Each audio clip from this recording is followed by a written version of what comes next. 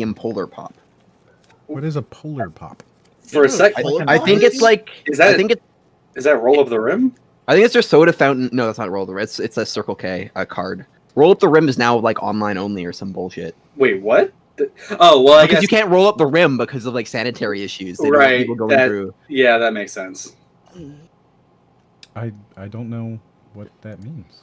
So in Canada, Tim Hortons basically has a yearly contest called Roll Up the Rim, where basically underneath the rim of every coffee cup, it's like it's basically a little like text that says like try again, and like in 1 out of every 100 you can get a car or something. I don't know. A car? Yeah. Yeah, well, so like the breakdown is basically just every single thing will say like roll up this rim and it'll have text, and then you can win like anything from like you can win like a car or money, but typically why it's actually kind of neat is that you can also just win like free donuts and coffee and shit too. Yeah, the best is like getting a chain of free coffee, just like that like never ends. Well, because there's like what, a 1 in 5 of getting the free coffee. It's pretty likely. I usually end up getting. I feel like muffin or like donut are more like coffee generally. I think they like the. I think because they probably know if you keep if they make coffee likely, people can keep chaining coffees. Well, there was that one year when they introduced the fucking potato wedges, and then every prize was potato wedges, and I just like got so angry because I never wanted them. Yeah, well, like McDonald's is the same thing with their Monopoly, but they actually put the Monopoly on like everything instead of just like. Coffee. Yeah, like if you order a large drink, you get 2. Like they'll like if you order like extra sizes, like they'll actually give you extra. Whereas at Tim Hortons, if you order extra sizes, like you don't get a roll up. Yeah, and it's like it becomes so hard to like because if you just want an extra cup for your coffee, it's like too hot. It then becomes such a hassle to be like, can I please just get an extra? You can take off the rim yourself. I just need the cup. So I found an actual list of the prizes, and for the non-Canadians in the chat, we only have 35 million people in the country. Mm-hmm. They have 14 million coffee and food prizes available. Oh, damn. So every person could almost win one. 45,000 $25 gift cards, 15 Volkswagen Tauses. Oh, that's a pretty lame one. They've had better cars other years. 13 F-150s. Ooh. Okay. All right. Yeah, they're F-150s. Are well. 10 week-long all-expense-paid giveaways at a Fairmont hotel and resort of your choice in Canada. 125 weekend getaways to the Caribbean. 750 national park giveaway passes. 50 Samsung Galaxy S21s. 75 A51s, 75 8K smart TVs, 4 Xbox Series S's, 1,200 Skull Candy wireless earbuds. Why do they have more cars than Xboxes? They really do. They really do. You have a better chance of winning a car than an Xbox. That tells you what the current market's like. Now, that said, they have 1 million free 1-year Xbox Game Pass Ultimate subscriptions that you could win. Actually, that must be new because I don't think they ever had that before. Mm-hmm. This is just on the 2021 list. Oh, I'm looking at this Taos thing. I didn't even know this was a car. I'd never heard of this thing. It's like a bad RAV4. Yeah. Yeah. We're all in agreement. Yeah, no, that's a bad RAV4. All right, so wait, so would you put that as like an S or an A or? Oh, we're gonna tier list a Volkswagen, like just it by itself. I mean, the only like S is like a punch buggy, right? A punch buggy? That's just classic. Oh. I think. All right. So there's also one. There's 10 $10,000 prizes, 250 $1,000 cash prizes, and then probably the crappiest one is 100,000 gym subscriptions at The Athletic Gyms. Athletic Gyms. Not a real franchise of It doesn't seem real. No, that sounds super fake. Or is this even a gym, or is this like a gym magazine? That sounds really fake. Yeah, you get a subscription to the gym. Also, hello. Oh, never mind. It's a gym magazine. Oh. Not even the Oh, even better. So I picked up do you not know what a punch buggy is? Punch buggy? You've never heard of a punch buggy? I mean, you know, it's some Canadian thing filled with juice, right? Punch buggy. You've never been driving in the car with someone else. You see a punch buggy. They punch you. They hit you in the shoulder. They go punch buggy, no punchbacks. Come on, punch buggy. No, so it's supposed to be like if you see one of those like going by, or like my dad would drive by a distributor or like a car dealership full of them, and you'd have to go, hey, red one, blue one, and you'd say the color and you'd point it out, and then if they did it, you would just punch someone in the arm. So my dad would make it a habit to drive by this dealership and go, red one, blue one, my arm would suddenly be a speed bag. Yeah.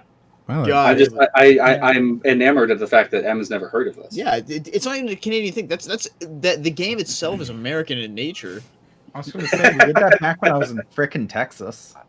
So Mick says the Canadians carry fruit punch in buggies, similar to how you store milk in bags.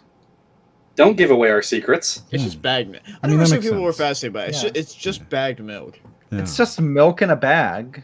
Yeah, That's it's like a bad it's totally thing. normal until people act all surprised about it. And then It's just really like, surprising. Well, think about it. I mean, milk well, comes from a bag, so I mean, I expect you to be naturally surprised. You don't it's in even a use bag. milk.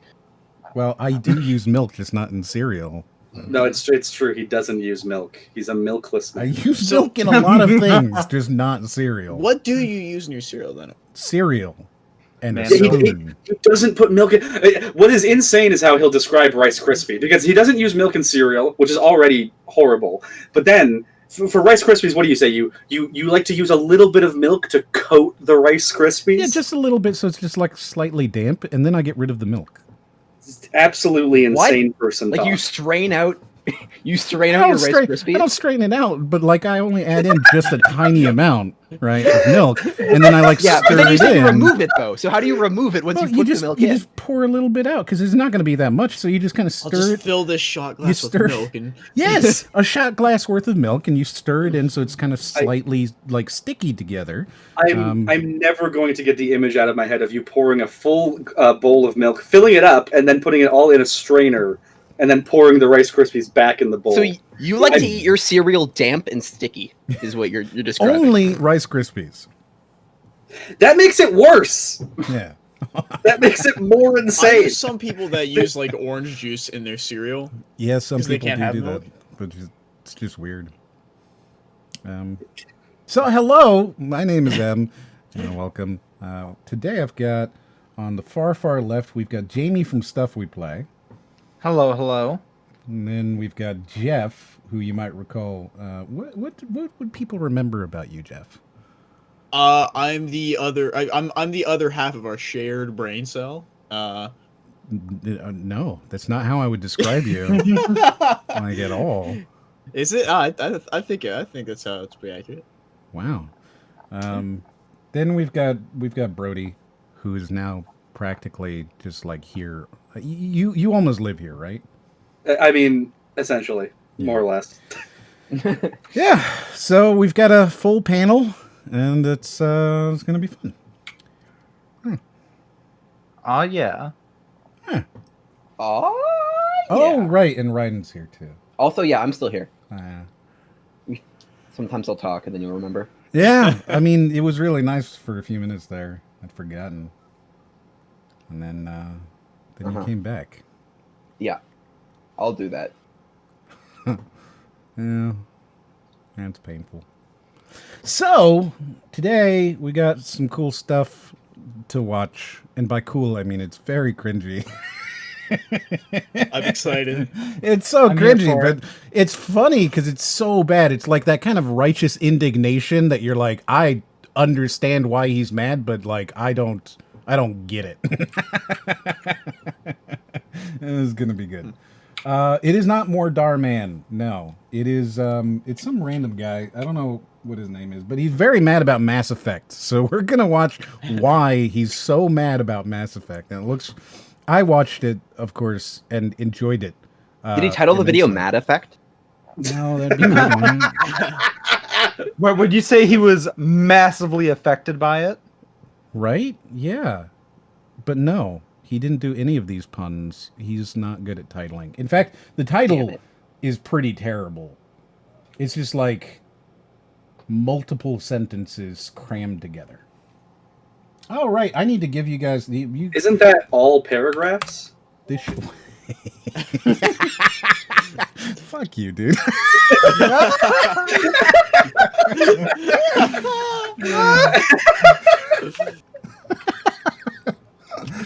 Wow. Yeah, all right. You got me, dude.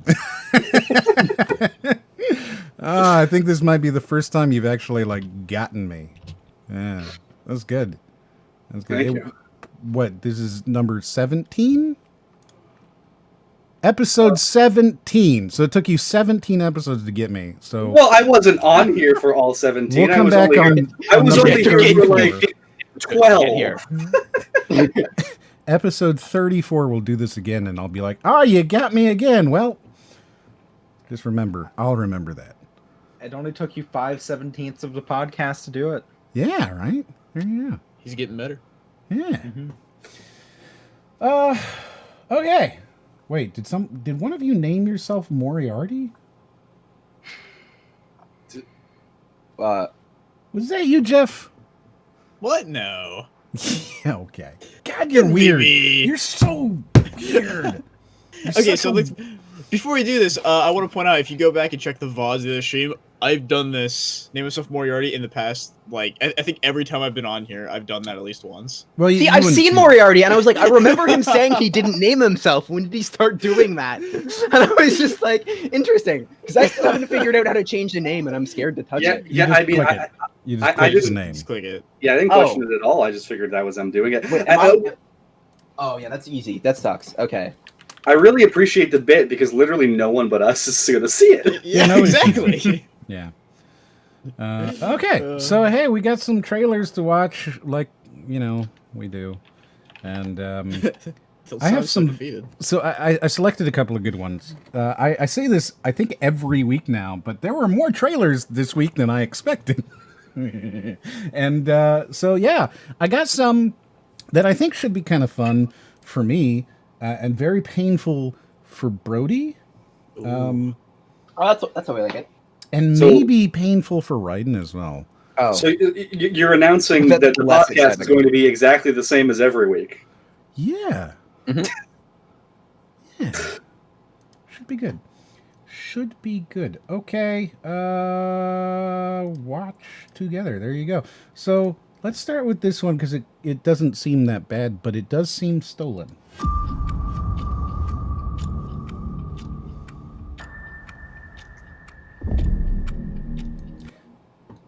So Is this oh, Right. Little Nightmares? is this the ending of Inception? what did you think it was, Jeff? I asked if this was the ending, or I asked if this was Little Nightmares. Oh, okay. Keep that in your mind. Okay. Yes. Yes. You know, it does look exactly like Little Nightmares. Yeah. so far. Keep I that have in your to mind. see that. Little guy, creepy environment. I mean, Uh-huh, he's uh-huh. at least normal size because you can see the TV from back there. So Right, yeah, he's shaped or sized similarly to the television, so he's not like super tiny, right? Yeah.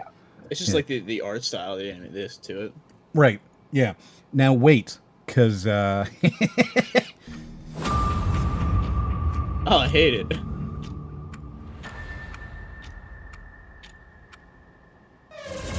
so you're still getting that. Whoa. You're still getting that Little Nightmares feel, Yeah, right? it's got to be the same engine. Even it has to be the That's- same engine. Same studio? So this is. I'm right with you when I'm watching this the first time. I'm like, oh shit, this is Little Nightmares, right? This is like I'm feeling Little Nightmares. This has got to be the same studio. But wait, it gets better. Oh god. Oh. No. don't smoke indoors. You wouldn't smoke indoors? It's not legally, especially not while you're working. Come on. You, Well, that's you in- step outside to smoke. That's I mean, only in you're- Canada, right? I mean, you're going to strip the paint. Wait, oh, can you smoke indoors in the U.S.? I feel like there's Yeah. quite a lot of places you can smoke indoors in the U.S. Yeah. Huh. I mean, Even in some parts of Canada, you can do it. very specifically, like you can smoke in your own house, obviously. Like, Well, it- I guess so. It doesn't look. I wasn't assuming it was his house. He looked like a security guard who was just chilling in the booth and like, So you know. Yeah. I used to be a smoker, right? And I remember there's a place, or there used to be a place, maybe in North Carolina called JNR, I think, and it's this massive, ultra, like well, you're Canadian, this wouldn't make sense. Think of a Walmart. What's a Canadian version of think of a Tim Walmart. Hortons? We have more Walmart. Oh, you do? You have Walmarts there? Yeah. Oh, wow. Although if you did want the Canadian equivalent, it would be Zellers. Okay, so imagine Rest in peace, Zellers. imagine you're at a Zealots, right? And like it is just, I don't know, 12 times larger than the largest one you've ever seen. And I'm just saying that randomly. Massive, huge thing, okay? Several warehouses, multiple buildings, just this huge thing. And it was in North Carolina. I don't know if it is still there. It was at exit, I remember this, it was at exit 97 in Selma, North Carolina. I remember because I would drive past it on Highway 95 anytime I would go up and down the East Coast. And just a massive fucking place. And if you go inside, right, you've got everything from cowboy boots to, I don't know, anything. But they were the largest reseller of cigars and cigarettes.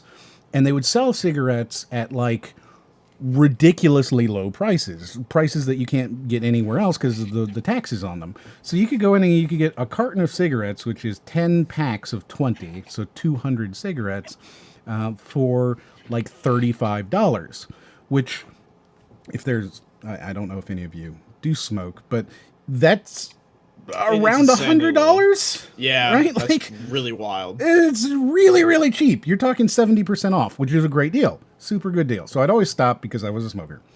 And actually, I'm 3 years not smoking. So Oh, that's Good wonderful. for you. thank you. Right? I can smell now, sort of. Especially good.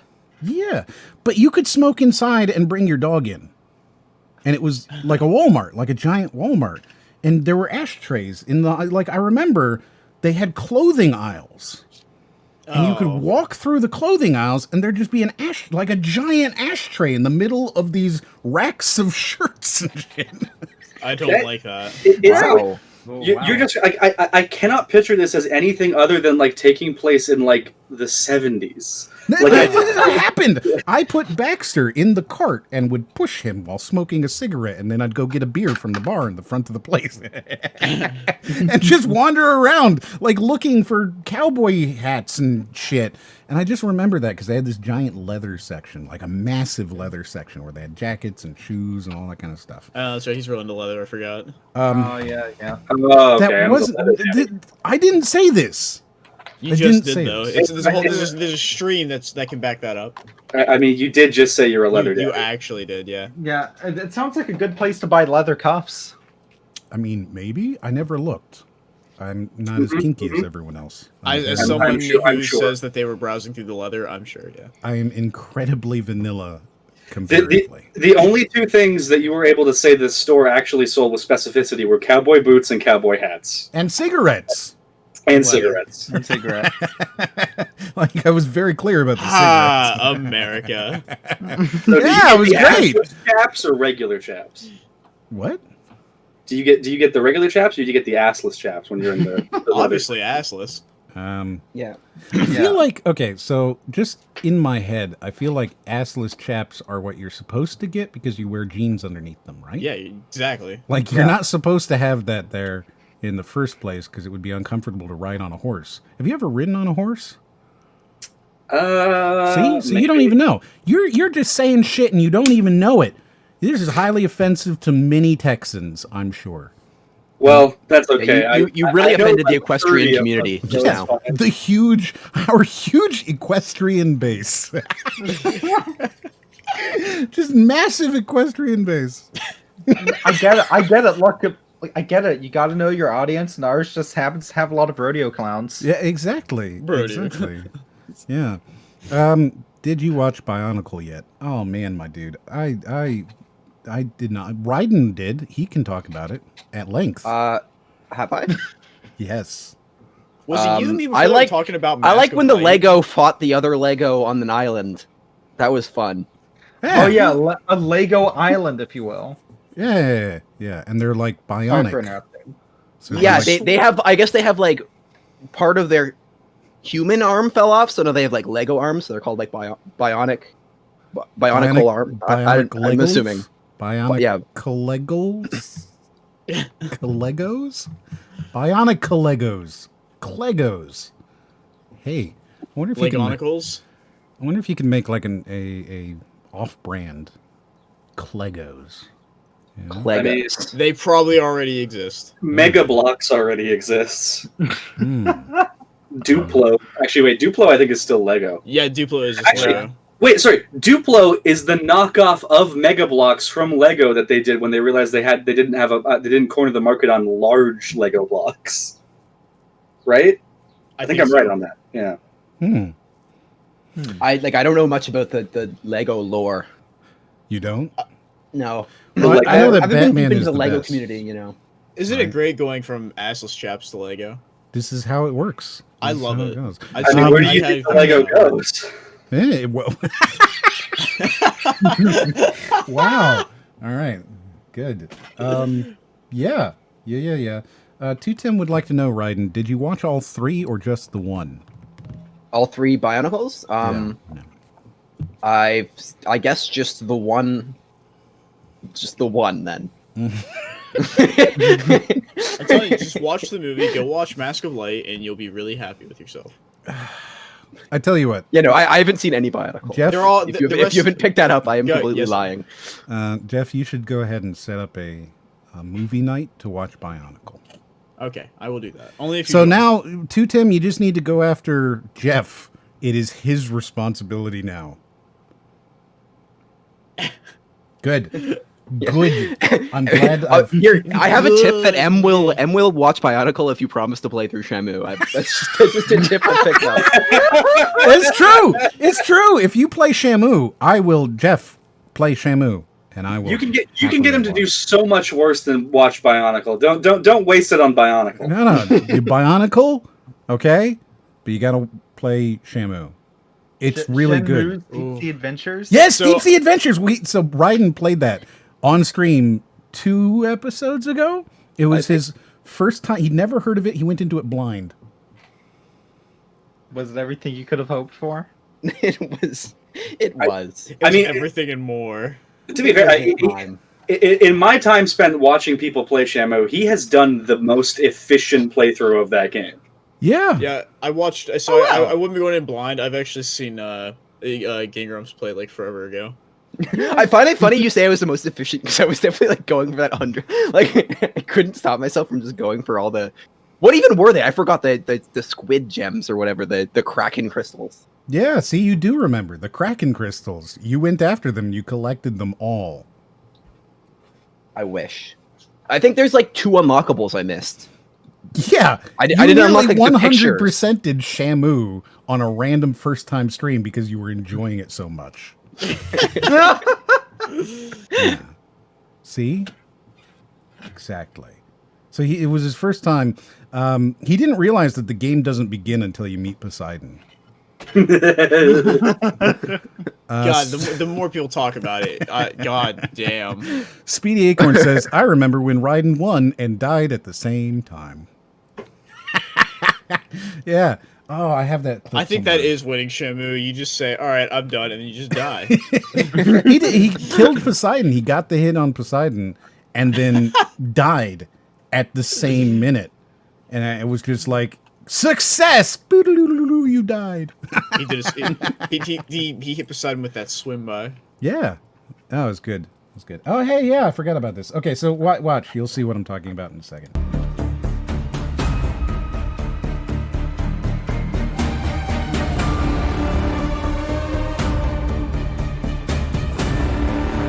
Oh, I like that. The laser pointer with the cat. That actually seems kind of interesting if you can like use that I bet in it's some sort of way. I bet it's just a cutscene. Yeah, this is Russian Little Nightmares, is what this is. Yeah, right? Right? Like I'm seeing all like the what is the Yushonkas. Dude, it is so much a knockoff of Little Nightmares that it's like, holy This isn't shit. the same studio? It's not the same Duh. studio. You just think it, like you look at it and you go, wow, it looks like it's even the same engine. No, it's just some random studio. I don't know how I feel about this. Dude, I love it, but I hate it at the same time. And it's so much, 100%, just so hardcore Little Nightmares. This is toying with my emotions. Just wait. We do that. That's my favorite thing. Is that his tongue or his neck? That's his tongue. Yeah, that's a tongue. I don't. Okay. What It's kind of that dark. tongue It's hard do? to... Well, I think it's obvious that it's a tongue, right? Yeah, it's pretty obvious to me. Yeah. I mean, it's just so dark. I don't know. Like it kind of looks like. All right. I can see it. It is definitely his tongue. Yeah, I can see it as being his 100% tongue, but I can also see it being part of his body. Like it almost. I don't know. He might just have a whole mouth, and then. Do you understand what a tongue is? Have you seen a I- tongue before? Have you seen a tongue before? Does that look like one to you? Yeah, it looks Look like how my long tongue. It's bigger than his head. I'm that's- thinking it's Gene Simmons. Yeah, I was just gonna say he's got that Gene Simmons thing going on. Yeah. We all agree this is totally realistic. It's like a lick-a-tongue on a spider body. Yeah. Yeah, see? Yeah, I guess so. Hey, yeah, someone out there, that's what they're into. So hey, Hmm. No, the real question is: are those scars or eyes?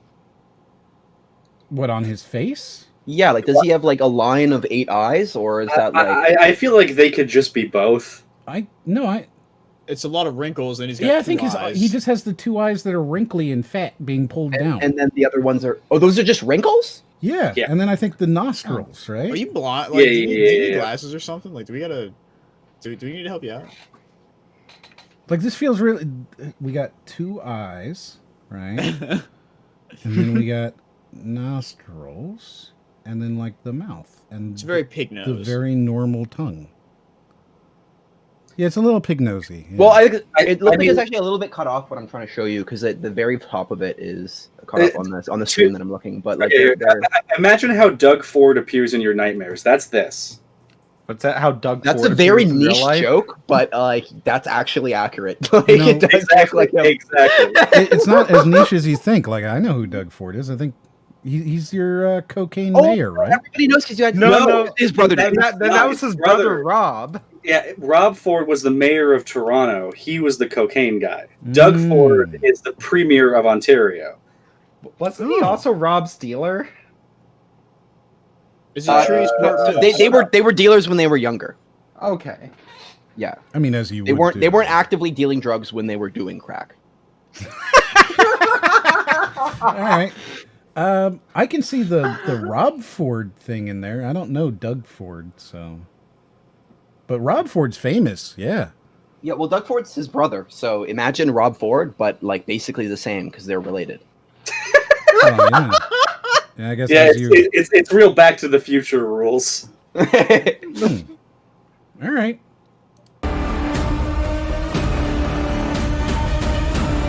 Ha! Look! Yeah, now Yeah, it is even- just Little even Nightmares. this, It's yeah. Little Like now she's Nightmares! literally. You've even got pigs This is and blatant. bodies hanging up and stuff. It is 100% a Russian knockoff of Little Nightmares. It doesn't It's look also bad. got the 2.5D thing. Like Yeah, yeah. exactly right. Yeah. Because I was And gonna the say, thing- like, to be fair, isn't Little Nightmares in and of itself just sort of like Limbo and Inside kind of? Yeah, like, but it Yeah. has like I guess it has a specific kind of aesthetic that is very much its own. Like, you saw this aesthetic and immediately thought Little Nightmares. So this is clearly, I feel, knocking off of Little Nightmares. When you can see a game that's not even remotely related and immediately go, because when you see Limbo or when you see, Inside or any of those, you don't go, oh yeah, it's kind of like Little Nightmares, Yeah, they have distinct art directions. Yeah. Yeah. No, this one's so clearly Little Nightmares. And I will say, like, it's not a bad. No, it's not bad. It's just Like, very not clear. bad. It's just, yeah, like, I don't want to call it a knockoff, but it's kind of getting there, Is It's- this kid getting yeah. smaller, by the way? Does anybody else notice that? Oh, that would be kind of interesting if you just kept getting smaller until you were a mouse and then you got stepped on. Well, like, so in this frame, he's like Is that twice what the you're size into? of that rat, like almost perfectly twice the size. The last one they showed was running through that room. Mm-hmm. he was very like he was still kind of bigger. Yeah, he was like Yeah. Yeah. Like he's not far away from that shelf, and for size, that is either a really big rat or that is a really tiny room he's in. Just saying. I don't think I saw the rat that you're talking about. In the sewer.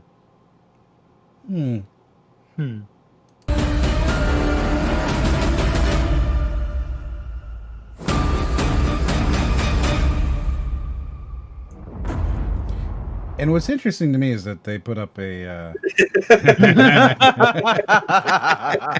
Little Nightmares 2 trailer. Because, yeah, this is so clearly Little Nightmares to me. It doesn't look bad by any means. It doesn't look bad. No, But it's clear where the inspiration comes from, I think.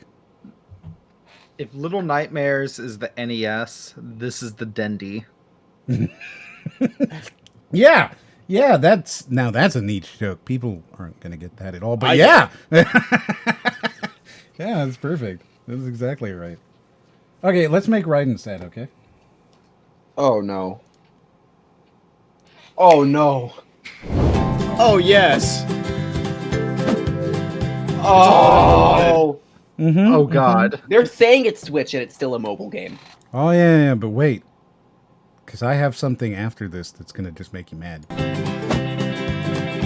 Wait, redesigned for Switch? Is this actually like a like is this like on the like their website for like Nickelodeon, like a little like Flash game they had, but then Flash got canceled. They're like, fuck, what do we do with that game that doesn't work? Let's just put it on Switch. Yeah, they're like, we just need to get the icon buttons and then we're good. No, seriously, where did this come from? What was the original game that they're taking this from? I will tell you in a moment. Yes. I mean, it's definitely a mobile game. Like it's like one of those Simpsons. What the fuck is it called? Simpsons. Tapped out. Yes, exactly. It's just that.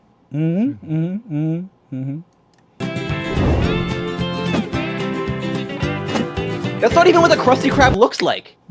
Is They it couldn't not? even get the layout right. Like, what the fuck is?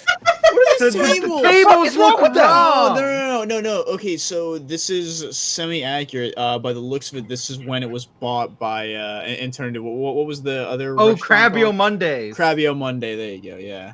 If that was like actually down to that level of specificity, I feel like that would be worse somehow.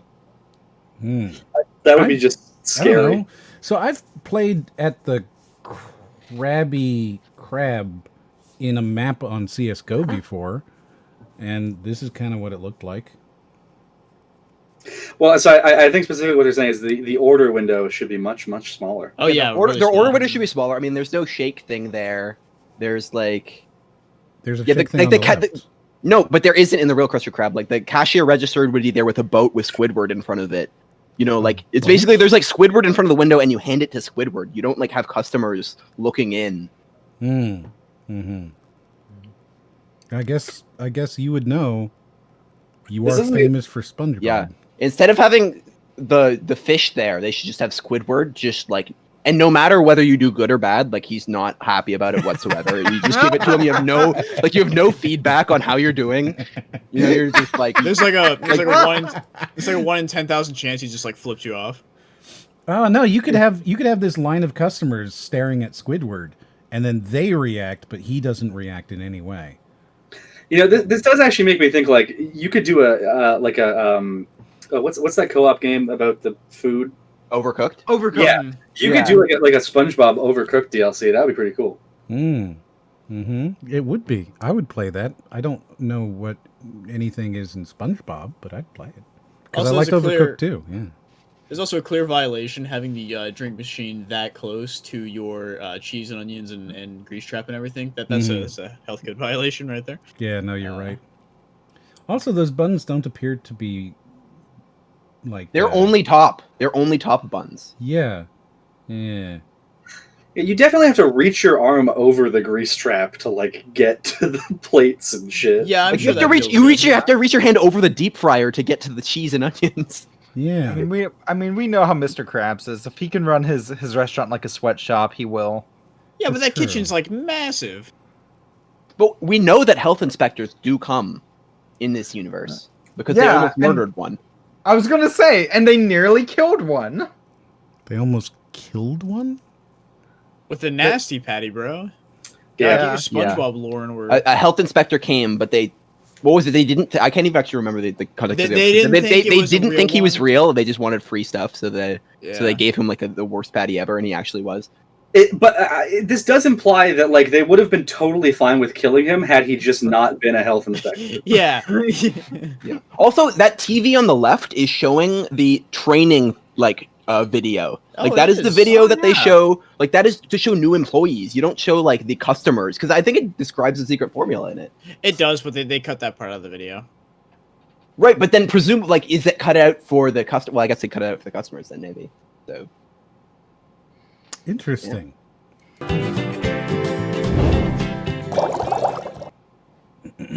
So this is SpongeBob and SquarePants Crusty Cook-Off. It is a mobile game, free-to-play mobile game with microtransactions that has been ported to the Nintendo Switch. So how much does it cost? $40? $30. Oh. Does it still have microtransactions in it? Like It still has right? the microtransaction stuff in it, but like, you know, they're now power-ups. They even talk about it in here. We redid the power-ups and they show one. Where is it?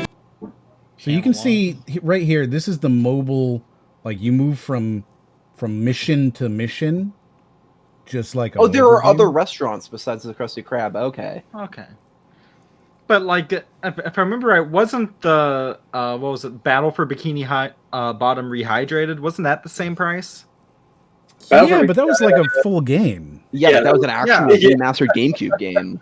No, I know. So like, what was that the same price or $10 more? Because this seems like a little bit of a ripoff. Yeah, you think? I mean, that's what they Just a bit, you know. that's what they do with mobile. Like they'll just port mobile games to like Switch and PS4 and shit, and be like, now it's $20. What happened to his hand on the left there? Ah! You're They right. did. The MS Paint artist they hired on Fiverr forgot to add it in. No, Oh, yeah, it's his there. glove. Okay, so they just forgot to draw his glove. That's hilarious. For like one scene. Look at that. It's there. And that's then it getting just like disappears. this is clearly just like also this fries just popped in. This is I bet that wasn't in the frame in the mobile game, but then they extended it for a test out and forgot to redo the animation. Yeah. It's just Crypto and Moriarty. Oh, right totally. here. That's all I'm seeing. What? It's just Crypto and Moriarty right here. That's all I'm seeing. That doesn't make any sense to me. Of course not. But yeah, no. So what that is, if it's not in frame, you can see this in a lot of older cartoons, especially like if you go to watch like Foster's Home for Imaginary Friends, but you watch it on a big enough TV screen, you'll notice that things that were out of frame, because they have to have a place for them to like be introduced on screen, from screen left to screen right.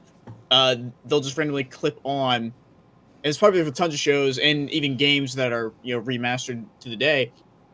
There's always going to be this small gap where nothing can go and nothing can be drawn. Well, it can still be on that drawn. layer. It can still be drawn there, but you're talking about the safe area. Yeah.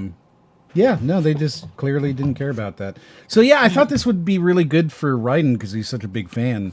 And here you go. You can now play it on your Nintendo Switch for only $29.99. Wow, I can't wait. Right? I'm such a huge fan. I'm getting this day. When does it come out? I'm pre-ordering. It's out now. Yeah. It's Oh, what? Probably is. All right, guys. Sorry, I'm getting off the podcast. I'm gonna go play.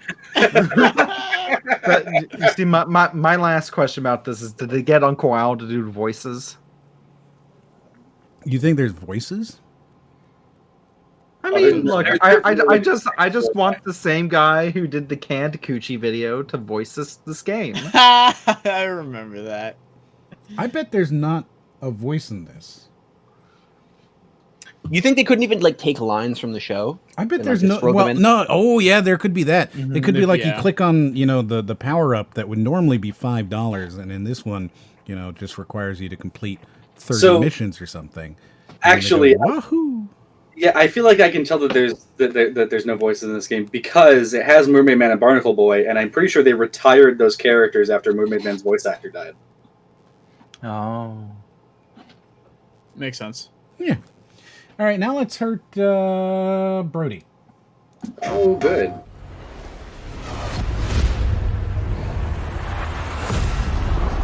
when I play. Whoa! What is this effect here?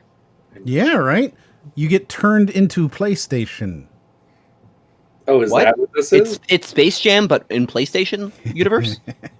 Oh, is that like the texture on the? Okay, I see. Yeah, you'll see. There's a lot of texture. They show the texture repeatedly. Focus on what I can make happen right now. The future is in every step. You see it? You see the texture? Yeah, I really like this effect where they have the lines that are like like full grooves, but they're like intersecting with each other.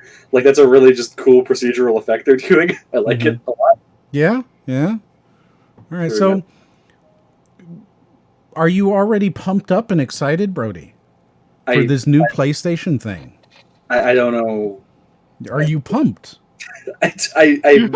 I feel ambivalent. Okay, look, it's a white and blue basketball that's glowing, dude. Come on, let's With show some PlayStation hype, stuff please. all over it. Yeah. All right, now for the big reveal. Because my game has no limits.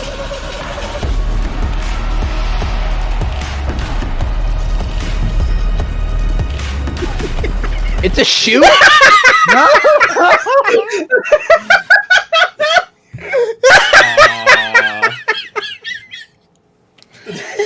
It's a PlayStation shoe. Look at it. You get a PlayStation shoe.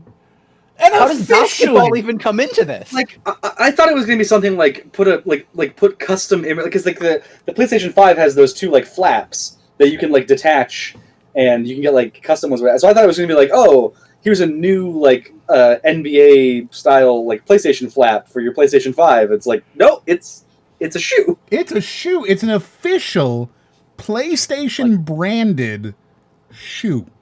You don't know immersive video games until you've played with rumble controls in your feet. Oh my god! Damn, does the shoe at least light up? That should be kind of cool. You'd have to like charge your shoes, but you know. I feel like it would work for VR, but I feel like you're just sitting there. It'd be fucking weird. Yeah. No. Could you imagine your character's running and you get to feel that? Like, it would either feel like a massage or it would hurt your feet.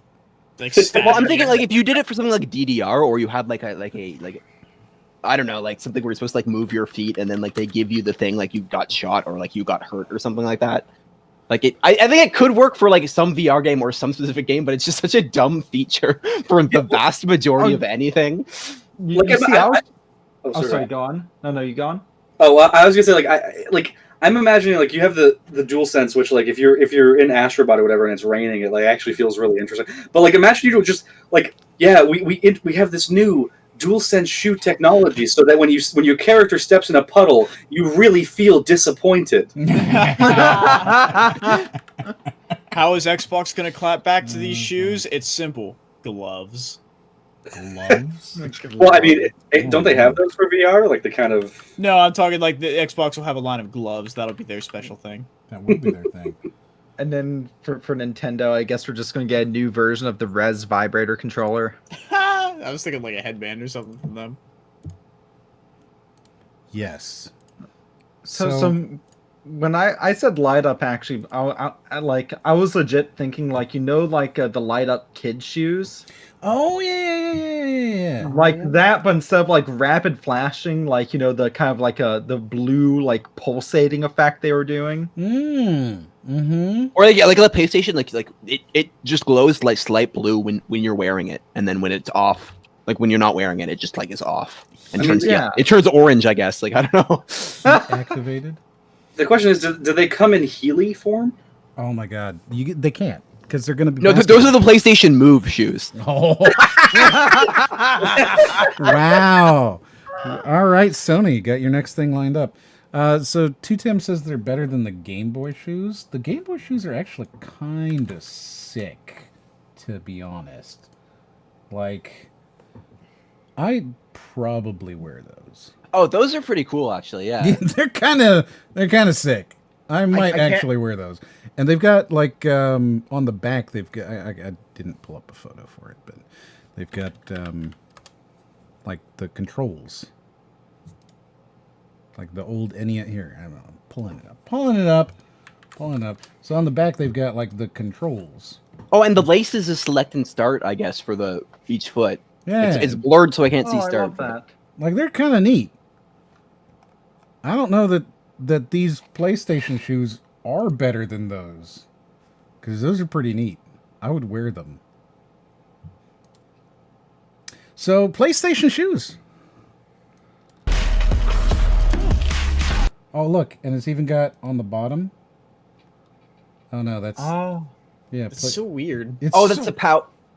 Oh, no, that's a logo. Okay, I was really confused at what that was. yeah. It's so weird. It's so weird. You've got you've got the symbols on it, but like they're not quite right. You've got like off-brand, and look, Yeah, that check mark looks really weird too. yeah, but like I've look seen around the check mark, and you can see it's got the PlayStation symbols all in there. But then, Yeah. like, you look in the dimpling here, and it's got like some sort of a DNA thing, like a V. You know? I just want to know if I click my heels together, will it turn my PS5 on? It'll send you to PlayStation Home. I guess that's just like the Witness reference. That's what that is. Just line puzzles on your shoes.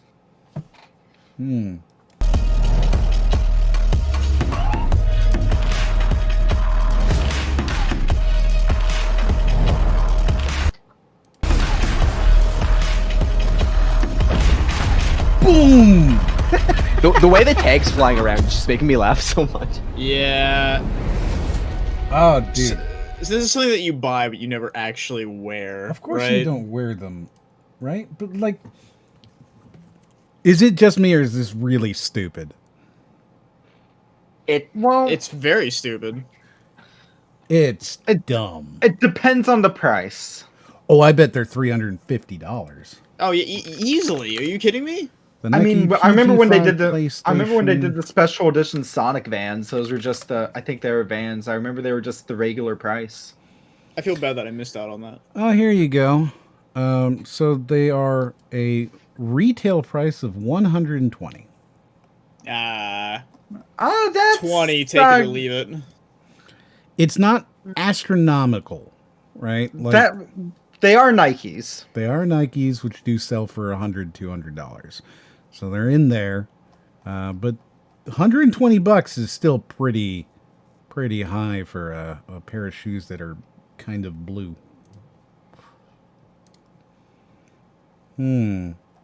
Like, I just don't think the design looks that good. Like, it obviously looks like a PlayStation, sure, but I don't think that like it looks good. If it like besides like the team up, you know, like I don't think just on its own as a shoe it looks that What you do, you instead of buying these, great. you go to Walmart, you buy a pair of Crocs, and you buy them in blue or white, and then you just paint them partially in the other color. Bam! I've just Yeah, saved just you. leave them I've in your I've car in the just saved sun you- for a yeah. little bit, and they'll melt together, and then you've got your shoe. I've just saved you $90. You're welcome. Well, here's the thing as well. All right, like they don't look terrible for Nikes. The issue is that they look less like PlayStation shoes, instead just like Nikes with a PlayStation logo on them. Yeah.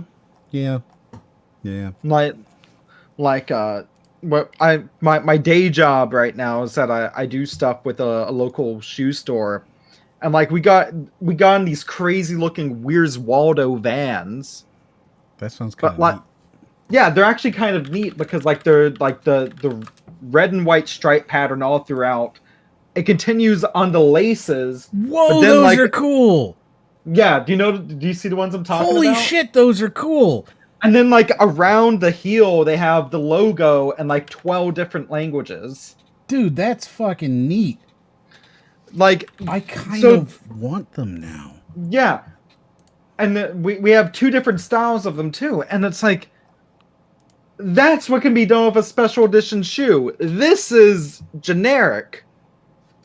Wow, is legit neat. I might buy some Vans.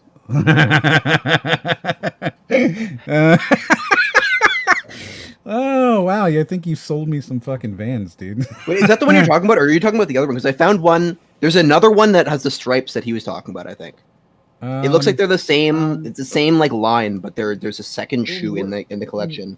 Or there's Yeah. actually there's 4 shoes. It looks like Oh, total. Oh yeah, there is another shoe. These are cool too. Whoa. Oh, those are the ones we have in stock. Yeah, where they have like the logos around them. Yeah, wow, those are neat shoes. I'm not a shoe guy, but these are cool looking, my dudes. Yeah, and the thing is, they're Vans as well. Like Oh, I there's got 4 of them. I got the Pride Edition Vans, and like I was wearing them all throughout my immigration related trip to Vancouver, and like they take a beating, you know. There are 4 different ones. I think the second one is the coolest, personally. I like the black and yellow. Of course, you would like the black and yellow because you're so edgy. I mean, I like that one too, but I don't get the Where's Waldo reference on that one. I don't think. Yeah, Neither do I. but the I think second it's- one I think has Waldo is- Waldo I think everywhere. I think he's in one of the squares, isn't he? Oh yeah, Which I can one? see his face. Yeah. Where? It's the easiest Where's Waldo puzzle ever made. But these Is ones it with the is it a laces? square or? Like these laced ones are pretty neat looking, man. Yeah. And then like the Sonic Vans were cool as well, right? Oh, and it looks like they're doing a Nintendo collection as well now. That's cool, man. Yeah, look at these. They have like their Vans with NES controller patterns all over them. Like nothing against Nikes, but Sony's got to step up their game. Yeah, I've never been too much of a shoe guy, but if I'm I not ever a shoe guy at all. They're just super neat. yeah, if I cared to buy a shoe, I would definitely like probably get soap shoes just so I could say I have them. That's fair. So these are the shoes you were talking about with the Nintendo thing. There you go. And it says Game Over on the bottom. Pretty neat. Pretty neat. Yeah, cool stuff. All right. Well, there you go. I guess we talked about Vans for some reason. You want to see something that's kind of cool? Hell yeah. Oh, Yeah, that was the reaction I was waiting for. yeah! Like immediately, you should be like, "Fuck yeah!" I was like, wait, this looks familiar, and then I see the font and went, Yeah, yes! man. So fun story. Before this continues, so for those, God, this makes me feel. So for those youngins in the audience who don't know what Toe Jam and Earl is, this is definitely an older game. This is what Sega Genesis. Mm-hmm. I still have the cartridge for this game, and it still works phenomenally. That's kind of awesome. Yeah, it's super good. I love it. Sorry, please continue. This is I'm excited. So I do have a question here for Raiden. Are you going to buy a Cruella shoe if they put one out for Disney? Like a Cruella Van shoe. Would you buy that? I don't know. Hold on. Let me just see for a second. Well, I don't think there are any. Just would you buy them? I think Yeah. you might be checking who Cruella is. No, I know exactly who Cruella is. I was making sure. Yeah, no, I was making sure. Only if they're made from puppies. Yeah, I just want to make sure I'm not like I can support Cruella, but I don't want to also support the company that's making Air Buddies. So I just want to make sure that Air Bud. No, that's Disney. So yeah, I can't support Disney. Sorry. Holy shit! No, you didn't. Oh my god! Wow. Okay. So yeah, no, I will not.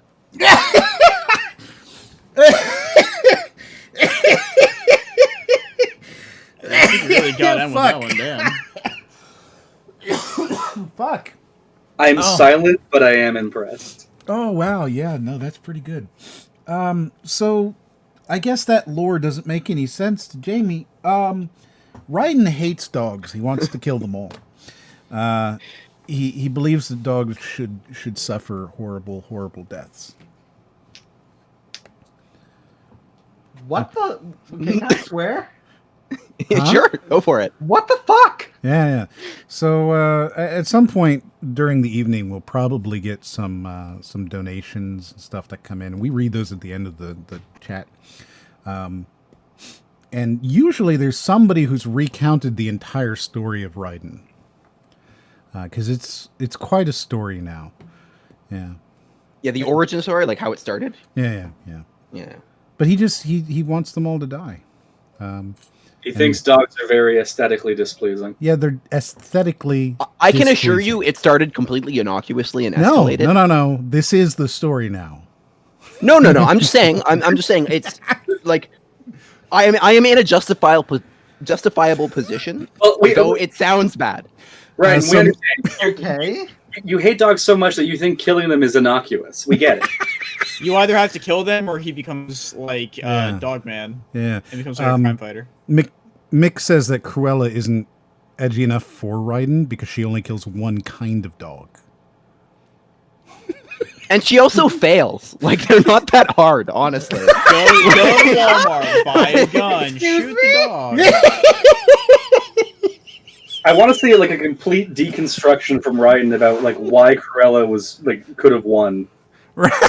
Right? You should do a film on it. A gun, literally, just give the Cruella a gun of any kind. Give her a crossbow, even. I'm sure it'll all make sense later, Jamie. All right. I'm morbidly So- curious. So is this already out? Like, is the new ToeJam and Earl already out? Not that I know. Well, so they did a remake, Yeah. and I'm Yeah. guessing Well, no, it's another game, I think. Yeah, Yeah, no, it's a whole new game. Yeah.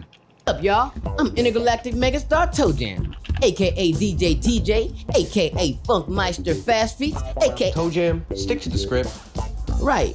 Well, I'm coming at you live to let you know we're back with a funky fresh update. We're calling Still in the Groove. It's free and available now. So, I guess this is the remake that's on Switch, and then they upgraded it.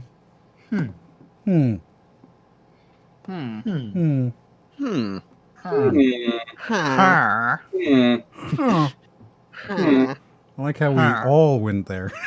Yep. Let's bring it to Minecraft villagers for a moment. Just that You got- sound, like when you go in Look. there and they're just all surrounding you. Huh. But you just go in and I like, don't want to be that guy. You guys got to add a bit more nasal to it. You got to hit that. Yeah. Is this a good audio experience for the people at home? They love it. Yeah, they love Hey, it. man, maybe we need a bit of funny mic. Funny Mike? We need a ASMR. No, You're like, surrounded by Minecraft villagers. You know, like that's what it's called in the audio circles when someone just puts their mouth up against the mic. Oh. I hate it. Oh. Yeah, it's funny, Mike. No, see, the most I'll ever do is just kind of turn on an effect, you know, and give it that kind of a warm, loungy feeling. Okay, but now let's hear your Minecraft villager impression. I'm doing the Yeah. echoey voicing, or am I just thinking? Yeah, right? That could, wow.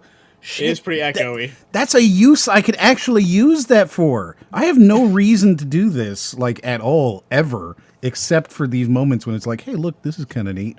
But now I could do that. I can make myself the thoughts in your head. I should do that for, like, a full video. But Em, What, you're damn it. already the thought in my head. That's creepy. You've made it Wow, creepy. here I am bearing my heart and soul out for you. Yeah, no, you Now- made it really creepy. Is that THOUGHT or is that THOT? Oh, clearly THOT. Wow. You know, I may be on Twitch, but I'm no Twitch thought. I don't think you can say that on Twitch. Be careful. Oh, you're right. That may Oh, is actually that be... Well, he was saying he was no All right, Twitch. guys. It was good. Made it to 17. It was good while we lasted. Right? Well, I mean, there's other things you can't say on Twitch. You know, you can't talk about how simple things are. Like, you're just not allowed to do that. And treats do we have for you? Come check them out. How about some bigger Mondo-sized maps? Don't get lost, Earl. Find the hidden power hats. And some new funky present combos. It's so neat to see it. You know what I mean? It really is. I love it. It's just, I get that, like, Raiden and Brody wouldn't understand because they don't like good games, right? We established that they don't like good games during our... I mean, I've never tier list. played anymore, but I really like the aesthetic. And that's why you're wrong. Yeah, well, so we did this tier list thing, right? And that's when we learned that both Raiden and Brody have no taste. Like, they have no taste. So, they would not know ToeJam and Earl. And they wouldn't like it. They're probably hating on it right now. I would give ToeJam and Earl an A on aesthetic alone. Yeah, you're just saying that because somebody's paying you off. And I don't know who it is, but I don't approve. How about we just show y'all?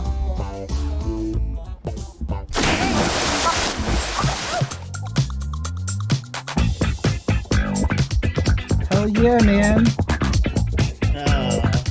All right. More funk per square inch. This is the kind of music you can expect. Like, while that's you're just playing. Club Penguin right there. I mean, I don't know what that is.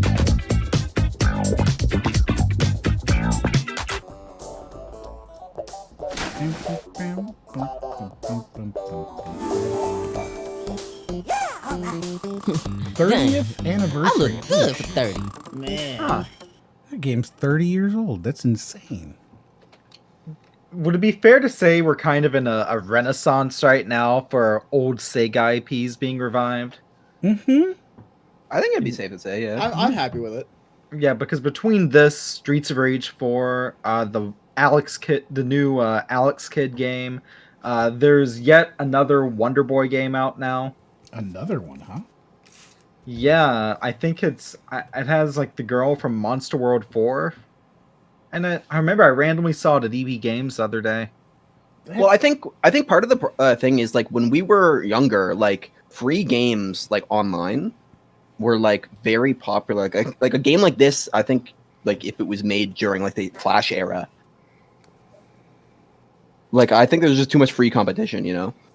I don't know how old you think I am, but I am very young.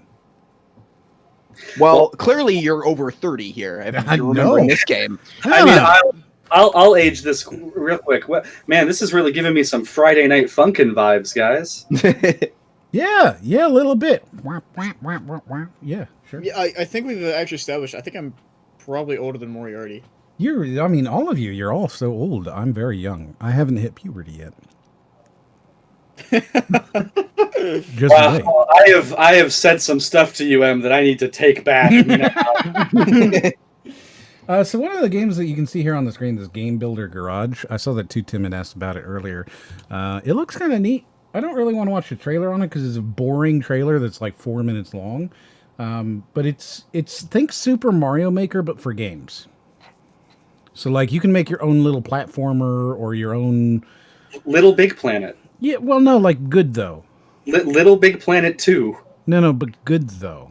Little Big Planet 3? I think you're not quite getting it. Little Big Planet PSP? Dreams for the PS4. Gotcha. Uh-huh. So this thing looks neat. Watch. This suit's amazing, Annie, and I mean, if you can build this... You'll be taking us off this planet in no time. Believe it.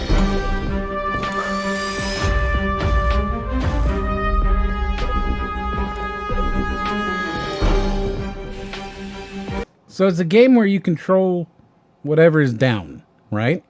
Okay, so it's sort of like obviously the first comparison you go to is Gravity Rush, but that is kind of a different moment. A different take? That is not the first thing I went to was like those couple maps in Sonic Adventure 2. Yeah, I was gonna say this feels like a very like common like level, but not really a full game. Not a full game. I have a feeling that this is quite a small game, right? It's like an indie title, and the only thing I could keep thinking of, because I watched this a couple of times because I was like, I'm not sure what the gameplay is here, right? And it's clearly a puzzle game. I think this is intended to kind of reach out to the person who likes playing Portal, you know? Yeah, that's what it feels like for sure. It definitely looks very Portal-esque. You're carrying cubes around. Kind of. Sorry, you just got like completely spoken over there, Brody. What?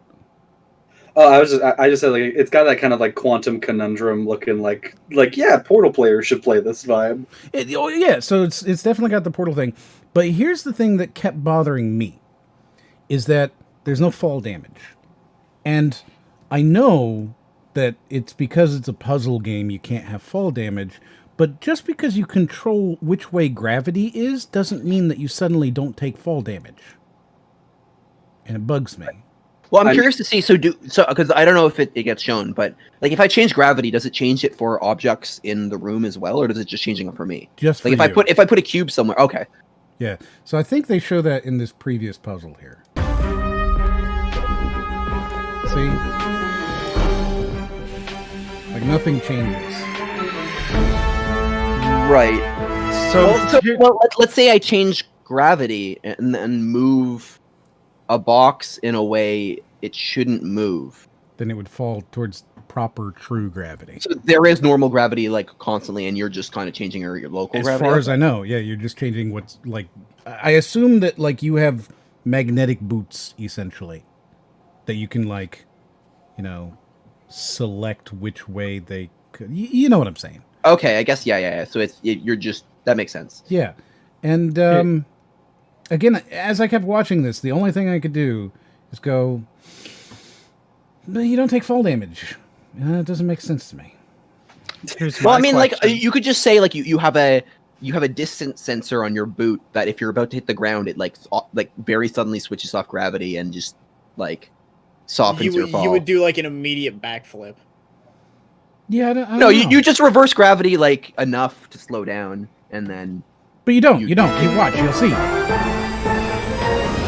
You don't. No, you don't. But you could. You're saying that that's the lore behind it? But like this is clearly a platformer at a certain level, and I feel like calling for fall damage in a platformer is just. But if you're gonna have the science of gravity, then you need to have the science of gravity. It's honestly, a grave subject here. I mean, it's just a gameplay mechanic. I mean, I feel like that's like critiquing Call of Duty for for healing. It's obviously it's gamified. I disagree. Yeah, here's my thing as well. I'm curious to see how it actually works out in a gameplay setting before I'd really want to plunk money down, which is why I am glad to see there's a free demo available. Mm-hmm. Yeah, because I have no idea what the gameplay's like.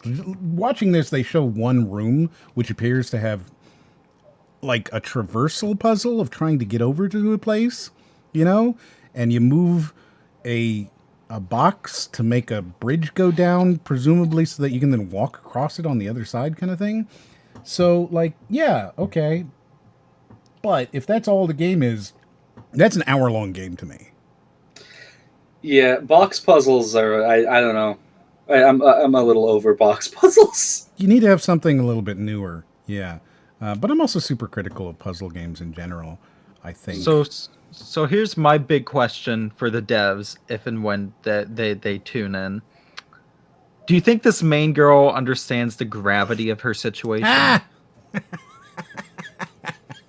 No, I don't think she does. If she doesn't make that pun, right? Like, that's a pun that I feel like your main character has to make in the first 30 seconds.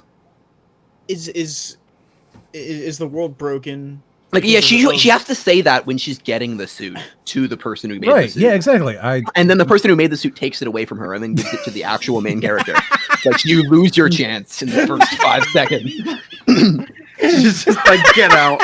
That'd be pretty funny. Cut the credit. Rod, is the world broken because of the weight of her actions?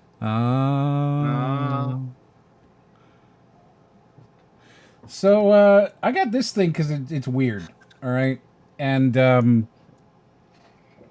want you to watch this video, and I want you to guess what kind of game it is. Okay? That's your homework for the next 60 seconds, is what kind of game is this?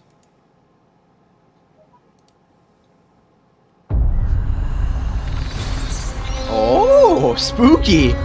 Oh, that's Castlevania. Okay, sure. Castlevania, spooky, got it. Okay, those are just too red of windows. I don't believe how red that is.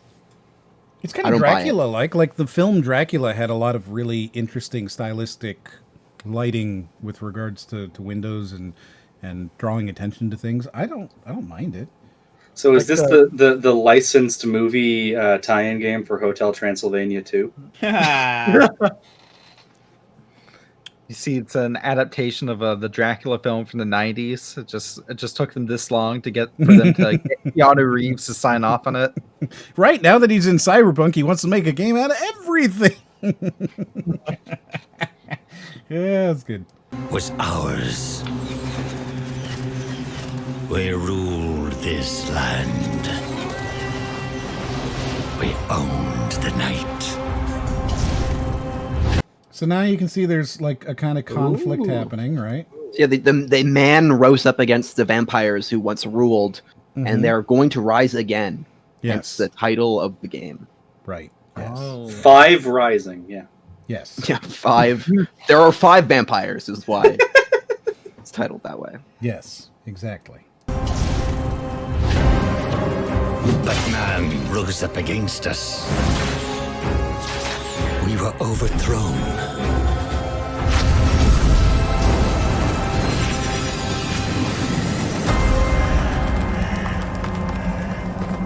For centuries, hidden away in darkness. Torture. So you can kind of see, right? Like they're building up the story of this, and you can. So far, what are you feeling? What kind of game do you think this is? I want this to be like a racing game. Yeah, I was just gonna say, like, I feel like there's gonna be some like Vampires and humans at the 2020 Summer Olympics. Yeah, like there's gonna be a complete tonal shift, and it's gonna be like, date all the vampires of your dreams. Like it's gonna be that. No. There's. I feel quite so. like So that. this feels like, I don't know. I feel like it could be Dark Souls, but it could just be like a beat 'em up, like 2D kind of thing. Could be that. Could be like another game, kind of like Vampire, or like what's Dracula and the Secret Rings. Yeah, any of those kind of like RPG style games, maybe, right? Like you're playing The Last Vampire kind of a thing, right? Yeah. Okay, good. By thirst, choking down dust, starving. Also, just for like noticing it, the graphics of this face really bug me. Yeah. Yeah. Like Man the needs skin. some shea butter. It's the skin texture doesn't feel like skin, and the hair doesn't feel like hair. It feels all like clay. Oh, it looks almost like stone, right? It's got that like. I actually thought it was stone when it first opened. Yeah, like that half stylized kind of look. Mm-hmm. Hear me out. Stone face, vampires. It's a JoJo reference. I hope so. All right. Sorry. It's okay. You're not the first. I'm sure you won't be the last. Until now, our hunt begins again. V! Or perhaps a U, right? Could be a U. it could be a U. Yeah. Uh-huh. Build, hunt, rise. Oh, this is a battle royale. Oh, this is a fucking battle royale. It's a MOBA! Oh, What? Well, hey, This is from the developers of Battlerite. It's oh. okay, no. Actually, I'm kind of on board. I didn't mind Battlerite. It's a vampire survival experience from the makers of Battlerite. Let's check that out. That doesn't sound bad. But it's one of those things where it's like, I didn't get that at all. Yeah, so here you go. V Rising, if you're looking for your new MOBA. Yeah.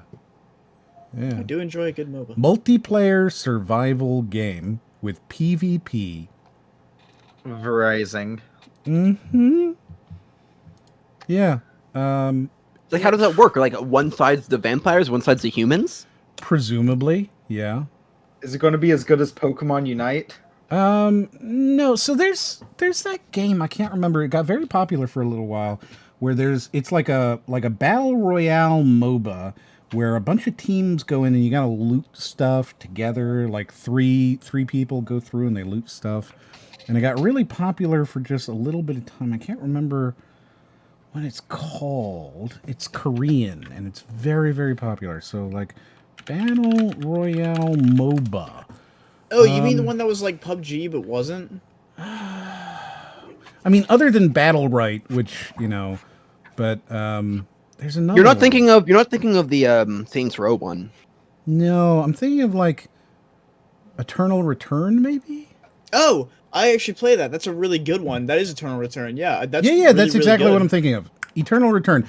I think this is Eternal Return, but vampires.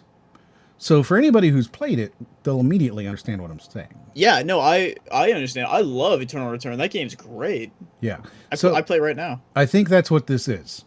It is a vampire versus humans Eternal Return. Which is it's a battle royale game, right, where one team has to win.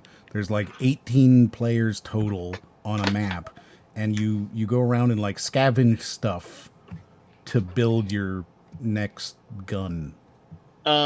Actually, I'm trying to explain to what's his face though. Oh, sorry. What I'm saying is what this game is going to be.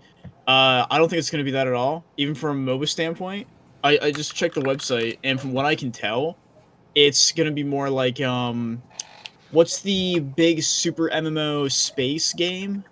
Everspace? No, not Everspace. What is it? It's like super huge, and it's like huge guilds of like 5,000 plus Eve players. Online? It's not going to be like Eve. Yeah, so here's what it says. Explore a vast open world together with friends or hunt solo as you pillage villages, raid bandits, and wander into the territories of supernatural beasts. Rebuild your castle and convert humans into loyal servants in a quest to raise your vampire empire. Make allies online and wage war against other players in a world of conflict. Yeah, I'm thinking this is Eternal whatever. And then you've got like a base that you go back to, like Tarkov or something. It might be. There's a press kit. You can always check it out. I'm not going to do that, but, that's what I'm thinking. It's been really fucking me up that you guys have keep saying the words Eternal Return, because the past few days, all I've been playing is Returnal, and it's been very confusing for a second. Yeah, sorry, yeah. I've No, never if heard you of that get the game, chance, it's on Steam and it's free. You should give it a play. It's a lot of fun. Yeah. Maybe I will. Better should. than whatever the hell it is that Brody's over there talking about. Returnal is a very good game. Yeah, I've never heard of it. If you own a PS5, you owe it to yourself to get that game. I don't think anybody's going to be moved by you. Yeah, I'm just going to buy a graphics card. You can keep your console. Yeah. So one last trailer, and then we'll be done. And this one, it just annoyed me. So that's why I decided to pull it on here. Is because they pull. It's a marketing thing that is very annoying to me.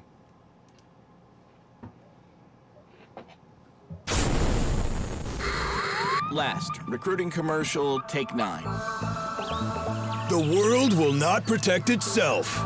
His voice is already hurting. Yeah. I don't like the voice they use. Oh, it's terrible. Oh. Yeah. But it's about to be like that kind of meta thing that's very bad. It's your job. Travel to exciting new places. Meet friendly locals. Using the Fortnite font? Huh? Using the Fortnite font? Probably, yeah. I mean, Fortnite made billions of dollars. I don't see why you wouldn't copy it. Guess so. True that. Yeah, right. Join the valiant brotherhood of true heroes. Wait. Who wrote this crap? Marketing. You get it? Ah. Yeah, see? Like, this just bugs me. It just bugs me when people are they try to get past bad writing in something by saying, and we're aware of it. You know? Does that make sense? Well, I mean, it's like Broforce. You lean into the, like, how just cheesy 80s actiony it is. I think Broforce does it in like in a way where they don't have to rely on like this specific setup where it's like, oh, we're in front of a camera, haha. Like Broforce is just like very much like it just names every single character in that game like just some form of like the Brominator or whatever, or like the Brode, like the bride from Kill Bill or whatever. And it's so in your face that they don't have to do this. You're just like inherently aware. But I don't think this is necessarily bad either. I mean, my big issue is kind of the art style. Like we were talking about Flash games earlier. I really like the art style. Really, it looks kind of Flash game-esque to me. I mean, is that a bad thing though? Yeah. I mean, it looks like inherently looks like a budget title to me. Well, like is that a bad? Like, like the SpongeBob thing looked cheaply made in a way where it was like everything here does not look aesthetically like together. Like it just looks like they've made assets, but like this, it's like there's a definite like art style that they are going for. And I don't. There was something. Not this one specifically, but just looking at the trees and the last like when it was first starting, I didn't really like this here. I don't know. Like I don't have a problem with it. I don't think it's like cheap or lazy, but I just something about it I don't like. I don't like the shading. I think like it just doesn't. It looks off to me. I really like it, but I really like it. But that's why I mean like I think it's just a case of stylistic preference. Yeah, no, that's why I didn't say anything because I didn't fair. think it was like its fault. It just felt like something I wasn't meshing with. Mm-hmm. Yeah, that's fair. Because like something like this, like they're clearly separating the foreground from the background. Yes. Wait. Who wrote this crap? Folks in marketing. Why? Ugh, it's just not what makes Blast Brigade awesome, you know? Then how would you put it? Like guns! So this is just so annoying. I hate it. I hate them for doing this. And I get it's just me. But like I really don't like that. No, like I think they have guns. You got guns It and kinda reminds me- explosions. And he goes all fucking Torg on us and like So two things. One that kind of reminds me of like the old Rayman style games, like the 2D side, just for that. But two, if it's like Rayman with guns, but two, this guy could really put more energy into his voiceover work for this. Like I'm not really feeling it. Says the professional voice actor. Yeah. No, I'm not a professional. I'm just saying, like the way you said guns. I mean, it's you like, are. You get guns. It's like no, you gotta be like guns. Like you gotta really sell that shit. But you are. You get paid to do it for a living. That's literally definition of professional. I guess that's true. But what I'm saying is like would like this guy to have a little more energy. But anyway, sorry, that's me being nitpicky. Go for it. I feel like the joke kind of doesn't make sense because they're just like so the marketing team was like talk to friendly locals and then you're fighting an enemy, and it felt like the joke at that point was like that the sarcasm is obviously they're not friendly, they're just like making it seem nice when it's not, and then they cut and it's like no marketing wanted this, here's how I would actually describe it. It's like wait, so they marketed their game as having no enemies and you just get along with everybody? Like that doesn't make sense. I can see this joke working if they have like another character come in and be like, no, this is how you should do it, and that's like how they show the difference in character writing between. Oh yeah. Yeah, that would be well if it wasn't a marketing team. Yeah, if it was like this one character and this is the other character, that'd be really like that'd be a clever way of doing it. Yeah. Well, they didn't choose that way. Wow, if they did it completely differently, it'd be very clever. Yes. They did Well, not get do more of that. this voice acting. They did not do that. Explosions! And yeah, you're right. He's kind of got what is it called? There's like you have falsetto when somebody is singing, when specifically or mostly men are singing, they can't really get the high pitches, so they do the right, and they like kind of come down into the falsetto. This is like a false gruffness, like a fuffness. I don't know what you'd call that. It's like when someone's purposely kind of doing this when you know you're really tough. Fake. Exactly. It sounds so fucking fake. They're trying to have a Hulk Hoganism. It gives me like Sunday vibes. No, Sunday. And it's weird because so whenever you try to hit that depth, especially for something like this, you literally go louder. You use the tone you have, but you do it louder. And then it's like whenever they're sitting there and you're doing the engineering work on it, you're adjusting it, you're getting all the pops and clicks out. It naturally sounds deeper, and they don't have to do much more to it, just with how loud you're being. Loudness for some reason equals deep. Whenever you're doing announcer things like this, my voice sits about here naturally, But again, if I yell guns or explosions like this guy, it will sound deeper, even though it is me at the same tone. It just sounds like because I'm throwing my voice. Well, unless you're like Red Pepper, you know. If you don't know who Red Pepper is, actually, I should find his voice because you've heard his voice. Red Pepper. I'm certain I have. Red Pepper's incredible. He's the movie guy. Oh yeah, okay, I know what you're talking about. Like you've heard him. Yep. Let me just here. I'll throw this up. We'll come back to this one 47 seconds. Blah blah blah. But just real quick so you can hear his voice. In a world where cat videos and memes rule the feeds. Like that's Red Pepper, and this is Red Pepper. Artist. In the UK, I've voiced hundreds of movie trailers. So like that's just what he sounds like, you know? Wow. So if you're like him, you don't go louder. Blast Brigade awesome, you know? You just kinda where were we? Somewhere in here. 47 right there. Yep. So you don't go louder, you gonna get closer and go a little bit Duke Nukem-y, you know? I always forget that Duke Nukem, the guy who voiced Duke Nukem, also did Biggs the Cat. Yeah. A couple And days. it's weird because I can do a really good Biggs the Cat, but I can't do a Duke Nukem like at all. John St. John, right? I think so. Yeah. Yeah, John St. John. He's got balls of steel. And yet he's always up so high. I'd love to see UM and Chris Mykonos man do a John St. John off. A John St. John off? A John off. A John off. Hey, Yeah, maybe not a John off because that's something entirely different. And I that already exists. really want to see you John off him. no, okay. Yeah, who's excited for the John off stream? All right. So let's see what he thinks. I have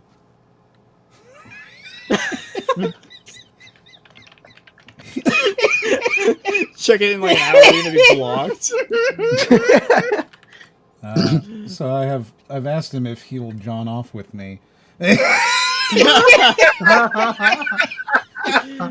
hate it. Oh, fuck. I'm not gonna have this in another window and just watch this. I need to know. Yeah. So we'll see if he would John off with me. Yeah.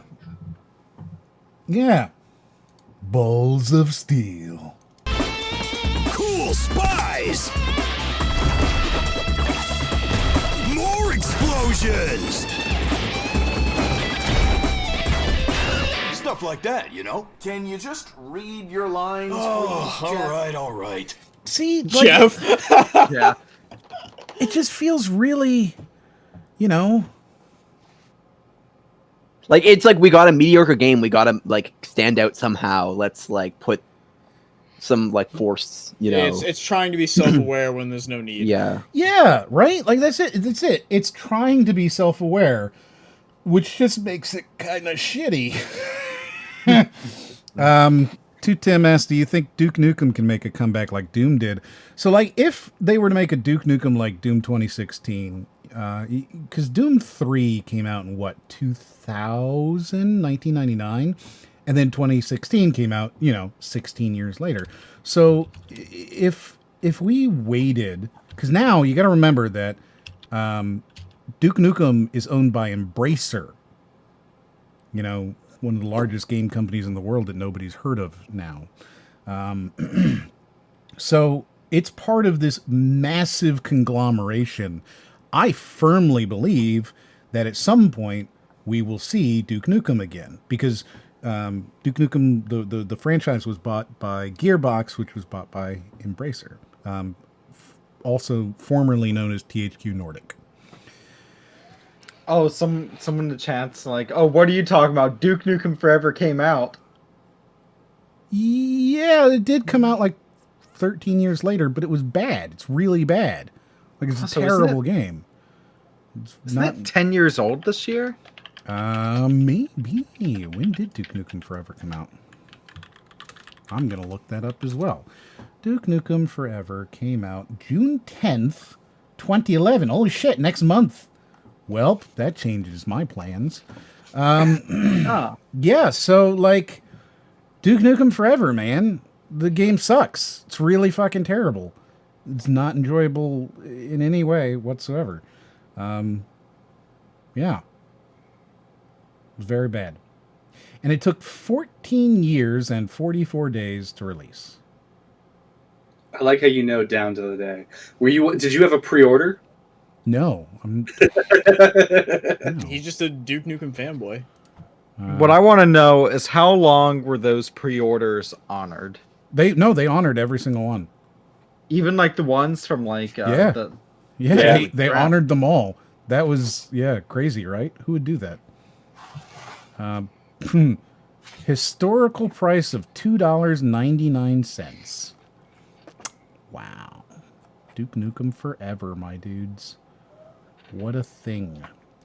Yeah. So, like, if you were to give it some time, and you, Duke Nukem Forever is S tier according to Raiden's tastes. Actually, yes. You guys are forgetting the last Duke Nukem game, which was the PS4 port of Bulletstorm. Yeah, it's true, right? They did have the Duke Nukem thing in there where they didn't change anything except for making. Hey, you know what? Gearbox so fucking lazy. I gotta say though, Bulletstorm is a fantastic game. Bulletstorm is a fantastic game, but like you can't play Bulletstorm anymore. You have to play the Bulletstorm remastered edition for $50, and it changed nothing. It was on Steam for like I got it on sale. It was like $15 with all the DLC. Yes, you can, but it was still a $50 game that changed nothing. Nothing. That's they fair. changed Yeah, nothing. That's fair. Like they didn't. I don't even think they changed any textures for their remaster. They did nothing. They just re-released it and said it's our game now.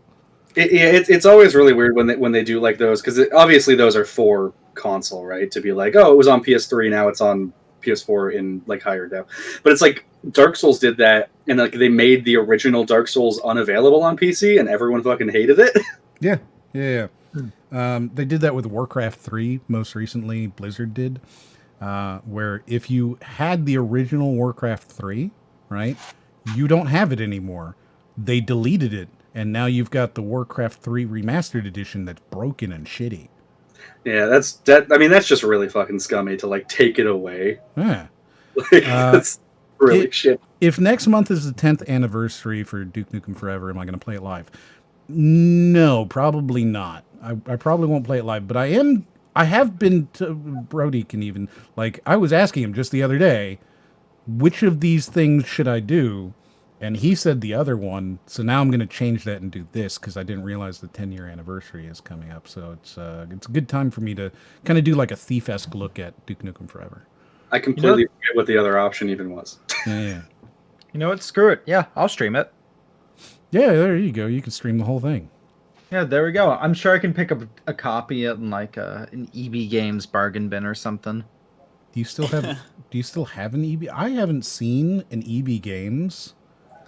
Well, that's what GameStop is in Canada. Well, yeah, GameStop even. Like, I haven't seen a GameStop in a long time. I don't go to these places. I don't know if you've...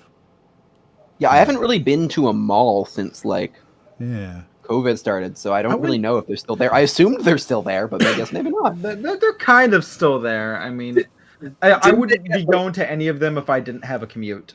Yeah, like they were about to go under, and then didn't they get, like, meme saved, like AMC style?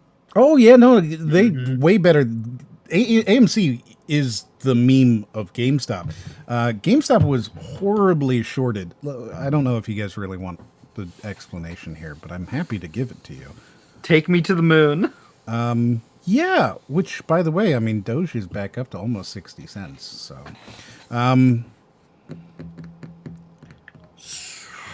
I don't... Like, I do stocks. I'm happy to explain what happened there. I don't know if... So GameStop was a 200 per... Essentially, it was like 140% shorted stock, which means that every stock that was floating had been shorted at least once. And then people would short the stock, put it back for sale, right? And then that stock would be shorted as well. This drove the price down to $5 or $6, I think. Like really, really low for a share. And it meant that, and this is the thing, like it was really fucking smart what Reddit did, right? Like unequivocally, one of the smartest things that Reddit has ever done was the short squeeze, which is a very real thing that you can do with stocks, and they did do it. You can buy up the float, right? The available stocks, and then when these shorts come due, there's no stocks to buy. And when you have 140% of the stocks shorted, right, there's no stocks to buy. So they have to buy the stocks at whatever the price is. They have to. So if you just buy all the stocks and you don't sell, right, then the very few people who do sell, those are all the stocks you have available, which means that the price will very quickly go to astronomical heights, which it did. It went from $5 to $500 in a matter of 2 weeks. And then once all the shorts were out, right, and there was the whole thing with Robinhood and all that. Once the shorts were out, the stock kind of equalized back where it's more regularly, or it should have been, right?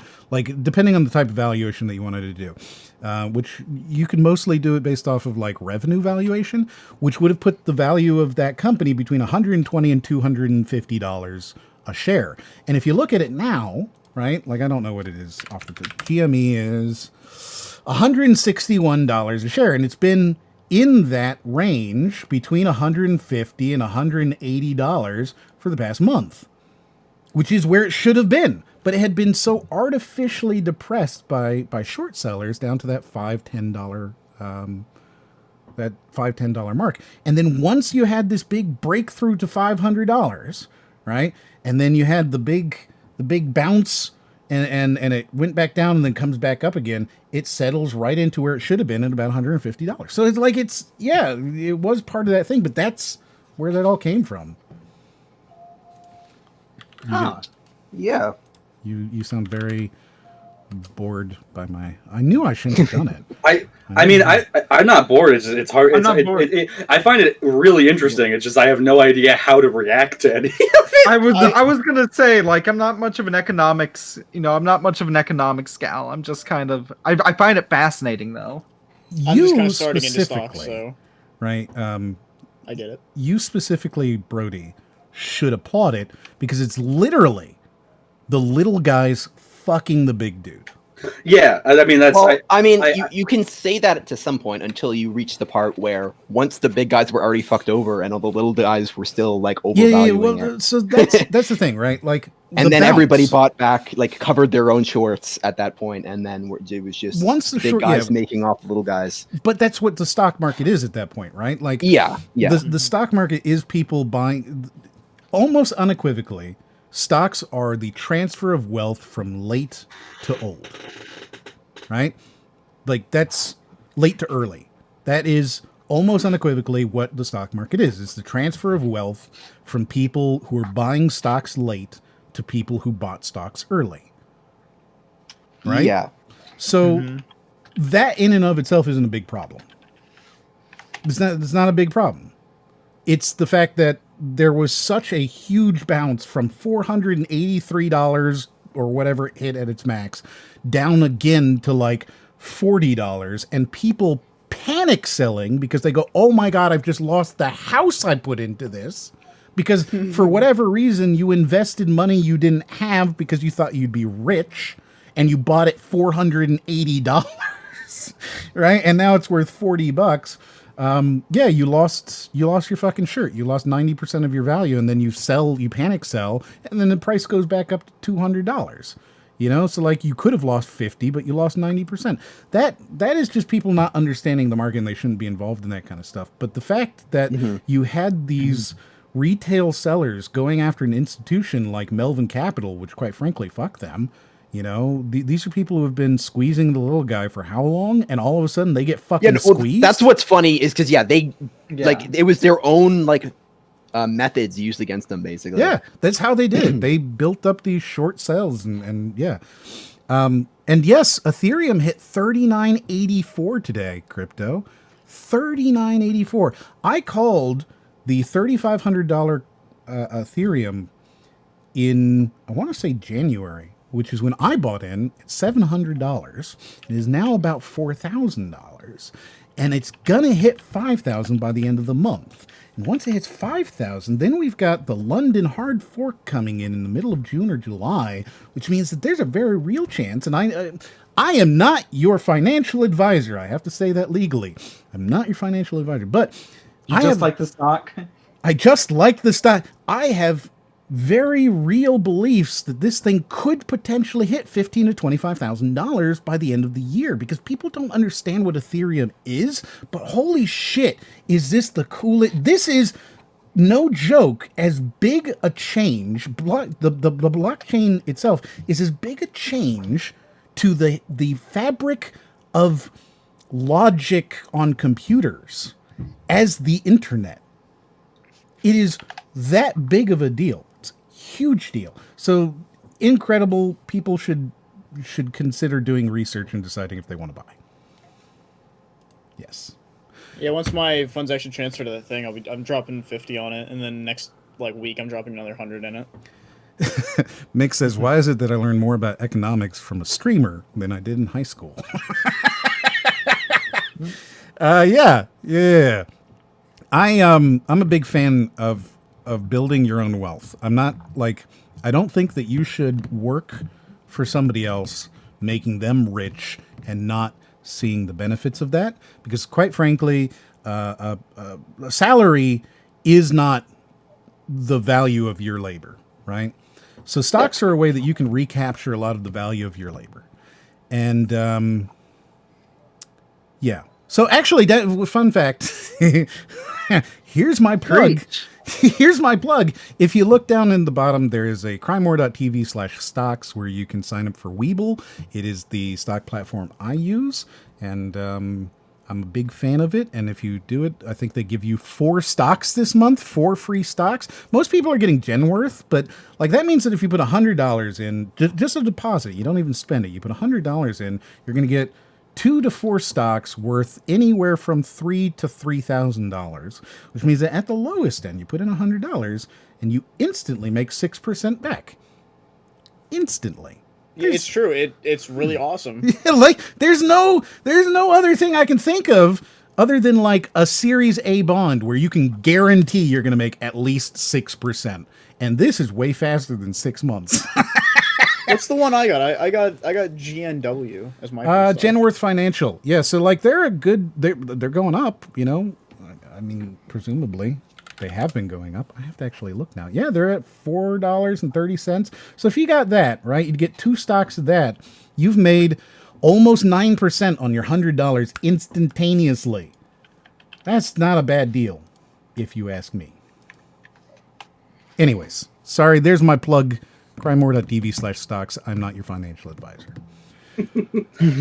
How is that 15% of the Scott Pilgrim NFT doing? So,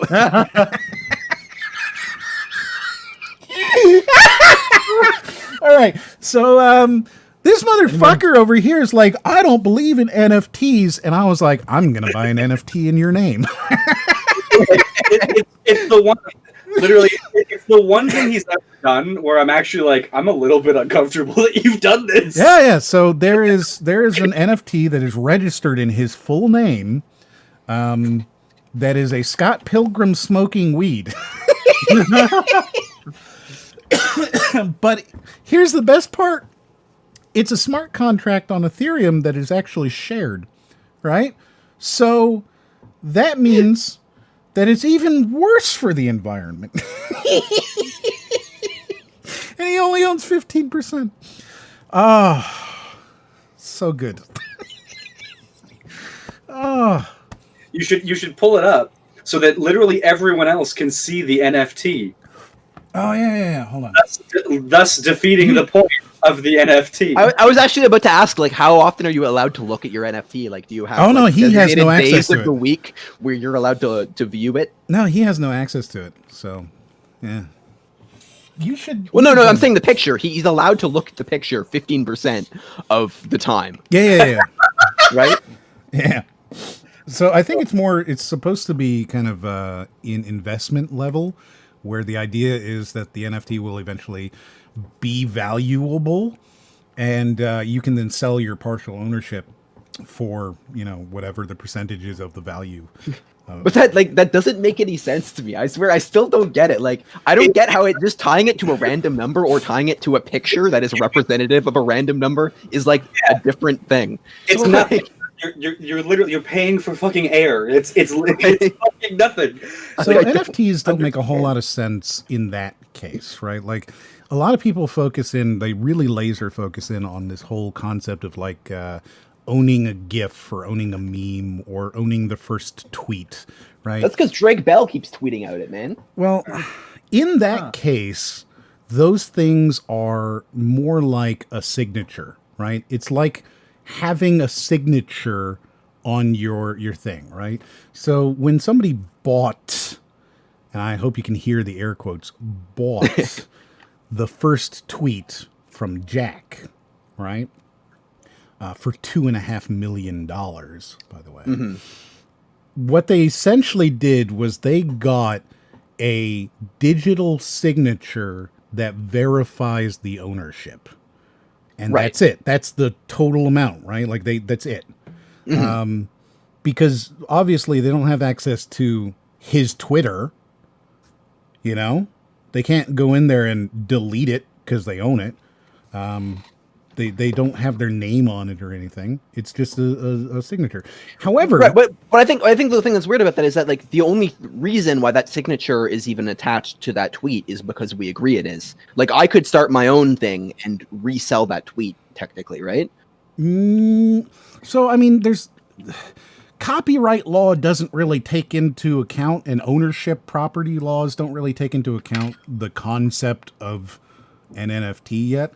So like, you could, but then you could also be sued pretty reliably, saying that you're trying to resell something that doesn't belong to you. And something high value and high notoriety like that, in theory, it should be nearly impossible to get away with it. However, that's not, like, people laser focus in on that, but that is absolutely not where NFTs have any value, right? An NFT has value. Imagine, what's your favorite band right now, Raiden? Right now? Just a band that you like very much. I like the Beatles, I guess. Okay. So, well, that's terrible because they don't exist anymore. Like a band that you could potentially go see live. I don't know why this is so hard when you put me so like Aerosmith. We're going with Aerosmith because Aerosmith exists. You could buy an NFT from Aerosmith that is a ticket. Okay? So it is a non-fungible token that is a ticket. And this ticket allows you to have permanent backstage pass and access to every concert they do, plus a limo guaranteed for every whatever, right? So that you own this token that has these things attached to it.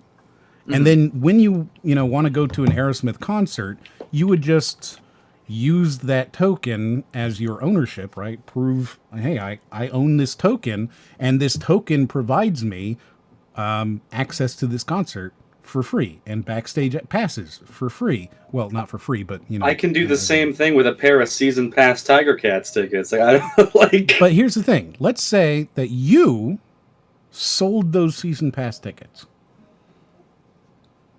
Okay? If it's an NFT, you can have a smart contract associated to it where you, if you sell it over the price that you paid for it, get none of that profit. And instead the profit goes to the band, right? So you could have Aerosmith taking a portion of the profit that you have realized. You could have it so that it can't be resold for 2 years contractually. Like you can't resell it because you can't transfer it. because it's associated with the Ethereum network and stuff like that. So it is code, and because it's code and it's computers, you can do whatever the fuck you want, and you associate it with these non-real, non-tangible assets. So that's where like the cool part of NFTs comes in. A lot of people are focusing on it right now because it's just kind of memey, but like there are potentially real things in there. They kind of end up becoming really kind of stupid because it's like, oh, I'm buying a sports card of this thing, you know? Yeah, no, I think that one you just said makes a lot of sense. I think like, well, obviously, it's much more an issue because of Ticketmaster than like any like other thing. But like, yeah, like scalpers and like just people, you know, bots buying up tickets for like expensive events and then just them being way overvalued is a major problem. Yeah. So yeah, if you could basically, yeah, just because I was thinking about that because yeah, if you take the profit, in some sense it's kind of shitty, but then also yeah, for something like a concert ticket, like it just straight up cuts out scalping. Like you can't do that anymore. You cannot. You literally couldn't do it. So think about your PlayStation 5. Imagine selling a PlayStation 5 with an NFT, right? So you buy the NFT, and that gives you the right to a PlayStation 5. You have access to it now. You just have to wait for, you know, the physical product to be available. But you've already paid for it. You own it, you know, and nobody can scalp you. They can't do it. Mm-hmm. Because they can't possibly sell more than the price. And you could just lock that in. You can't do it. For a year, you can't sell the thing for a year. You can transfer it for free, but you can't sell it. You know, something like that. Or you can only sell it for the exact price you paid. And anything else. There's... Like, I don't know, it feels a little like Bitcoin, like right now, where it's like, that's super convenient, but like only once it's already established. Sure, yeah, and even then, it's still...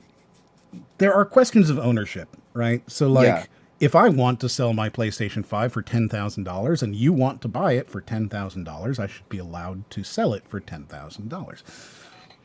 But there are certainly reasons why a company would not want to allow you to do that, and there's definitely like the gray market. If I buy a PS5 or if I buy an NFT that guarantees me to a PS5, there's nothing stopping me from reselling the PS5.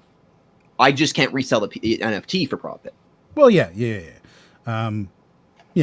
So you could certainly go pick it up and resell it. Yeah. Which is one of the loopholes with NFTs, you know, like, but at the same time, let's say that they said that, you know, each address had to be 30 days old at least, right? And could only buy one PS5. Well, now you've eliminated the people who are bulk buying, at least a majority of them, bulk buying 15, 20 different things and then reselling them all. So you could at least, even if you didn't associate a smart contract with the profit side of things, right? You could at least try to eliminate the people who are buying multiple exclusively to resell them.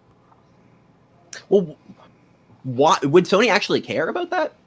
Sure, because then you're getting them into the hands of people without them being scalped, which means they have more money to spend on games and things. Oh yeah, that's fair. Like Sony doesn't want a scalper because the scalper is limiting access to the console while also taking all of the additional profit.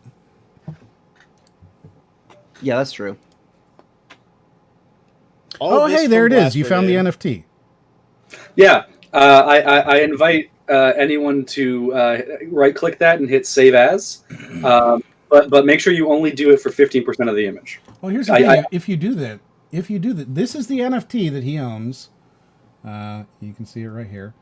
He owns 15%. Mm-hmm. I can only imagine that, like the original, like that there was the original NFT, and then you went and framed it yourself, right? No, that is it. That's yeah. Isn't it nice?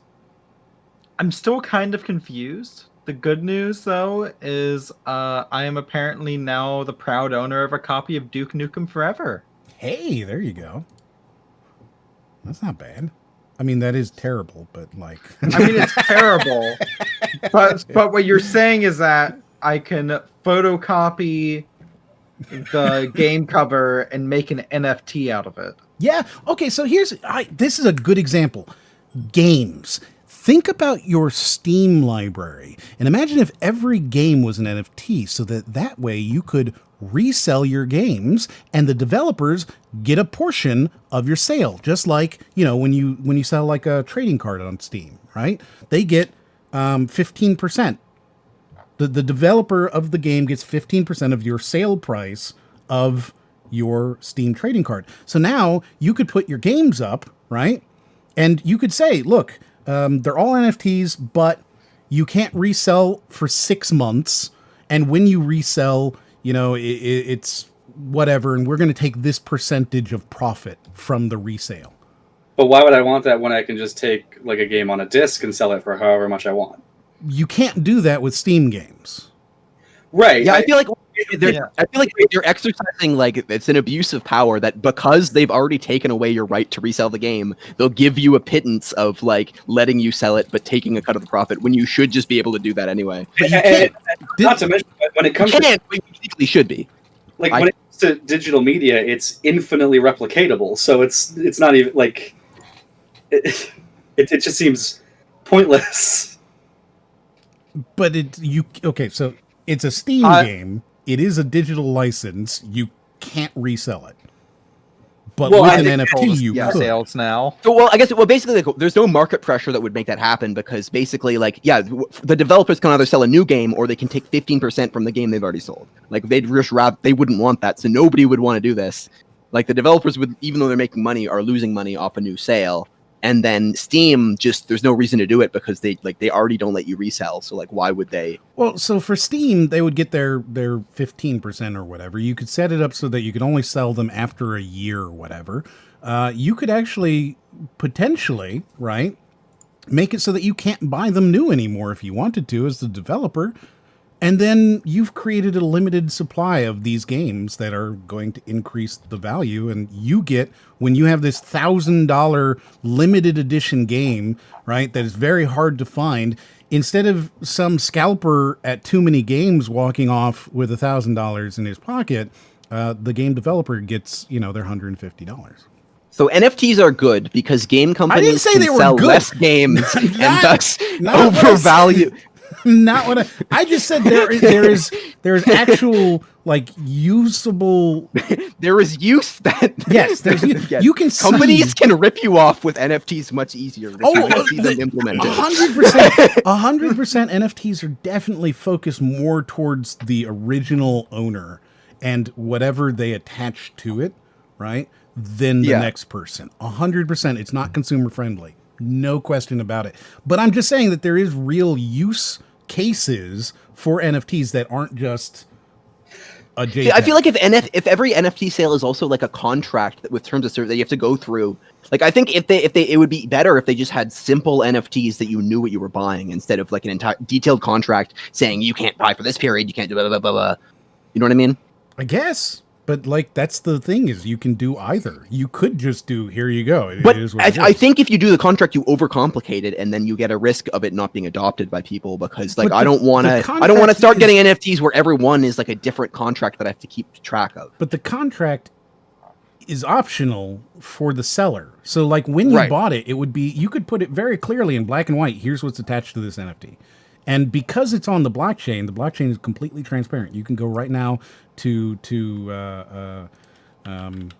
Etherscan, right?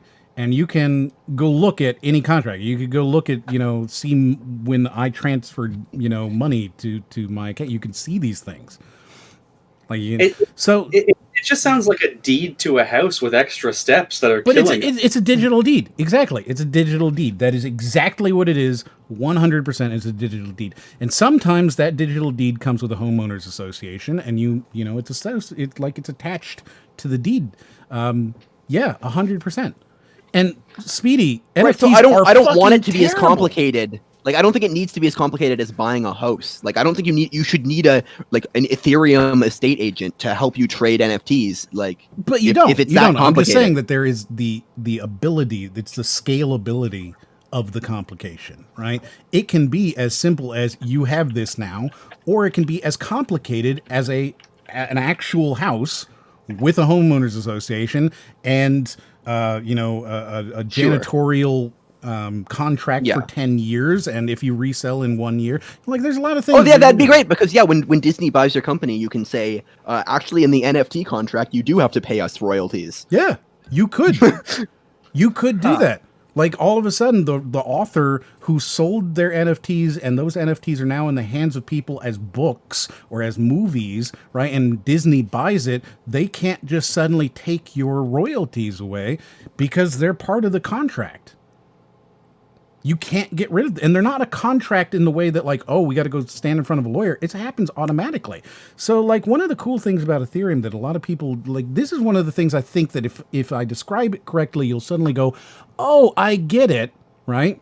Imagine that you are a retailer who decides that you want to institute a cashback program for people who use your store credit card, right? So I have the store credit card, and I go in and I swipe the credit card. How do I get my 10% back today? Right? Mm-hmm. So I go in and I buy $100, and then at the end of the month, they're going to tally up how much I spent. But let's say I spent that, and I want to say that this is a card that you can use anywhere, but it's a card that they're going to give you % back when you spend it in their store. So I go and I buy gas with it as well, and I do this. So at the end of the month, they have to tally up the full amount that I actually spent in the store. They have to determine what % I get back, and then they have to credit it to my account or whatever. But no, I want actual cash back. I want money in my wallet. That's almost impossible, right? So you could use an Ethereum smart contract so that the moment I swipe this specific card in that specific store, it will automatically and autonomously, without any oversight, take that 10% and put it directly back into my bank account. Like, you can do that. I feel like there's systems that do that, like that have done that already without needing like blockchain. It's really complicated to do that specific thing. It's really complicated. Okay, so I think we went into the weeds there. Yeah, that was like way. I was sitting here like, I'll just wait till them to be done. Yeah, we went. You want to finish up this blast thing? Yeah. Are we still watching Blast Brigade? I want to hear more of this terrible voice. Yeah, we got 30 seconds. So when are we going to see someone get blasted? Right? Let's see. The Blast Brigade is recruiting patriots. We want you. Enlist today. Isn't it a little nationalistic to call them patriots? Yeah. Thanks, I hate it. Mm-hmm. Which is, well, I mean, that feels like it is what they're going for, to be fair. I see. So you approve. Well, it just feels like very much like that, like America, fuck yeah, let's go, like type of like parody thing, you know? Mm-hmm. Save the world and have a blast. Have a blast? Seriously? Again, marketing department. See, I hate it. Wait, wasn't the blast thing his idea? Wouldn't like they I said, approve? just any more energy in that acting, and I'd be happy with it. But god damn it. No, I will say Ryan's right. There is a plot discrepancy that has happened, which is he took over the voiceover to get rid of what the marketing guys were saying, and then blamed the final thing he said on the marketing guys. But they made him go back on script at one point, right? Yeah. Well, no, but my point was every time he went off script, he started going guns, explosions. So when the guy left it off at like have a blast, like how is that not in that guy's like? Why would he be upset at that line? Mm-hmm. Because it probably would have been another take of it during filming where he would have had to have. Yeah. So there you go. That's the introduction. Blast Brigade. First, there's a subtitled game. I didn't realize. First, the Evil Legion of Dr. Creed. Oh, cool! Blast Brigade kicks Dr. Machino's butt. Cread. You know what? I'm gonna have to IMDb this. I like these character designs. Yeah, we got like the girl from Atlantis in the bottom left over there. Oh yeah, she is kind of like the girl from Atlantis, isn't she? Wow, as soon as you say it, it's like, no, yeah, 100%. She's definitely got that actually, Girl from yeah. Atlantis look. Huh. Neat. So there you go. There's the introduction. And we got through it in a record 2 hours and 5 minutes. I feel like that's what we've been averaging. No, we did an hour and 20 minutes last time, I think. It was very quick. It's very, very quick. Yeah, because we had to get into Mayim Bialik, remember? Oh, you weren't here. I was in chat. Ryden remembers. That's craziness. Wow. Yeah. I just assumed he was there, and then and he wasn't, right? M didn't invite me. I can't believe it. Well, we had 8 people. You were absolutely unnecessary. You were extraneous at best. That's the name of my bibliography. Extraneous at best. Yeah. All right. None of the fact that I said bibliography instead of biography, and I'm really disappointed. Well, it is the book of your life. I really can't find the cast for this game, and I just want to know who did that voice so bad. Let me see. So this is on Epic. So it's got to be at least reasonably large. Who the hell is the... This is an Epic game. It says... No, it can't be an Epic. It says Steam. It's a Steam, Switch, store. What the hell? What is store? What's store? What is store with half an E? Alod's Team Arcade. Okay, so it's Russian?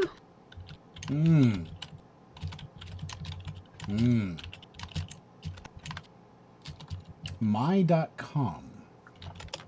That's got to be what it is, right? Like my.com store? My.com store. I don't even know I could even look up to find it out. Like store, game. Like I'm just finding game stores. Like I don't know. I just want a voice cast. No, that's what it is. Doesn't exist. My.games. It is my.com's my.games. My.games? My.games. Well, that's just going to take me to a website. Yeah, but that doesn't exist. Yeah, no, that's the company. That's their store. That's their logo for it. And this is the developer. That's their logo, I guess. So they sell it on their store, which they just call store. Wait, .games is an actual Yeah.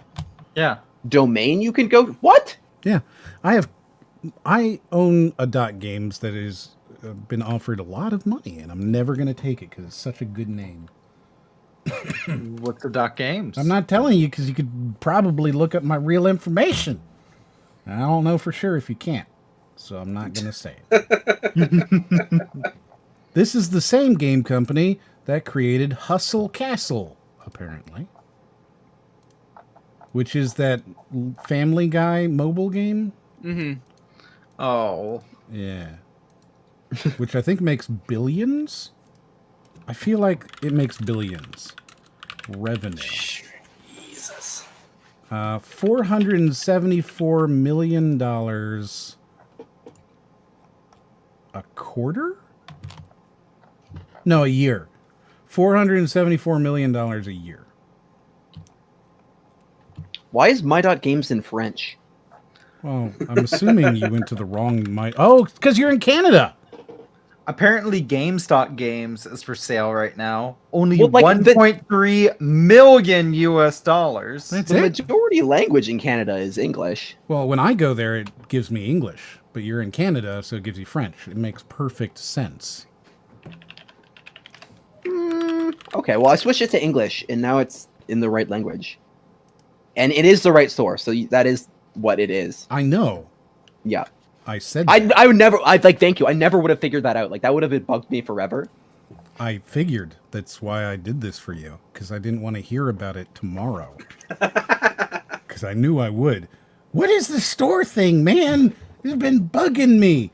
And I'll be like, I don't even remember anymore. So, like, if I didn't do it now, I was never going to find it. Yeah. Oh, wait, I just realized it says in the bottom left in fine print. Mm-hmm. It does. But I never would have ever found it. Also, Temtem, that's the better Pokemon. Yeah, that's Pokemon, but not Pokemon. It's Pokemon where... Okay, so here's the thing, right? If you play the current Pokechew, you can't collect them all. But in Temtem, you can. And Right. all the battles in Temtem are double battles, which, in my opinion, are the best type of battles. See, Temtem's better than Well, any if a hypothetical Temtem sequel comes out, then retrospectively you can't catch them all in Temtem. Does Raiden know Chinese? Since they like killing dogs. I don't like that one, actually. No. No. Right? All right, so we've got the video of the evening. Are you ready? Oh boy. This is yes. Okay. This is super cringy. Is this the main feature? Well, we might have a second one depending on how slow it is, but this, yeah, I'm excited for this. It's so good. I mean, if we can spin it into an argument about blockchain, then I'm sure we'll just need the one video. That only took 20 minutes, and it wasn't even an argument. It was just me explaining something, and you guys going, mm-hmm. No, I mean, there's a lot of me being confused about, like, what NFTs do. It's a deed. It's a deed. It's a digital deed. No, we had that discussion. It's so a yeah, we don't need to go. deed! It's a digital deed. So it's a okay. digital deed done dirt cheap. I was gonna make the same joke. I think I already read that joke in the chat. Yeah, Jamie already said that. Yeah, I made it twice. For twice the funny. Mm-hmm. Mm-hmm. Those are words I just said. Yeah, no, I mean, you did do twice the funny. So here we go. Mass Effect Legendary Edition sucks, ruining gaming. Do not buy. That, like, speck on his wall in the bottom right is really bothering me. I thought it was on my screen for a second. It wasn't. If it makes you feel any better, it's not going to go away. Is that a nail? Oh, it's a nail in the wall he never took out. Mm-hmm. It's not going to go away. No. It's like it's never going to go away. So this is a worse dislike ratio video than my Doom video. Wow. I didn't think that was possible. Mm-hmm. This has almost a worse dislike ratio than extra credits stop normalizing Nazis. Which you'll recall had a really bad one. So here you go. We're going to watch this. It's going to be fun. Mass Effect Legendary Edition is ruining the gaming industry. You already is this? I already love this guy's voice. I gotta say, But he didn't follow the correct essay rules. You got to start really vague. Like, you got to say video games are a type of thing that people like to play, and then you develop in. Mark Brown does that. Video games have movement. Movement is when you move your character. They're the combination of both video and games. I'm just looking at some of the comments in the vid, and I like how the top comment is, I feel like the education system has completely failed this person. Yes. Yeah. So this is gonna be it's very good. This is, I think, the smallest creator we've ever looked at. He has like under 1,000 subs, right? This video itself has only been seen a couple thousand times, but it's so funny. It's so funny. All right. So is it just this still image the entire time? Is it really? God, I was hoping not. I'm actually going to be disappointed. Like, I thought it was going to be worse, but like that's just like a level of laziness that is like not bad in a endearing way whatsoever. But okay, so it's a podcast episode basically. Hey, we have overlays. We have overlays. We change stuff. Oh no, I was doing a dig at my own podcast. No. Please continue to dig at this podcast. It's what I live for. Yeah, well. You see, like y'all are getting so fancy and stuff, and I just auto export to YouTube from Podbean. Ooh, yeah. No, that is this. Absolutely, you're right. So yeah, we're not going to get a whole lot of motion here. This is also his thumbnail. So yeah, that makes sense. Yeah, this is it. This is the whole thing. Like, he made this thumbnail and then forgot to make the video, which is like the exact opposite of what happens to me. Like, normally. Yeah, right. That was good. That was good. So let's start over because he lays out his whole premise here, which we've never, I think. Oh, you should pull up your You should pull up the bingo and we can run Jamie through. Yeah, for sure. So I have the thing open. Just let me. All right. We're gonna run you through bingo here. Yeah. So are we doing regular bingo or blackout? None yet. We're building our own bingo card, right? I forgot about that. Yeah, so Speedy says that we have Ryden who hates dogs, and then Brody who wants to fuck pumpkins. So no other top podcast can possibly top this one. It's true. Yep. It's true. There was nothing new. I couldn't say there's nothing new to add yet. No. There's nowhere this narrative goes unless it happens naturally, right? It has to be organic. Just like the pumpkin. Always comes up organically. It comes up organically. So the videos we've been watching over the past 17 episodes, we have been finding similarities in them, right? Wait, I'm not a guest. Excuse me. I just read that again. Hello, guys. I've been here every day for 17 weeks in a row. He is the co-host, yeah. But this is the moment I was waiting for when it finally breaks Ryden, and he goes like, "Wait, no, actually, what the fuck?" I'm actually a co-host. Yeah, you selected some of the videos. See me. Witness me. I'm real. I'm real. So we've been taking. Excuse me. I'm sorry. We've been taking some of the similarities that we've been seeing and creating a bingo card out of them. So we need to see it like more than once at least, preferably a couple of times, and then we put it on here. So I'll read this to you real quick. Okay, what we have? You are addicted already. One day, you will die. And by the way, this is called the Gamer Repression Bingo. What? Oh, yes, you named it last week. I love how you made fun of me for my numbering system, but yeah, you're reading them top to bottom instead of left to right. I'm just Gamer Repression Bingo. You are addicted. Oh, shoot. Hold on a second. What have I done here? Yeah, the layers are wrong. Oh, there we go. You got the there. X's Yeah, in there. that was. Thank you for pointing that out. That was my bad, guys. You are addicted to video games already. One day, you will die. Dopamine is bad. I got it cheaper. But what about the wind? What? You become a socio-awkward weirdo, repeating the same point multiple times, being immediately wrong in the same sentence.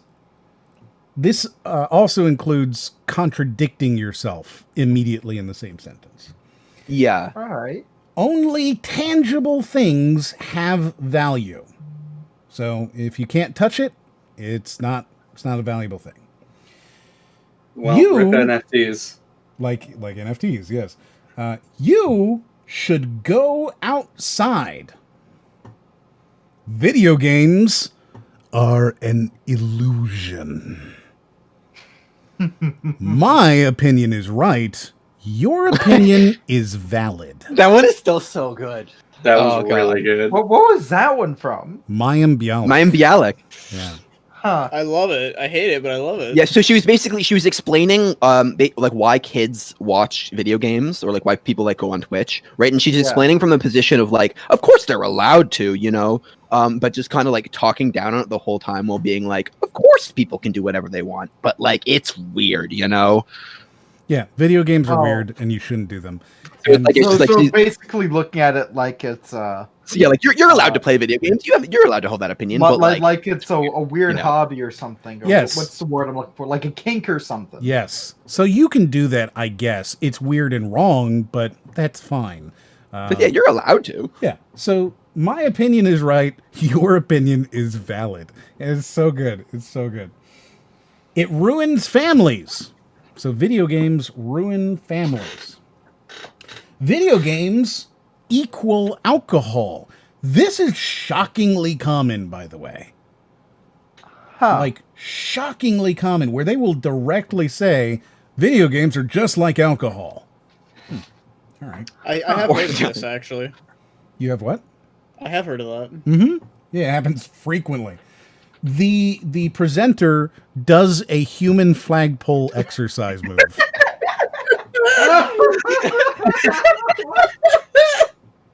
Yes. Again, shockingly common. Yeah, where they'll just be like, and by the way, now we've kind of expanded this to where we will mark this off if they do any really clear exhibitionary kind of exercise. So if a dude suddenly, there was one in the same video, and we would have definitely marked it off, where he just like started doing pull-ups in the middle of it. Yes. He's just talking. He's like, here's why video games are terrible. And he just starts doing pull-ups while he's talking to you. I would count And the that. pull-ups were the main focus of the video, in the sense that like he didn't do second takes if he fucked up his lines. Like he just would make sure he got the pull-up right. Yeah. You know, like as long as he got the clean pull-up, then like it didn't matter what the take was. It's so funny. Yeah. He had to get swole. Yes. So like we would mark off does a flagpole for that probably. Video games are always bad. Leopards ate my face. And you should level up in real life. Yeah. That last one feels like something I would have seen like on on some evangelical billboard in Texas. You know, it has very trade in your PlayStation for a PlayStation vibes. No, it sounds like you sound like one of those like Facebook groups for moms with no kids. It feels like a Freddie Wong video back in the day. Like Yeah. a rocket jump video. Something Level straight up in out. real life. Yeah. He's just like wearing a Mario costume running around. I don't know. Yes. Something Mario. straight out of Christian dads. Who I say Mario, sue me. I'm gonna sue you. Nintendo's gonna sue you. I can't. I haven't been able to figure. It's not that I say anything. I say like whatever comes. Sometimes it's Mario. Sometimes it's Morio. Sometimes like I don't even fucking know anymore. I don't know. I can't say it. Morio. Like people who say bagel instead of bagel. Hey, no. I know the difference. Like I can Let's say go bagel, play but I say some bagel, Morio. but I get the difference. Like I literally don't know what what to say. Like I just don't get it. I can't. Morio. I don't know, man. You want I mean, if you're saying Morio, at that point, it really is a JoJo's reference. Because it's Wario, right? It's not Wario. Wario. So it's Wario and Morio. Wario. Yeah, Morio and his brother Ligui. No, his name's Linguini. Ligui. Yes. All right, so there you go. We've got we'll find out the secret behind Mario's jump. That is a Game Maker's Toolkit video. It's really fucking terrible. Movement is when a character moves. I've identified 6 different types of movement. Terrible. So movement is when the character does stuff. Dude, I would legitimately like to watch that on here, but I've already watched it, right? So I don't want to. I don't want to watch it again. Well, I don't want to copy, the EFAT podcast. I don't want to do that. But I also really want to show it because it's the one that makes you hate Mark Brown. You come away from it going, "Oh my God, you're such a terrible YouTuber! Holy shit! Why didn't I realize it before?" That one, it's so fucking terrible. But I don't really want to do it like again. Like I don't want to copy, but at the same time, it's so bad that we might have to do it. And the thing is, I need specifically Brody to be here. I think because he's a fan of Mark Brown. I mean, I'm also quite the fan of him. Jen, you're coming too because we're gonna rip that fanhood apart. I genuinely do not think you could. His voice is very soothing. It's true. There is a part of it where it's like, I trust you a little bit more because of your accent. Em is speaking with such conviction that I want to believe that what he's saying would happen. M just has a voice where everything he says sounds like. But at the same time, I don't think this is accurate, and I do not think it would hurt me in any. Timing is an actual quote from that video. Okay, but is timing? Timing is timing. I really appreciate that you've said all of the bingo card stuff, and you're doing Mark Brown impressions. So when this VOD goes up, eventually, like, I'm just gonna be able to edit together one of these videos that you hate in your voice. My name is Moriarty, and today we're going to look. I'm turning a little bit into Crocodile Hunter, like, oh, crikey, we're gonna go get us a big one today. Yes. All right. So there you go. We've got the bingo. Hopefully, we'll get at least one additional entry. But now that are there any that you have a question about, Jamie? Were there any that you were like, I don't understand? You know, there's some I don't understand, but you know what? I'm ready to just jump head first. All right, I'm ready let's do it. to just jump in and experience this. Excellent. Okay, here we go. Mass Effect Legendary Edition is ruining the gaming industry. We've set it up. We know he's very clear. It's one of the few we've ever seen where they... Yeah, he's gotten to the point, like, I appreciate this clarity. Yes. This is the point of my video. We are 5 seconds in, and we already have a thesis statement. That's rare. We've been, like, 6 minutes in, and it's like, I don't know what the video's about. And this is great, because we have enough time now for the sponsor. Oh, my God. That would be exactly where you'd put it, wouldn't it? Yep. Yeah. All right. Want to talk about bastardizing a franchise? You do not need to look any further than EA's recent cash-in attempt, Mass Effect Legendary Edition. Oh God, I just hate the way he's speaking. I Yeah, don't want. it's- I don't it like. really He sounds like Chills. Yeah, I was gonna say he's got that fucking number 15. Yeah. Now, like, God. typically I don't want to make fun of somebody's voice, but, like, yeah, it doesn't get any better. He's got some Michael the Chad Gamer kind of things going on here. Is he playing a character or No. Nope. Not at all. This is him. He's also a delightful hipster with a very large beard. So keep that in mind as you hear this voice. I kind of don't want to keep that. Mass Effect Let me see if I can't. I'm going to try and get his picture. I can at the very least appreciate a good beard. Kind of really, I feel like the not using anything other than the still image is so egregious that it should go on the bingo card. That's how can he look like that and have a voice like? I'm sorry, that's rude, but goddamn, dude. All right, so this is his. I don't know if this is actually him, obviously, but this is. It can't be. This is his Here, YouTube. let's reverse Google image search it. This is a YouTube thingy. So, like, this is kind of like I feel like we've heard a sentence. We don't need to tear the guy apart yet. Like, let's find out what's in the video first. So this is what his thing is. It's probably a stock photo, but, like, if that's him, it makes it so much better. And Does it? It does, because now you get to picture that guy sounding like this, and it's really funny. Also, just a fun fact, this guy gets way more views than I do, and I think that's depressing. Okay. Holy shit. Yes? Okay.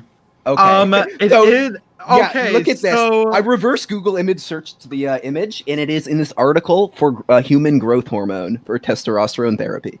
yes. Like it is the stock photo that has been used for someone with low testosterone. I mean, either that or he found out. All right. So All right. That's good. That's good. so on one hand, okay, it is a stock photo. On the other hand, okay, so probably not this guy, but perhaps I don't know, like a good-looking trans dude. Who knows? Maybe sure. Who knows? All right. So we've got our thesis out. Pretty good. And yeah, he's expounded on it. He's explained that, you know, it is Mass Effect that is ruining the gaming industry. And if you want to find an example of a terrible game, you need to look no further than this one. Because 2021 is the year of recovery, and EA, with their predatory practices, have chosen this year of all years to also poach on people's nostalgia. Let's go back to nostalgia. Sorry, God damn it. Is he saying that this is egregious because of COVID? What?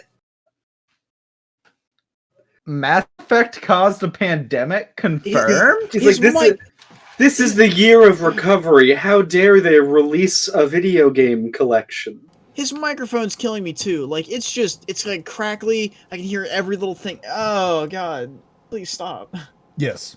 So it's definitely not good quality. But beyond that, yes, he is saying that this is the year where we are meant to be recovering from coronavirus. Okay? We are recovering from coronavirus. How dare they release this game now? It's poaching off of nostalgia. Yes. So like nostalgia is something that you like have no self-control or will. Like if something nostalgic comes out, you have no choice but to buy it. Of course. Yeah. Well, I mean, that is self-explanatory, I think. Yes. Also, this came out yesterday. So like, this is a brand new video. Like, and it already has 2,000 views on it. Oh no! I mean, it's got more than that now. If you were to refresh, it's up at it looks like 7,000. So he gets a lot of views. This dude gets a lot of views on his videos. Like for a small channel, you know, under 1,000 subs. I'm impressed. Yeah, he's done a couple 100,000 views this month. Yeah, that's more than me. I'm kind of salty, actually. Yeah, like I saw his thing and I was like, oh, I don't feel bad about it. He does more views than I do.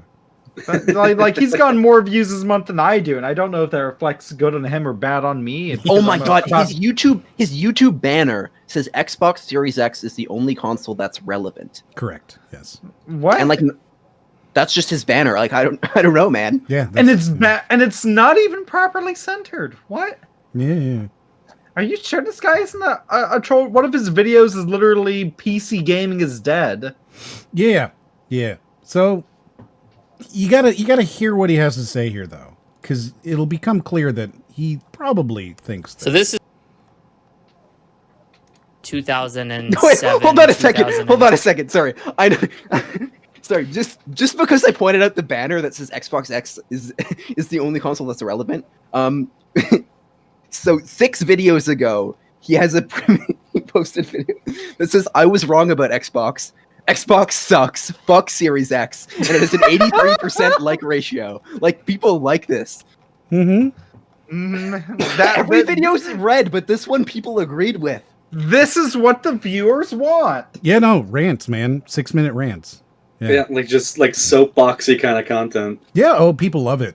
People love it. This video, in the time that we've started watching this, has gotten 170 comments. Jeez. Like, hot damn. Yeah, this is popping, man. This guy's gonna be big one day. I feel like this is just sort of like a Chad Warden video in the making. We are at the forefront. We're at the very edge of trending. That's good. I'm glad. Thank you. They don't give me laughs. These people don't give me laughs. They don't get it. Let me tell you, if they do Rewind this year, I want this guy on there. Yeah. All right. 10 and 2012, respectively. Okay, I don't know what he said. Of all years, to also poach on people's nostalgia. Let's go back to 2007, 2010, and 2012, respectively, when things were just a little bit better. Okay. Okay. Right? Like, I guess we weren't in a worldwide pandemic, sure. Right? Yeah, they were better. He's following that train there that we are in a pandemic and therefore life is bad now. And it is worse because this game was released. So let's go back to when it was not released, and it was good. I'm real. I'm assuming those are the 3 Mass Effects release dates. Like the Mass Effect 1 was 07, 2 was 10, and then exactly. Yeah, like I'm trying to imagine, like I'm trying to take this video, take the subject, take everything he's saying, and convert it in my mind to like give it visuals and like as if Mark Brown was saying it, right? It's like, let's go back to a time that was better, and I'm like, okay, I see what you were trying to do with this kind of writing, but you haven't executed on it in a way. Correct. Even if the game's not good, I feel like it just seems weird to say this game is as bad as Corona. Yeah, it's weird, right? Like, what a weird thing this game is as bad as the worldwide pandemic. I would not have started there. That feels like maybe you got to walk us up to that. It's like, you know, when... Well, I don't think that's what he was saying. I think he was just saying, like, we're trying to heal and this isn't helping. Oh, he has changed the title while we've been sitting here. Wait, what? The title is now Mass Effect Legendary Edition First Impressions, Not What I Expected. No way. Yeah, so he has changed it while we're sitting here. He's watching all the keywords. He's lurking in the chat. Right? From Mass Effect Legendary Edition sucks, ruining gaming, do not buy, and he's changed the thing. That can't be right. That can't be right. No, I'm refreshing. I'm still seeing it. At a slightly... Well, no, that's a different video. Did he have a second video? Oh my god! That was 2 days ago. The first one is 2 days old and has 7,000 views. None of these videos have it. All of them are just... It's a different video on the same fucking thing! He used the same picture! Oh my god, I didn't even get that. Holy shit! Wait, they're all the same picture. He changes the game, but the hand's exactly the same. Oh my god, do you think? Oh, it is. I'm looking at it. It is! Wait, I just realized, you think he might not even play the games? He just photoshops and makes some random rants? Oh man, that would be... Oh... Honestly, if I started a troll channel where I pulled the same crap and just did these 5-minute videos that take like 5 minutes to edit, how do you think it would blow up for all the wrong reasons? Yeah, maybe. I mean, this guy is. I've got a theory. You know how there's all of those like AI generated children's videos with like the weird Spider-Man Elsa shit? Mm-hmm. What if this channel is just AI generated YouTube gaming rant content? Oh man. Because between that and like the stock photo, like I'm starting to think that this is just... So he's got different themes because he did this for Nier. He is Nier Replicant review, not what I expected, and then the next video is do not buy Nier Replicant. So like he thinks of these as like separate, and then he's got Handmaid's Tale Season 4 review, not what I expected, and then he's got Hood out. Like these are two distinct types of videos that he's making, which are both necessary. Like they aren't the same video. Mass Effect Legendary Edition sucks first impression is completely different from Mass Effect Legendary sucks do not buy. Well, and it's such a simple thing as well, because you can just take pretty much any game from any pre-established series and be like, they are banking on nostalgia in a year where we are trying to recover. And you can apply that to any game this year. That, like, in this guy's mind, right? Any game this year that's from a pre-established series. It doesn't matter if it's actually the case or not. You know, it's just... Yeah. You know, I wasn't really into the First Impression series, but that Do Not Buy series, I tune in for that. Right? This is the positivity I need in my life right now. Dude, it's I'm blown away. I'm blown away by this. We have adventure with Shepard. We have companions we care about. We have gunplay that ties well into the franchise. Oh shit. He's got a video called Nintendo Fanboy is Back, calls me out again. He might make a video about us. Oh man. There you go. Man. That'd be all right. I mean, follow it up with the donkey video, right? Because, yeah, he made a video from some guy who has like 1,000 subscribers who made a video about him. I'm not making a video about him, that's for sure. Okay. This is big Gup till 95 energy. Right? A little bit better. We have adventures with Shepard. We have companions we care about. We have gunplay that ties well into the franchise's lore and gets... Okay, does it though? How does the gunplay tie into the lore? Are they trying to like reference how like in Mass Effect 1 you have guns that overheat, and I think that's like they explain that maybe? I don't know. I could not tell you. In the first game you have infinite ammo, but your gun does overheat, and you can plug in as a reload feature, you can plug in a cooler that cools your gun, and then you can continue to shoot again. And like you pull out the heated cores, right? And that is kind of your ammo. But you can also just wait for it to cool down naturally. So I guess that's kind like they have a lore reason for why there's reloading a laser gun. But I wouldn't say that means that the gunplay is part of the lore. That feels like a way that they had to explain why you're reloading a fucking laser gun, and that's it. Yeah, I mean, because like Dead Space does the whole thing where like your entire HUD is on your character, and that's pretty interesting. Mm-hmm. I don't know that other than like in that specific instance, I would ever even think to say like, yeah, the gunplay really is part of the lore. I mean, what I'm getting from this is just the phase of the video in which he is espousing why the Mass Effect trilogy is good, and I'm very curious to see why he goes, and that's why them giving us the exact same game again is bad. Yeah, we'll find out. Yeah, I'm more curious than anything else at this point. That's the thing, right? Like but he's saying things that I don't think make a whole lot of sense, like the fact that gunplay is referenced by the lore. What did you say exactly here? He says it's companions we care about. We have gunplay that ties well into the franchise's lore. Gunplay that ties into the lore. That's such a weird, clunky expression in the first place. Having the gunplay tie into the lore, unless he's exclusively talking about the fact that you reload your laser gun. You know? Yeah, like I have not played much of the series, so maybe there is something I'm missing, but I can't think of anything. Benefit of the doubt, maybe it's like that traditional argument thing of, here are my points, I'm going to go into them, and then this is why the Legendary Edition doesn't do that as good as the originals. Yeah, maybe. I know this is confirmation bias at play here, but given that this is a video we're watching on this podcast, I'm going to go ahead and assume that he does not go into any of that at any point. I'm going to assume all of these get addressed, That's typically what happens. Yeah, you're not going to get any of that. We were wondering how he's going to cleanly wrap this up in 30 more seconds, because obviously, I mean, around. I'm not saying he's going to do it like. How do I put this nicely? Well, but maybe an attempt is made. You are very, very gracious, and almost certainly very wrong.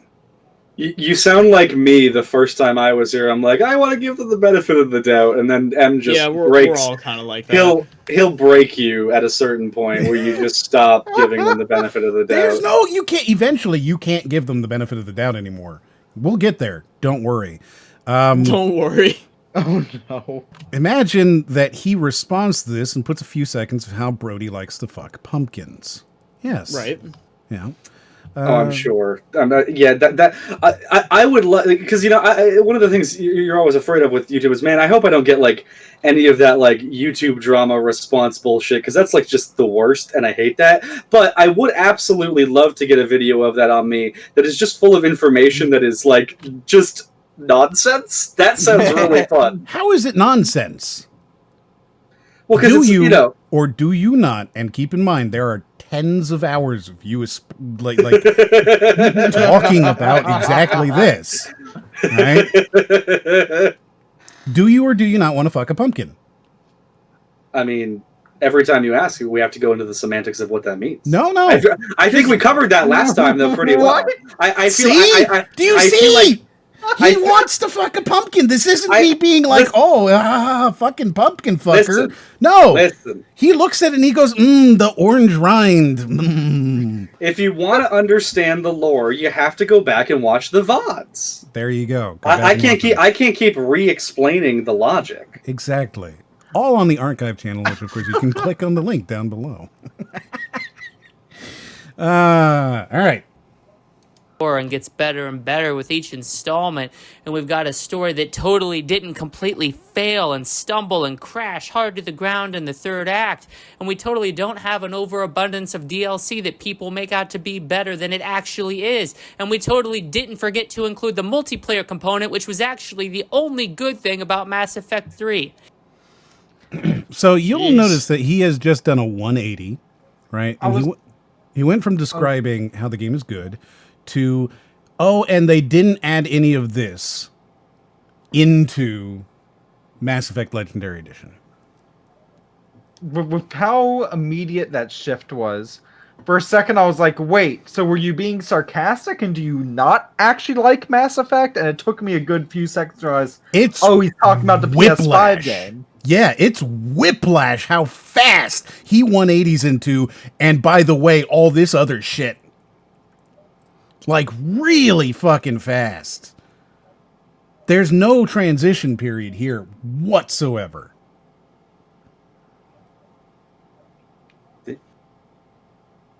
I mean, maybe if we had got some kind of visual transition to see that they were just something to complement the Yeah. What do you mean? This picture has everything. It even has a nail in the wall. And it's got near replicant underneath the BioWare, so like, or the Mass Effect. So it's so easy to just get rid of that nail in Photoshop. If he's photoshopping them, just get rid of the nail. Why would you? Who cares though? The nail works. You know, I do. The nail works. Yeah, you know, but if you're reusing this template, it adds a kind of asymmetrical balance to the set. You know. Yeah, I think he really nailed it, man. Oh, were we making the same one at the same time? We made the same pun at the same time. Did we just have a moment? I think we might have had a moment. Yeah. I don't have a problem if you want to have a lazy thumbnail. But if you're reusing the same thumbnail out of laziness, like, why don't you just like make your your lazy template a little bit good? Like, put effort one time into your one thumbnail that you use forever. You know, get rid of the nail, maybe swap that background out for like some color gradient. Give me something. Raiden. Give me something. He gets more. Throw me a bone. He gets more views than you do. Yeah, you clearly don't know what you're talking about. Okay, you want to get technical about this shit? If we're not talking about your big videos, he puts out a new video, he gets thousands of views on it. Actually, okay, here, I'm gonna print screen this right now just so you can see. I'm gonna dump this in. You have to. Actually, if you wanted to switch over to the bingo, you could probably see. Okay, I will switch over to the bingo as you show us something, and if it's porn, I'm telling you, man. It's not. This is my channel compared to his. Yeah. I beat him at some point on April 11th/12th. I was way more popular than him a little bit. Yeah, he does way more views than you do. By a lot. I can't believe you're view shaming Raiden, man. Hey, we both did pretty well on May 4th. We got a little bump, you know? Well, May the 4th was with you. Yeah. It's not actually, like, you can see the exact day on there that the algorithm started pushing him. Yeah, 100%. This is algorithmically pleasing. Yeah. All right. Their component, which was actually the only good thing about Mass Effect 3. EA ruins everything it touches. I'm hearing an echo. Who's echoing? I'm hearing that too. That is me. Sorry, I literally. So what just fucking happened? Did I hear the word crunchable? What? So no. What just ended? I had no idea. So I guess I'm still in. I guess I'm still in like a party chat on my PS5 from last night, and I guess one of my friends just fucking joined it, and like they started talking with like two people started talking, and I was like, wait, what the fuck? Where's that voice coming from? and it was coming out of my fucking PS5 controller. Wow. Like, yeah, I was talking about Crunchables. That's a Taco Bell thing, right? I could not hear what I thought it was like a Lunchable, but okay. Crunchable. Crunchable organic apples. These are healthy things. Doesn't it sound immediately fast foody? It does. Like, come on down and get your Taco Bell Crunchable. Good. Come on down to Taco Bell. Get yourself a nice quesalupa today. Yes. And add a Crunchable for only an extra $1. Nami says, man, you're getting ads from your controller now? Yeah, that's good. These are apples. They're like gross-looking apples. They are gross-looking apples. I feel like he might have just been using it as an adjective to describe something else that we did not hear. It could have been a dog treat. There's a Crunchable dog treat. You should ask him. Tell him that we're invested. That all of us, the whole stream, we're all invested now in his Crunchables. I'll do it. Fuck it. Like if you fucking want me to. Yeah, no. I'm curious. I'd like to know. Just be like, right. Hey, Davey, what's this about the Crunchables? The entire stream would like to know. Yeah. All We right. have 20 people. We're really wondering. Yeah, exactly. What's Okay, going on? Let me. How do Inquiring I? minds would like to know. Yeah. Aaron Anamates would like for Raiden to notice her.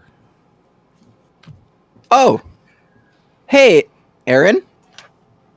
I see you over there. I'm actually looking in the comment section. I don't see her. Wait, Wow. what's going on? I don't know what to Oh, there we go. I've noticed. I noticed now. Okay, good. Yeah, there you go. Yeah. Apparently, this can't be real. ASAP Rocky has a Crunchable Lunchable. I told you, Lunchable. Yeah, You no, didn't trust me. that sounds about right. ASAP Rocky ASAP has Rocky a Lunchable. Crunchable Lunchable. What is this? This is the weirdest. This is insanity. I'm hold on, everybody. I'm going to show this to you because this is the weirdest thing I think I've come across in a long time. Let's see, what size do we need to make that? Let's say by.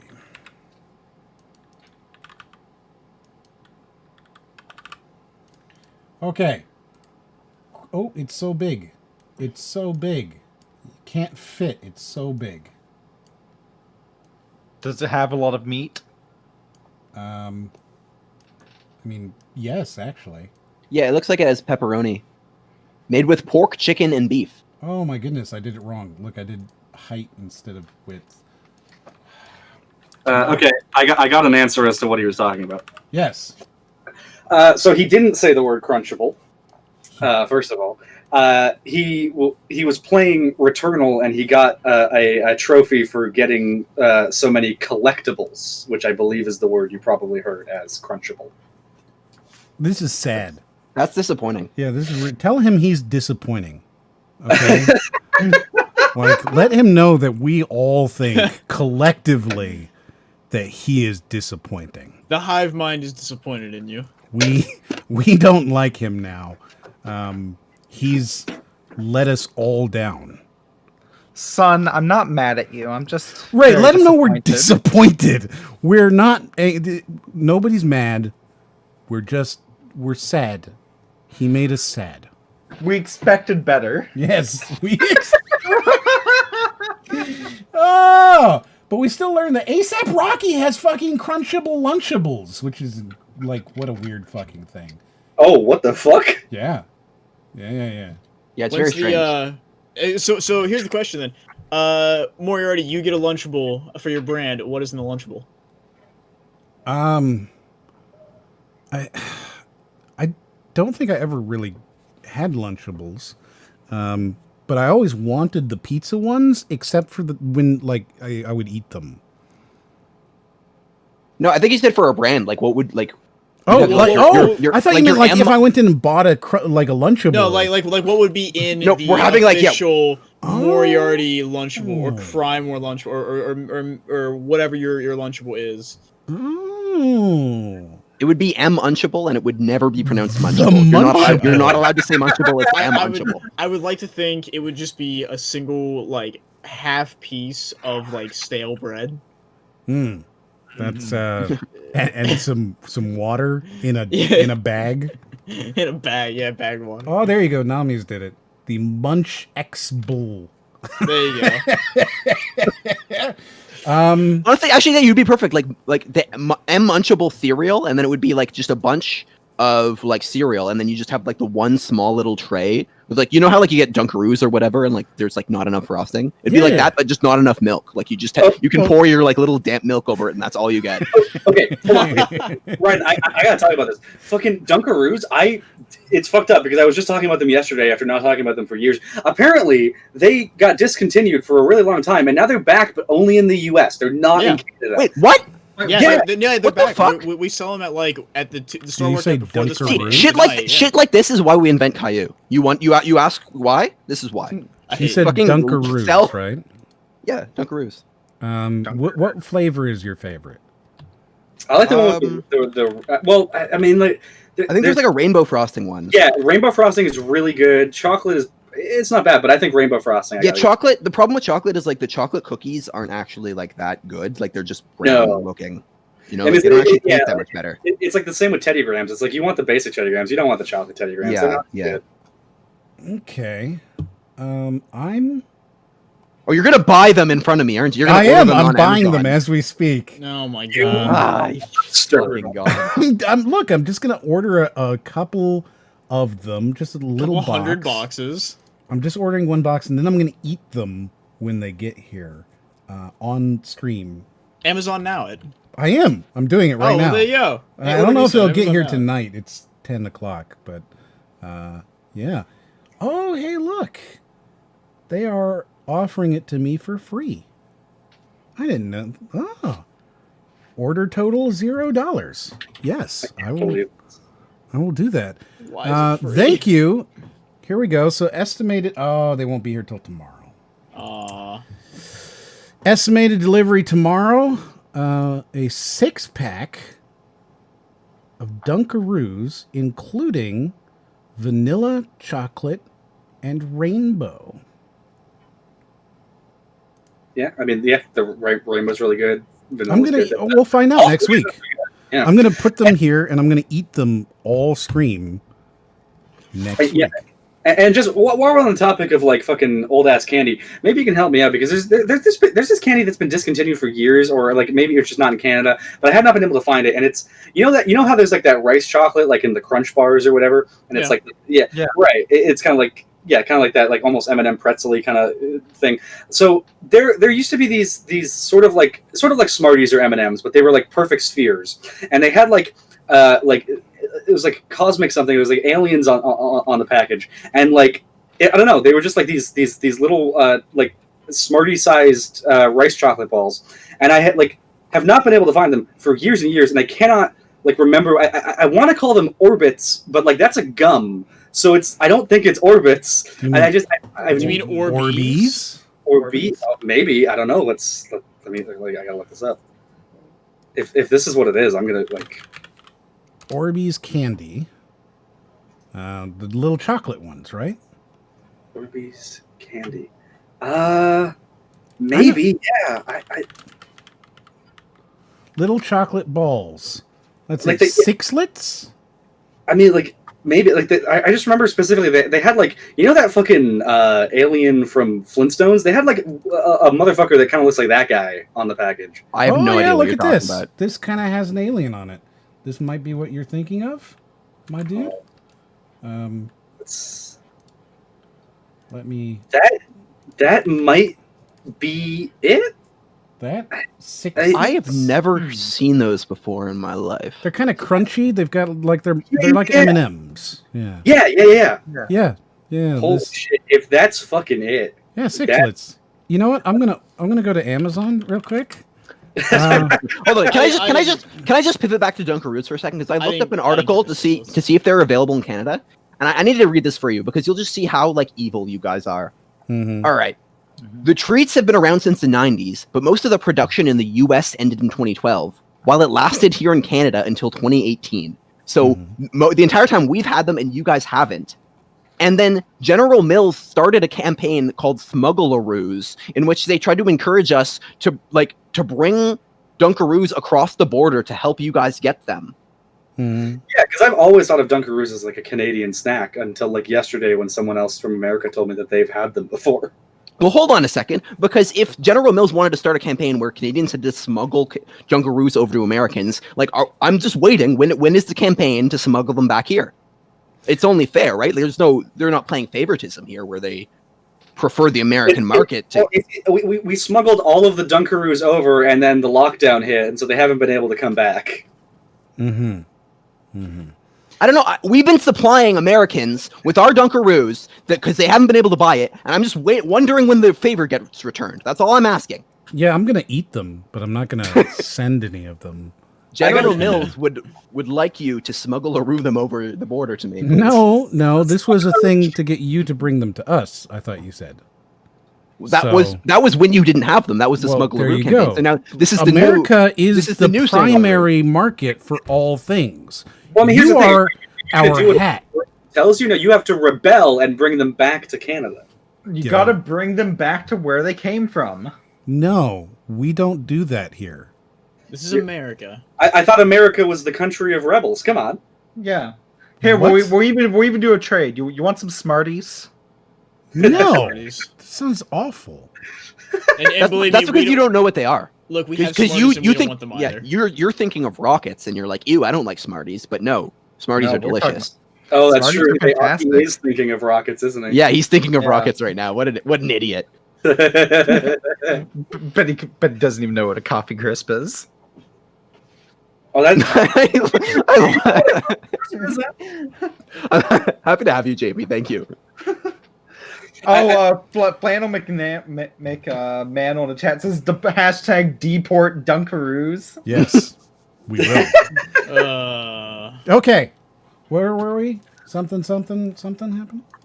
But this is no surprise to anybody who's been paying attention to what is occurring in the gaming industry for the last 12 fucking years. My God, EA.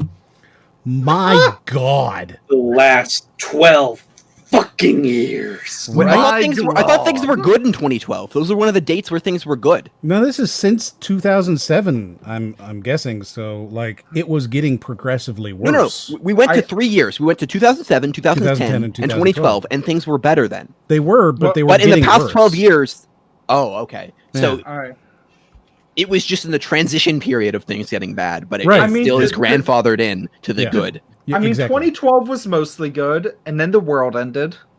Right? Wouldn't it be funny, right? If all of us suddenly just woke up and it was like, oh yeah, no, that's what happened. That's why everything got progressively worse, is because actually the world ended in 2012 and you're all in hell. This is like one of those like doomsday theory kind of deals. It feels more like limbo. Yeah, you're all in hell. I feel like I'd rather be. I believe it. So he seems to have taken, this turn. So, Mass Effect is the worst game ever. It has ruined the gaming industry, right? Yes. Because Mass Effect was a great game that fucking sucked. And the entire industry is worse. And that seems to be it. Is he trying to attribute Mass Effect's success to EA's success, and that's why? I don't. Dude, he's gone off he's already. I don't know what his point is anymore. As soon as he did that 180 at the beginning, it gets really hard to follow him. Well, I mean, the general consensus on if you just rant about Mass Effect and don't like actually talk about it in any kind of nuanced way is yes, Mass Effect 3 sucks, ha ha hee hee ho ho, but like I don't. It is congruent with my understanding of this type of Mass Effects fans' beliefs, so I don't feel like it's. I don't feel like it's inconsistent at the very least. This guy is reaching more than that dog Raiden kicked to the moon. Doge to the moon. Man. Yeah, Doge right. the moon. Doge went to the moon.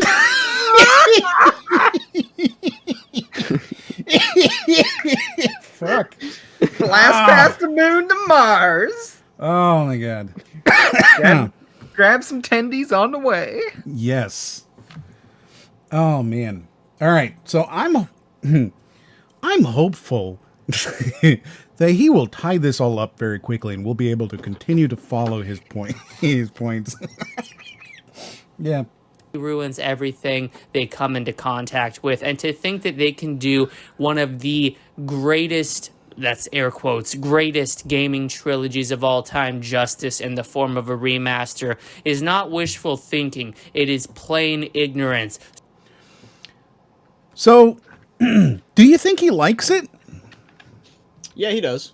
I don't understand the line of logic between these were amazing games. They cannot do them justice by doing absolutely nothing to them. Also, I don't know if you've realized, I don't know if I have no idea if he thinks Mass Effect were good games or not. I think he thinks 1 and 2 were good. Yeah, he definitely doesn't like Mass Effect 3. The only thing good in Mass Effect 3 was the multiplayer, he said. The vibe I'm getting is that he liked parts of 1 and 2, none of 3, and then somehow, despite not liking the games on the whole, felt compelled to pay 80 CAD for the PS5 version, and was disappointed when it was still the same games. I don't even think it's out yet. It's not out yet. It is not out yet. Yes. So Crypto has requested a prediction. Does he like Mass Effect as a series prior, let's say as a prior series, right? So does he like it? Yes, he likes ME circa, let's say 2007, right? Yeah, as of 2010, it's still good.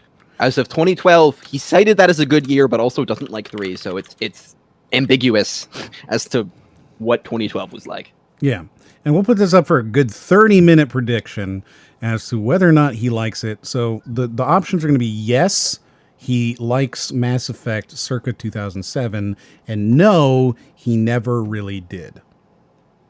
All right. The question, of course, is going to be whether or not CryptoSpook puts all of his points in again and uses them. Can we do a second prediction? Yeah, like does Crypto gamble lose all his points? Yes or no? Does he gamble all his points? Oh man, that would be funny. Because he lost all of his points last week, right? When he put, I think, 10,000 points that Mayim Bialik was going to explain her point. What was it, the point she made? Oh, dear God. Oh, yeah. The reason she doesn't stream games anymore. And she wouldn't do it again. And she wouldn't do it again. For the reason I'm going to explain. And then she never did. Yeah.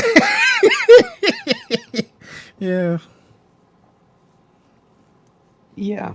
Stupidity on this. I was just saying that video one was tough to get through. Yeah, it was really difficult because she just kept... That was the angriest I've ever seen you. It made me really mad. That movie, or not movie, that video, 6-minute long video, and I came out of it going, fuck you, Mayim. I didn't care about this person beforehand, but afterwards it was like, oh no. Just, oh no. Yeah, oh no. No, she's terrible. All right. Display moronic thinking at its finest form. You do not need to be a rocket scientist to figure out that the Mass Effect Legendary Edition is a scummy cash-in attempt. Okay. I need to be a freaking rocket scientist to find out if you actually like Mass Effect, though. Yeah, so that's the thing. We still don't know, but we do know now, I think definitively, what he thinks about the current Legendary Edition, which has not been released yet. Right? It is scummy. It is a trash heap of scum and villainy. And I should say, I'm only speaking anecdotally here, just via the Mass Effect fans that I know. This is something they've been asking for, definitely. Yeah, I mean, I liked Mass Effect 1, 2, and I mean, to an extent, 3. Me and Crypto actually played quite a lot of Mass Effect 3, even the multiplayer, which was like a horde mode before horde mode became a thing that was very common. So it was 4-player co-op with loot boxes in horde mode. Does that make sense? No? No, it actually does. I know exactly what you're talking about. Yeah, so it was super neat.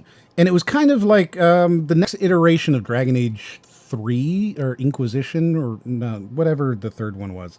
It was like the next iteration of Dragon Age 3's multiplayer. It was fun. It was enjoyable. Like playing as the Vanguard and like rushing into battle with a shotgun was super neat. It was a lot of fun. Didn't Inquisition come out after Mass Effect 3? No. I'm almost certain, because Inquisition was a PS4 game. Mass Effect 3 was a PS3 game. No. I'm pretty sure. Nope. I think so. No. I don't know what we could do to find out, but I'm pretty sure. Nope. So yeah, you know, like we played it, was good. And the first one, like the first game is very dated. It's definitely a strategy game. It is more tactical, kind of XCOM-y, but over the shoulder XCOM, because you control your entire squad very granularly, which they removed and made more action RPG like in Mass Effect 2, and then they really like leaned into that for Mass Effect 3. So I would be okay playing through the whole thing with, you know, that more action RPG kind of style, because, you know, they just abandoned that entirely. They abandoned the tactical style entirely after the first game, and it just kind of feels, I don't know if I want to say anachronistic, but it definitely feels a little bit dated.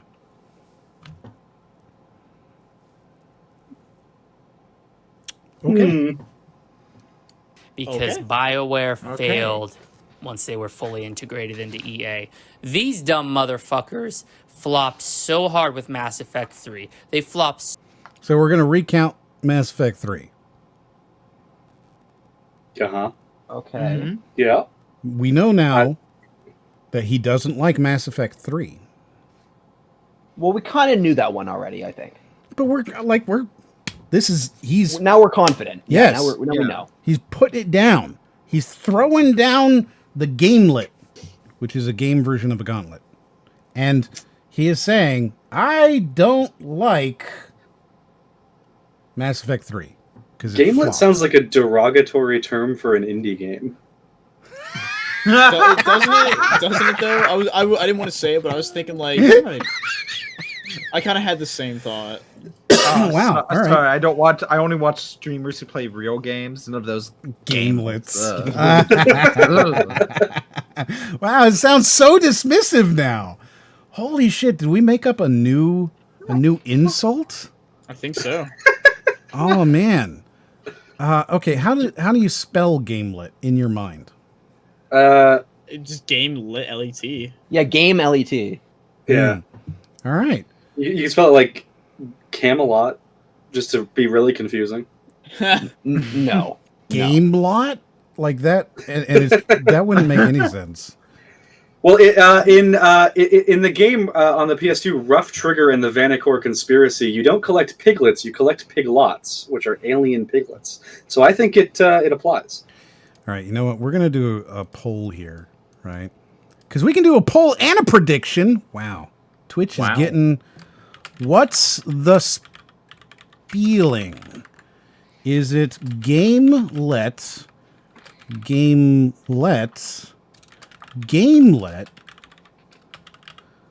or gamelet?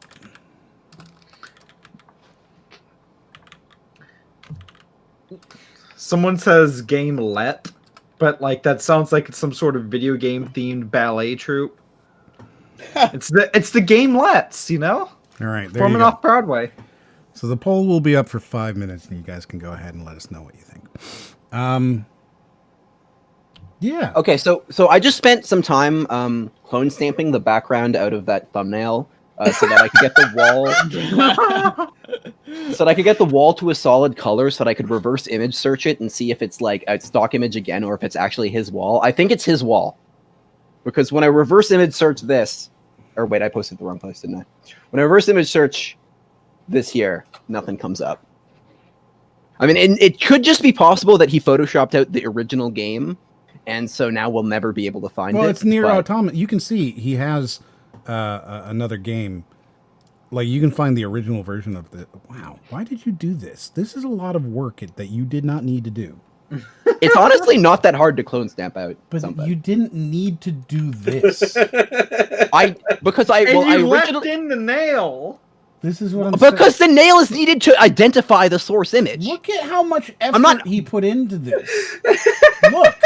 Look how much effort he put into this. Well, God damn, dude. Okay, I have to Ryan. I just have to ask, why didn't you just use content-aware fill? Because I use Paint.net. I don't actually have Photoshop. I see. Well, we all think less of you now. Well, look, to be fair, I originally reversed image search to just the thumbnail, and nothing came up. So I'm like, all right, fine, let's Photoshop out the do not buy and see if we can find that wall image. And no, we couldn't. It's such a weird thing for you to get hung up on. I suspected it might not be his wall. I thought he just took that image from somewhere. That was just a guess. I thought I could prove it, but I didn't. You just hate the nail. Well, that's one thing I hate, yeah. You don't have Photoshop? What are you, poor? Wow, Speedy. Wow. That's rough, man. Yeah, with that, you're on a whole different level of just, like, you're almost Brody level tonight, my dude. You don't wipe your ass with $100 bills? Wow, man. Damn. What are you... Just terrible. Terrible. The answer is yes. I am in heavy debt right now.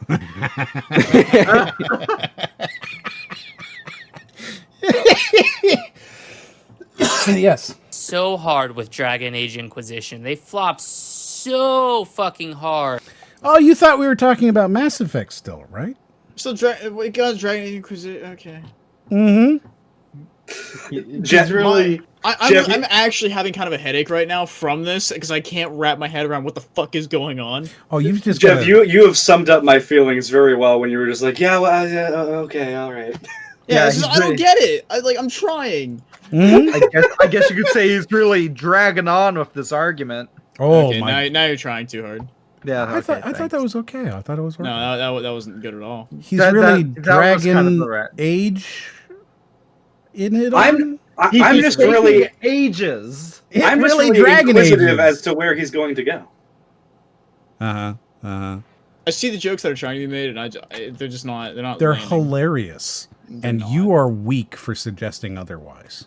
I'm the weak one. I mean, I just go for easy puns because that's what I do. I can respect it because I love a good pun, but I love a good pun. So wait, hold on. I'm just looking at the bingo board. Does him saying that the remaster is like poaching nostalgia and it's like a cash grab? That's kind of an I got it cheaper, isn't it? Is it? I mean, I don't think he's quite saying that. I understand the line of logic. Yeah, I do too, but I don't think it hits that. I don't think it hits that. All right, fair enough. Yeah. Though he might have done immediately wrong in the same thing in the same sentence when he did his 180. Could have been. I mean, I don't know if we need to cross that off because I'm sure we'll get it. Yeah. With Anthem, that now they have to retreat back to what was one of their last quote-unquote great franchises. Let's be real, the games weren't that good to begin with. Oh!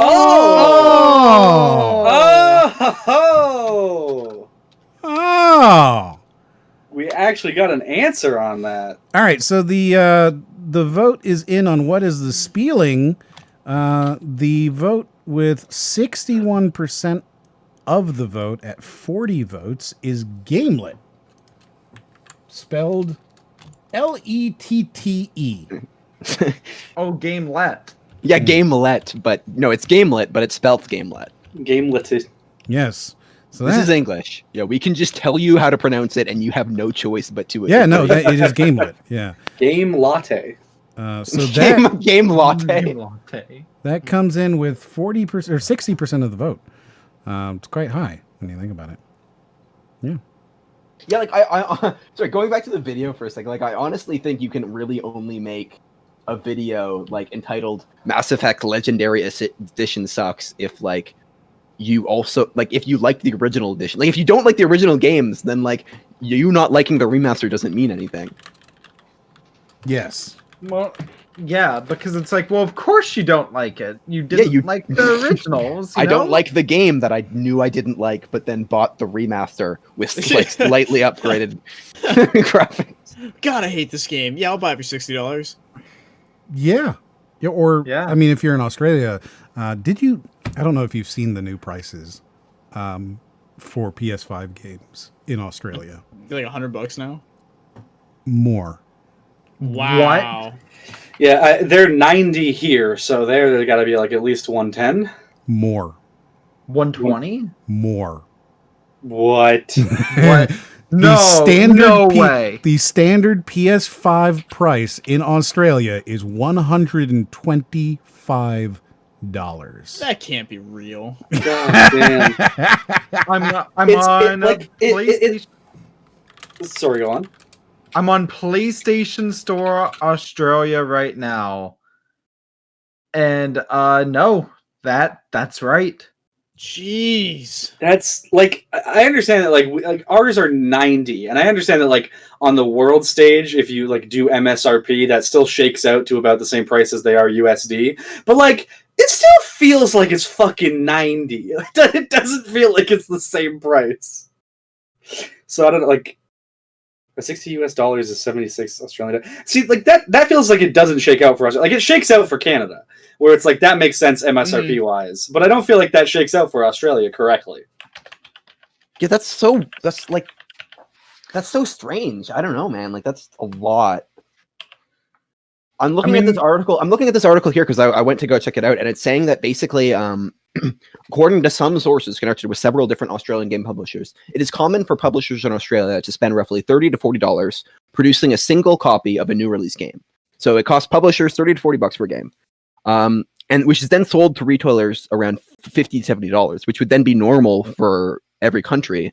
But then the retailers are the ones selling it for $89 to $105. So I don't know what the normal like cut for retailer or cut for publisher would be, but like somebody is doing something there. Yes.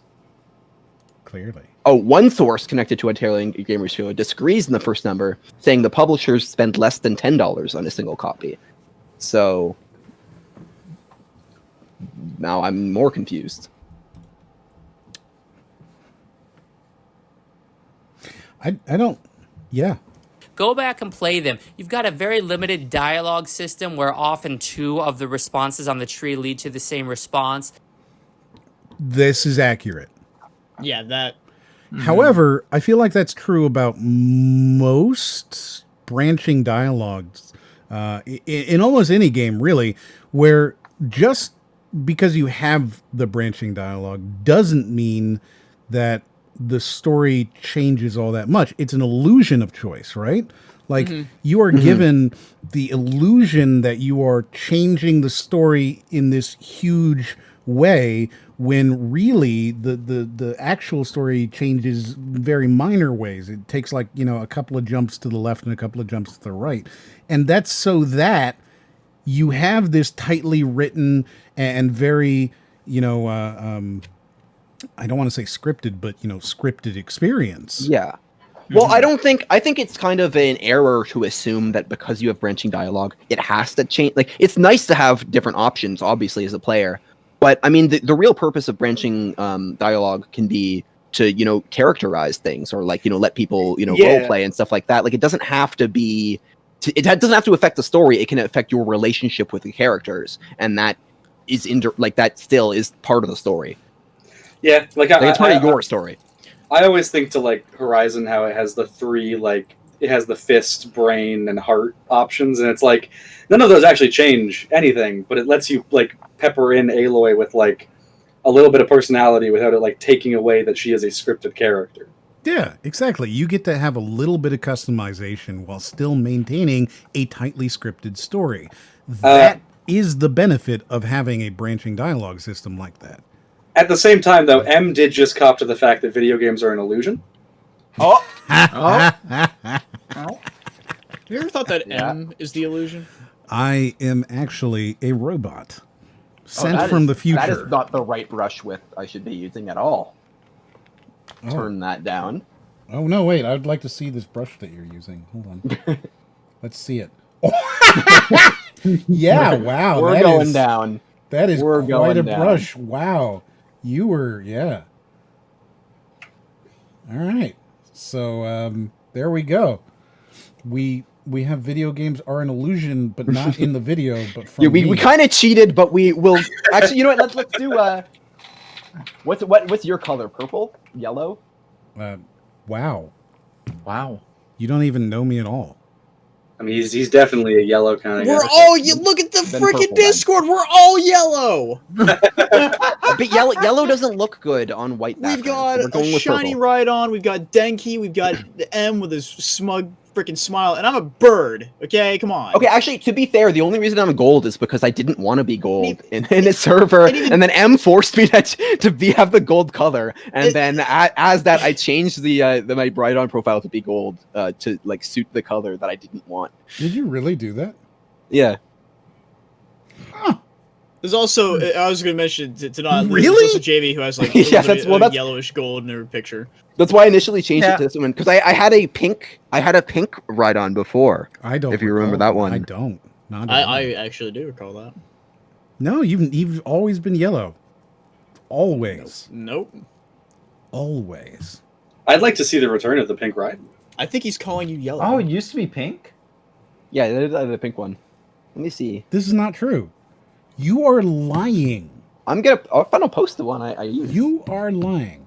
I literally have my pictures folder where I have like all my previous ones. Tim would like to know, do you think Mass Effect is a bit overrated? I think that with any pillar game, any pillar franchise, they tend to be sort of seen as sacrosanct, right? They are untouchable, and therefore you can't complain about them. I don't feel like Mass Effect has that status. I feel like it's getting there. I feel like Mass Effect fans think it has that status. You've never used this.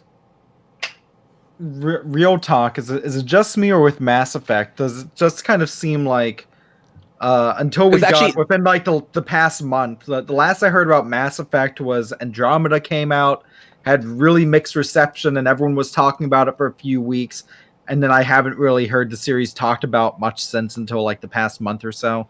Well, they did just announce the Legendary Edition. True. So, but even then, like even with games that are supposedly that massive, and such, you hear at least something in between, at least some talking to older titles. I think BioWare has been kind of staying out of the spotlight because you got to think, like, the last two games that they've released have been huge, massive, ultra killing flops. Right? You have Mass Effect Andromeda followed up by Anthem. Yeah, I remember Anthem. You're the only person.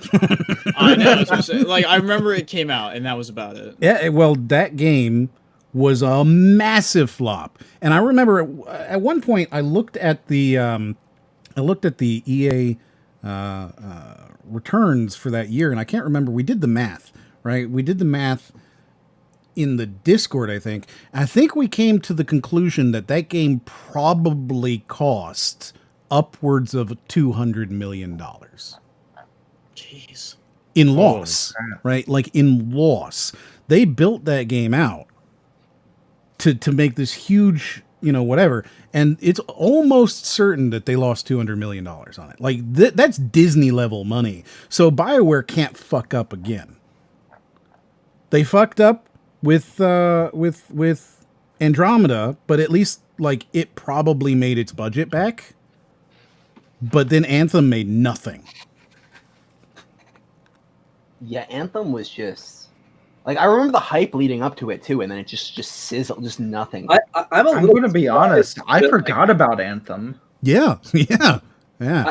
I'm honestly surprised like they haven't already hit the chopping. Just given like how eager they were to like get rid of like Visceral and EA Redwood, like to just kill those like before they even got a chance to put another game out. But like I guess BioWare like has some kind of like staying power, just like they made KOTOR and everything, so like they have that level of like leverage. But I feel like I don't know, like Visceral made Dead Space and they still got axed. At this point, BioWare is nothing more, because you got to remember the doctors have left a long time ago. BioWare was moved into the EA Edmonton office how long ago? Like the BioWare Edmonton was, or whatever it was called, was turned into EA Edmonton. BioWare is nothing more than the EA RPG brand. I don't think it's really, like in our current way of thinking, I don't think it's really a studio. It is the internal moniker for this is an RPG game. I can kind of see what you mean. Yeah, I can see that. It's been so long since they've made their best stuff with Sonic Chronicles: The Dark Brotherhood that I was hoping that would get at least one reaction. Yeah, that was a visceral sound there too. Whoa. I pre-ordered it. And I was like, I like that game. I think it's. I'm a sucker for turn-based RPGs that have action commands. So like, I really like I like the touchscreen stuff, and I think it like the character writing is about as good as it is in like any of that like adventure era Sonic game stuff. So for context, I was about 11 years old, and I used birthday money to pre-order that. Wow, that sucks. Yeah, I think I returned it. Wow. Okay. You barely get any information that transfers over from game to game. Honestly, there's no... So the dialogue system isn't, I guess, taking advantage of, or it's not wide enough, right? Like that's his first complaint. And then the next complaint is that there's not enough story changes from game to game. This guy really seems to want like his Mass Effect 3 to be vastly different than anyone else's because he played the first two games. I mean, that always has been one of the things where it's kind of like, if you're going to do a game that does have branching narrative and then you make a sequel, you are kind of writing yourself into a corner. Well, you have to though, right? Like there has to be a canon choice that you're going to follow off of. Well, not necessarily. I mean, like Elder Scrolls did a really interesting one with Daggerfall, where they're basically like, yeah, it was a dragon break, time broke, it all happened. We don't fucking know, we're not explaining it, but they're all canon. I mean, Mass Effect does make an attempt though, like to like. I remember like Mass Effect 2 when it first came to PS3, and like Mass Effect 1 wasn't on PS3. Like I picked up Mass Effect 2 and. It starts with like this comic recap of Mass Effect 1, and it's like, here, pick these like 5 specific substantial choices that actually do carry over to the game or whatever. Yeah. And then you start in space, frozen and dead, so that you're a fresh character. Yeah. Yeah. Which is one of the few ways that you can handle that, right? Like, eventually, as your story begins to creep, you have to kind of tie it together for these chapters. It makes it really interesting that they're like returning to Shepard, like they're doing Mass Effect 4 proper with like Shepard and everyone, and it's like, I don't know what you're even gonna do with that, but okay. The Elusive Man, I believe, Crypto. The Elusive Man, played by Martin Sheen. Yes. No point in going back and playing Mass Effect 1 or 2 That's because not of the Charlie Sheen. Okay, it took me a second. I was like, is that Charlie Sheen or that's a different person? That's like an old man person. That's Martin his dad. Sheen yeah, that's his dad. Oh, okay. Also the dad of Emilio Estevez. Yes. Yeah. You should look up that family because the cousins are the surprising part. Really? Yeah, you go, oh shit, really? That's a cousin? Yeah. Sheen family. Well, don't do it now. We're on you just put that up in a tab and move the tab to the left and then look at it later. I'm not seeing any surprising names other than the ones that I expected to. Do it later. Okay, so we're gonna listen to this again because what's his face over here started talking. Honestly, there's no point in going back and playing Mass Effect 1 or 2 because I feel like the Sheens don't Hold have on. interesting cousins, and you're about to be caught, and now you're panicking and trying to switch the discussion to something else. I think we have this one. Hold on. What would this be? What would this be? What would it be? from game to game. Honestly, there's no point in going back and playing Mass Effect 1 or 2 because of the Genesis comp. Oh, there's no, it's got to be. I'm telling you, it feels like one of these. Wait, because of the Genesis what? What was he trying to say? It doesn't matter. He's saying that there's no reason to play them because you don't have, your choices don't follow through, right? So because you playing the first two games, there's no reason. Whoa, God, it's definitely this might be a new one. It might have to be a new one. Yeah, there's. Because here's the thing: there's no purpose. What am I got to think about it. I got to think about it for a second. This is gonna be so. Are you trying to think of like the Jim Ryan thing? No. There's no reason to play this game because the events have already affected the next game. Yeah, but it's more than that. I kind of feel, Rico, that it does fit into the illusion part just a little bit, right? Like video games are an illusion. There's no reason to play, but it feels so much more specific than that. And I can't quite figure it because we've seen this in other videos where it's like there's no reason to do that because it won't matter, right? And it disregards it disregards the act of playing the game. That's what I'm thinking of, right? Like how many times have we seen it where as you're doing, oh yeah, like my dad's criticism for horror movies every time that makes no sense. It's like, oh man, it's so dumb. Why did they all die at the end? Like, there's no point on a movie if the characters just die. I'm like, what's the point to a movie if they live? Like, I don't understand. The story. You are disregarding the story of the game. You're disregarding the playing of the game. Games are fun. Playing them as an action still has value. That's the thing we're missing. Yeah, it's not on here, but we've seen this 100 fucking times. Is that the gameplay still has value?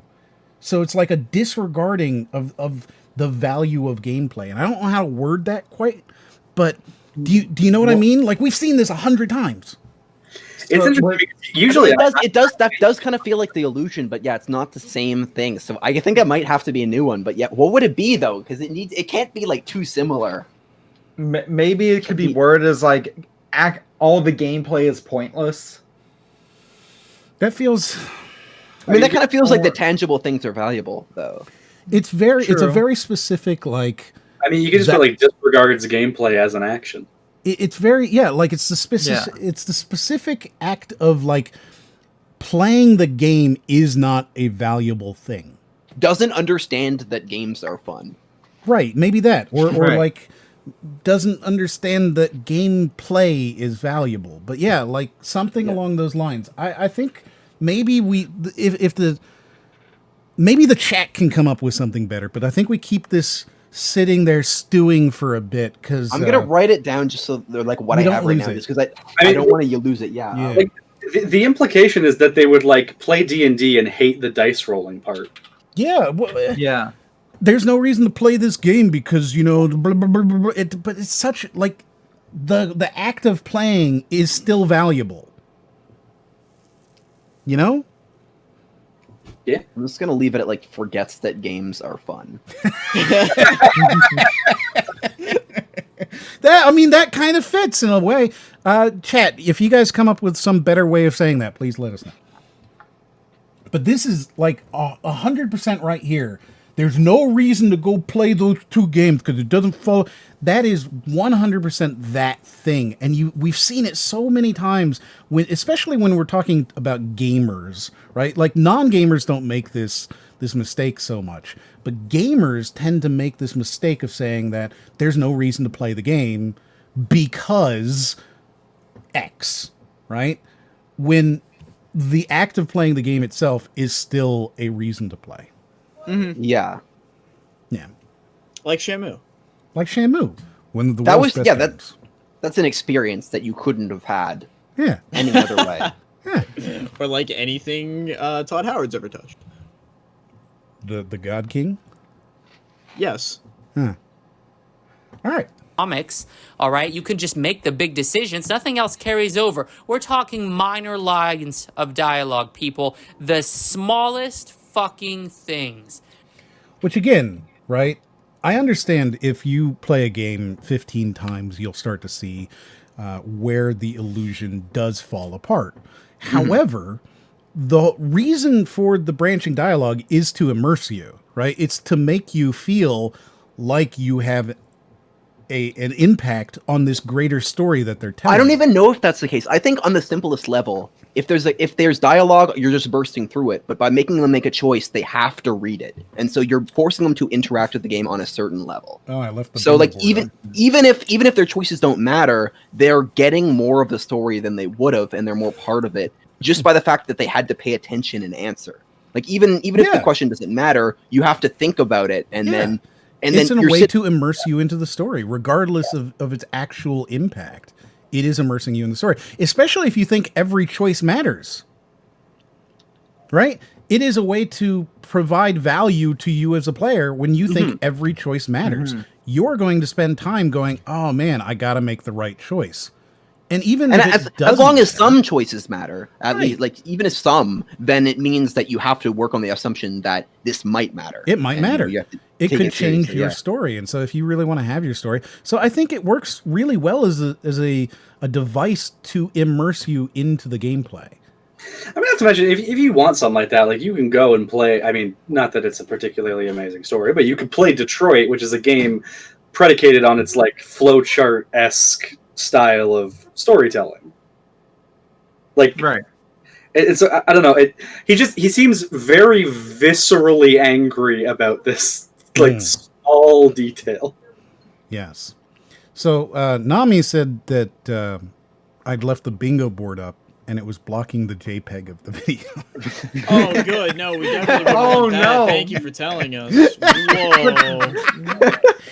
I get it, but I saw him say that, but it didn't register it like that. That was a funny thing. That's like, funny. Oh, okay, thanks for telling us. But then it is funny, yeah.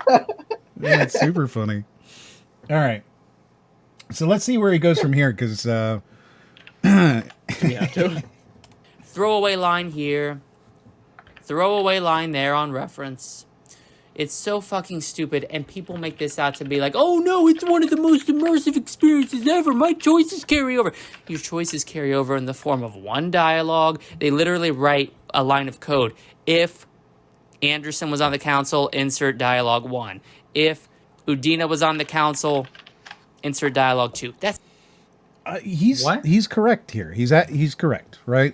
So with certain choices, it is very much kind of this cosmetic thing where it's like, well, we better talk to Counselor Bob, and then on the other choice it's like, well, we better talk to Counselor Ray. So yeah, 100% that does exist in this, but for the reasons we literally just espoused. Like, the whole thing is that it gives you an immersion that you are making choices, right? Yeah, well, I guess is he mad at the marketing side of it? Because there's nothing wrong with a game having dialogue that references, like branching dialogue that literally changes depending on how you played the previous games. I think, in my opinion, that's unheard of. Yeah, but his thing seems to be that he wants it to be huge. He wants this to be the biggest game of all time in order to account for every single possible choice that he could ever make. Yeah, that's basically what he's saying, I guess. Yeah, that seems to be what he's asking for. That's not an expected expectation. Like that's not something like this doesn't suck because there's nothing else that does do it. You know, like if this sucks, every game does. Like there's no such thing as a good game because like nothing does that as far as I'm aware. There is no game that gives you 100%. Like the whole world changes around you. No, I'm like I don't even think there's a game that allows you to choose the start of the game or automatically chooses like puts you in a different start based on your previous playthrough of like the prequel game on maybe a different system, you know, that came out years before. You know what I mean? Like it doesn't scan your save file and then change the state of the starting game for you. Yeah. Where you start in a different place from where you end. Yeah. You know, I can't think of anything like that either, where you start completely differently. But I've definitely seen some games where, like, it does take that you've played other games into account. But you're right. Yeah, I've never Metal seen Gear. that. Yeah, like a Metal Gear or something like that. Yeah. Mick says he's complaining that games are limited to the scope that a designer can create. And yeah, I think that's really the thing, is that this guy is I don't know, like cloud dreaming up what it could be without any reality attached to it. Right. Because I think there is something to be said for the whole, you know, a game is only limited by a team's imagination. I think that's, you know, definitely a very beautiful, idealistic way to look at it, right? But in reality, that's not exactly feasible, is it? No, that's the thing. It's not. Eventually, there's a barrier with cost, or there's a barrier with manpower, or there's a technology barrier. There's a lot of games. No, usually it's very easy to do. It's just your game won't run. Yeah, it just won't. Like you can have as many like polygons and assets and high res textures as you want. It just won't run. Yeah. Like, have you guys ever okay, perfect example is the PlayStation 4 trying to run Cyberpunk. Just can't do it. It just can't do it. And like that's a technological hurdle that is impossible to cross. There will never be a way that you can make a PlayStation 4 game look as good as, you know, the hypothetical Crysis 4 or whatever. You know what I mean? It can't go that far. There's a technological barrier that's impossible to cross. So like there's a lot of things with that. And it's not just the we could make this game do this thing. Sometimes it's like that is a problem that is unsolvable.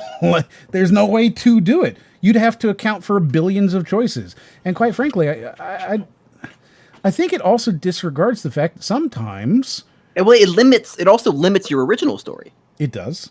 But I think it doesn't take into account the fact that sometimes your choices just don't fucking matter. You can do and say whatever you want and change nothing. That happens.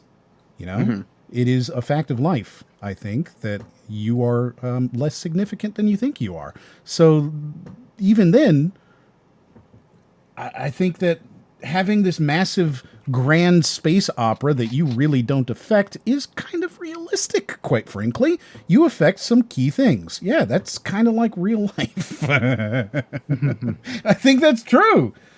You know? It is. You're right. It is. Well, thank you for the agreement. I feel patronized somehow. I know that you weren't trying to... You got it. You got it. Good like, job. I know it wasn't meant to be patronizing. Yeah. You did. It felt like a golf clap. Reddit discovered 10 years ago. I hate you so much. That's fucking it. That's all they're doing. All right. By the time you get to Mass Effect 3, they've already retconned all the major decisions like the Rachni. All right. Or they've stripped out major story elements like the data. Seriously, you want to talk about the Krogan data being a big choice? It's one thing. You can choose whether to kill more. See, I'm sorry. Like, I still have to keep in mind, like, this is still just criticism of Mass Effect and not the Legendary Edition. Correct, yeah. Which still is just not applicable whatsoever to like what we're supposed to be talking about, which is why it's worse than the original game. You can't shit on the original games. You're comparing it to the Legend. I mean, you know what? I bet in the last like 10 seconds you can be like, oh, so you shouldn't buy the Legendary Edition because it's a full price game. Okay, bye. Subscribe. Yeah, I mean, you know, we'll get there. Will we? Yeah, will we? Of course we will. So, like, Yeah, that is. I don't know. Yes, I agree. Or not, that's fucking it. That's not a big choice. That's not making me feel the weight and the impact of my choices. That's literally a The throwaway gravity decision. of his actions. Throwback. It's a throwback. I hate you. Wow, what a deep cut. Right? He's very, very mean to me. Jeff is. He's probably the meanest person I know. Do you know? I believe that.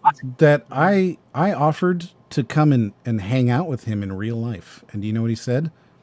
Oh, yeah, I can't drive that far. I couldn't, yeah. It's a shame. Do you see? Sounds like those plans came crashing to Earth. All right, you get out. I think there's an AI-generated text-based game to try and so AI Dungeon is what you're talking about, an AI Dungeon 2, which runs off of the open CPT or open whatever, which is the open AI text prediction thing, and it runs off of version 3.0. Which I think is called Dragon, and it's one of Elon Musk's projects, interestingly enough.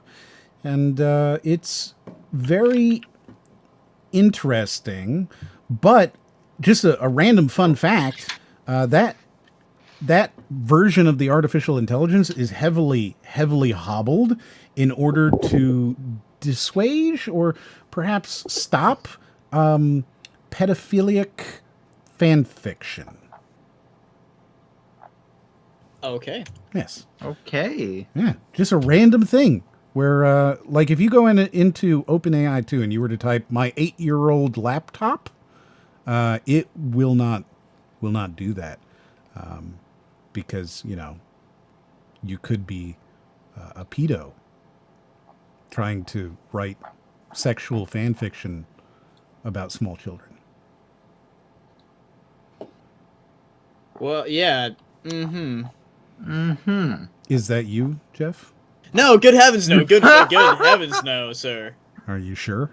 Yeah, I'm pretty positive. Well, I'm just saying, knowing what you do for money, Hey, you can't hold that against me. I'm holding it against you as we speak, like I'm currently No. Still, there's a difference. See, I can choose what I say I voice in and what I don't voice in, and I have limits. I'll voice in a lot of stuff. There's a limit. And usually, I've only ever had to block one person because they're like, "Hey, can you voice this thing?" And I'm like, I'm not comfortable with this. And they're like, "Oh, well, I mean, whatever, you increase the price for it." And I'm like, "No, I'm good, dude. I'm gonna go." And then I ended up blocking the person. So how much money was it that you turned down, just so that we can kind of figure out what your price would be? $150. $150 is not enough. Exactly. So, what about $200? Nope. What about I stepped up for a second. What the fuck did I come back to? We're trying to figure out what exactly Jeff's price is. I'll put it like this: for something like that, if it's something for the internet and it's just kind of out there, let's say it was private. Oh, good. No, even then I wouldn't. Like, if it's private, fuck no. What if it was just for one collector? I feel like private makes it weirder, right? Yeah, exactly. That makes it even worse. It's just one collector who just wants your voice saying something specific. How much would that cost? That makes it worse. Okay, if it's not an age thing, then well, I mean, it would be something like that. But then I don't feel comfortable with doing it. Yeah. But it's private. Even if it's private, if it ever got out... No, it would never get out. So how much money would it take for you to do that? Dude, I don't know. I'd still have to, know so many specifics. What about, $1,500 cash for 5 minutes? I don't know, man. Like I said, there's so much more to context that has to go No, and keep in mind that you're going to feel dirty after saying these things. But no fucking duh. But $1,500 for 5 minutes, is that an appropriate price? I don't know, man. Probably not. So $300 a minute? Yeah, probably for something, dude. Even just for something like that, given the notion of what it is. But probably. no one finds out. It's just you and him. I would still know. Yes. And that's enough for me. But it's just you and him. I as don't. he listens to your voice. Yeah, I don't know if I feel comfortable with that. As he listens to you. The fact that he wants you specifically, like, makes the like. Yeah. Jeff, at this point, I don't know why you're not trying to turn it directly back around on M and ask him the exact same question. How much would I want? Oh, I mean, I'm sure that you could find a price for me. Yes, M, come voice this child. I bet you could find a price for me. It might be higher than you want to pay. Exactly. But I bet you could find a price. If it were like something dumb high, sure. But again, I don't know what dumb high is. I don't know what it depends. It really just depends. Because there are some studios out there. No, like so big names but you would do this stuff. You think you would take some amount of money. So really, what we're doing at this point is just negotiating.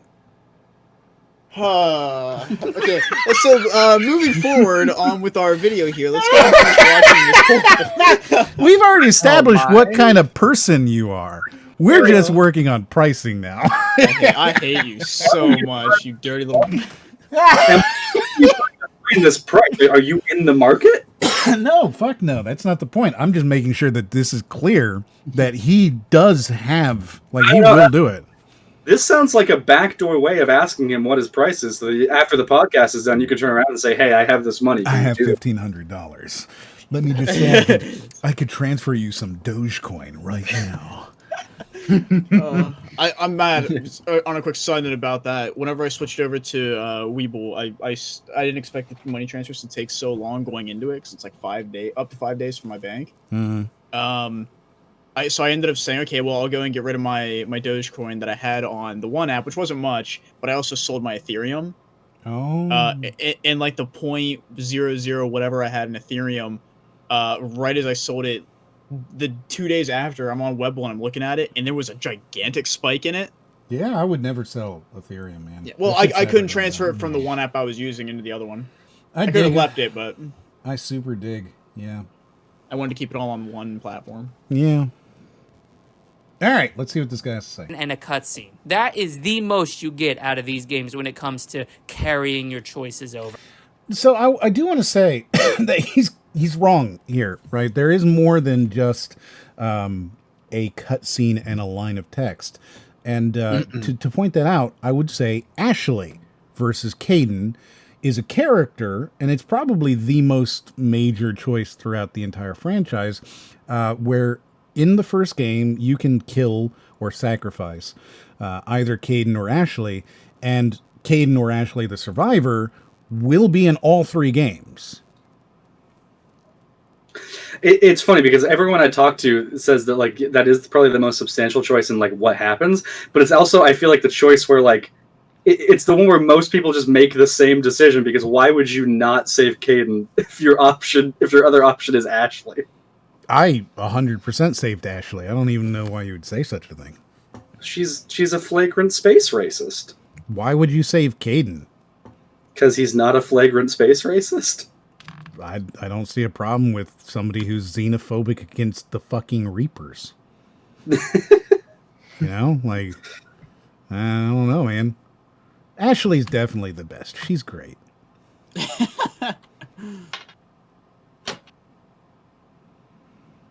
Crypto Spook says M likes tomboys. No, that's me. No, you just like boys named Tom. Ouch. Or pumpkins named Tom. Or pumpkins named Tom. Yes. I mean, I still think, like, even as much as we're saying, like, if the criticism were valid, I still don't think it's valid because of the fact that, like, it's, like, no other game does this. You're looking at, like, the game that is, like, has the most impact, you know, and then saying it hasn't done enough. It's like, it's the best example you could find, so I don't see how you can critique it on that. Yeah, I agree with you to an extent on that. But, you know, he's doing what he's doing. And don't even get me started on what they did to Mass Effect 1. The combat in Mass Effect 1 was the greatest combat I have ever seen in a video game. Oh, so he does like it. See? Do you see what I'm saying?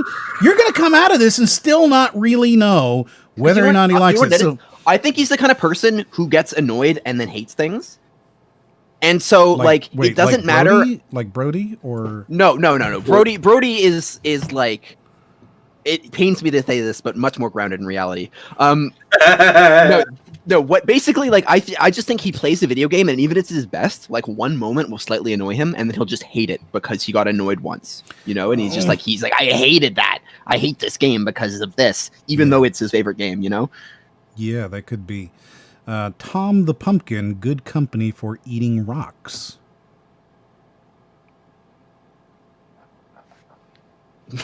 Just silence. No, sorry. I got a text like as you said that. Tell them I'm good company for eating. I mean, listen, if there's a tomboy pumpkin girl, I mean, yeah, I'm gonna hang out with them. That's very simple. And sorry, tomboy. Oh yeah, no, I'm back with you.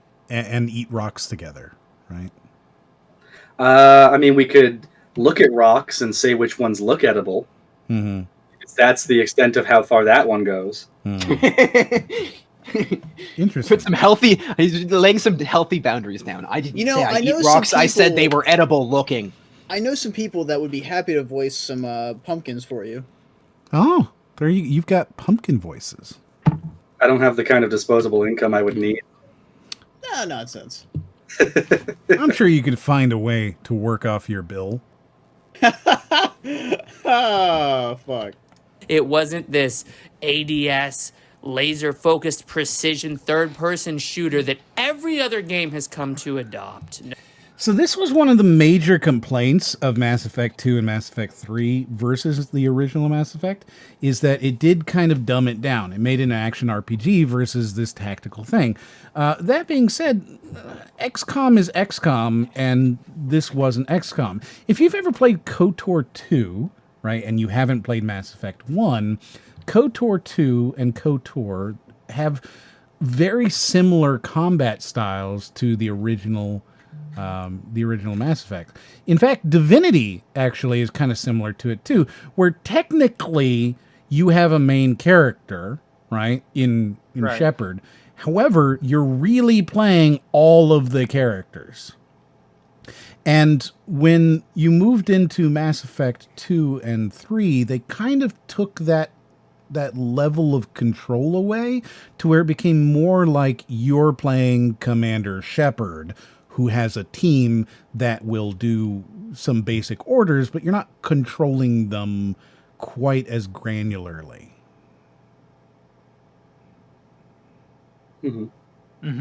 Okay, yeah. I hate you all. No, it was Like, honestly, I think we already went over this on the tier list, which I don't really have too much experience with Mass Effect, so I don't know how. I have enough just to not care. They were okay games to me. That's all I can say. Like they had some moments that were really cool, and that's about it. Yeah, I mean, from what I played, like the story and the writing seemed interesting. I mean, I will say, like, I was not a fan of the gameplay. It just felt kind of stiff from what I recall. I mean, kind of my same issue with Witcher 3's combat. We're not talking about that.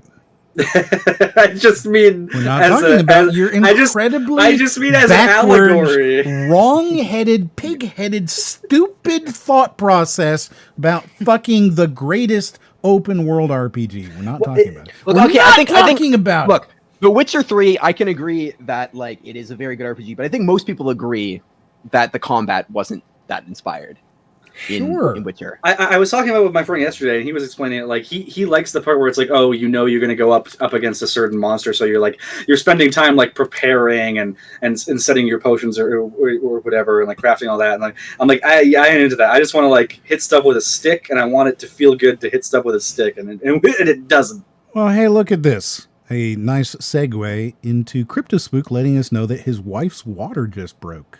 Oh shit! Congratulations! Hey, congrats! That's amazing. So you're about to have a parasite. Name it Jeff. Right. So congratulations. I hope that you have expense I hope that you have income that you don't need anymore, because now you pay for the baby. That's a very M thing to say on children. It did kind of feel that way, didn't it? Like, holy shit. Yeah. there you go. So good luck. Go have a baby, I guess. I guess we'll never see you again. Not that we see him anyway. Yeah, it's true.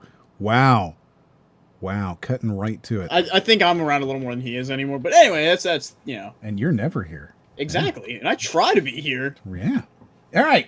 Something that took stats into account far more. The reticle, you knew that where your reticle was aiming wasn't impacted so much by the crosshairs as it was behind the scenes stats. Okay. Who hurt this man? Okay.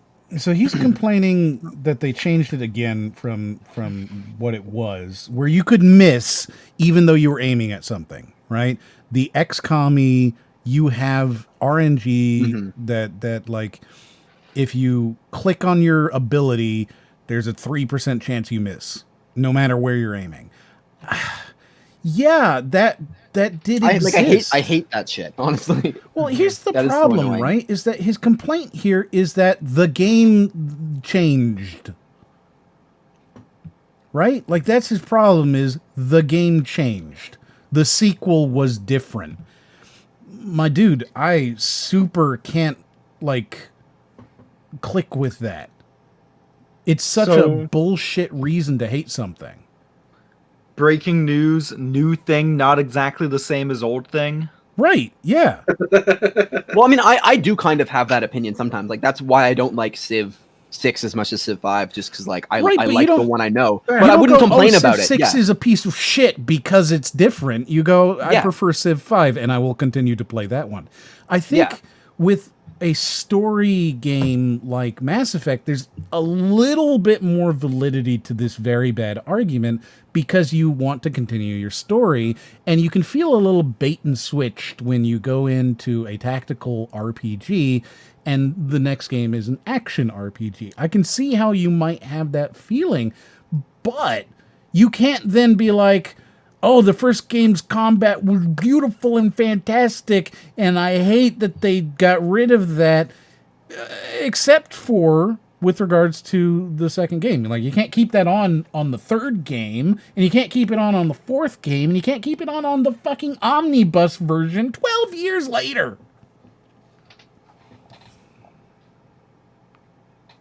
Nobody's ever reacting to me. I'm constantly sitting here and I'm pouring out my fucking heart to you guys, and then I just get silence. I get nothing but silence. It's just me sitting here. This is the M show, everybody. Listen to me rant. And then it's like, oh yeah, that's some silence afterwards. Do you agree? Well, I don't know. Maybe it could be. I don't know. No, my dude. We're all teeing it up for you. We're all leaving our points on things that people can react to, and then you say your rant and then end the argument so that there's no like way to respond, and then sit there while we're all panicked like, oh shit, like I don't know what to say. I need to say something. Just say something. Yeah, you know what? Here's my opinion on this. Let me just tell you about how I feel about this thing. Comment. This is amazing because I remember the first few times I was on, M pointed out he has a trick where he just lets the silence go and it makes me uncomfortable. And now the script has been flipped. Now M is so uncomfortable with the silence that he's just he can't take it, and it's amazing for me. It's just retribution. You sound very tense here. Is it because Mass Effect Legendary Edition sucks, is ruining gaming, and that you should not buy it? Yeah, that's it. That is it. I hate. Tell me, when did these thoughts first start? You know what? Here, take a seat. Yeah, we're super not doing that. Holy shit.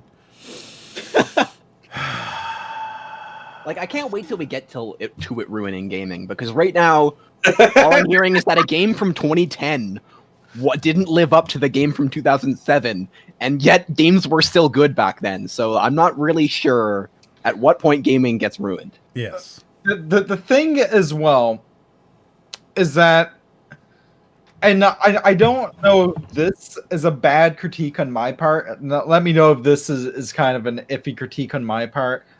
But is it bad? I kind of wish he kind of put like a 20-second explanation of what the Legendary Edition is at some point.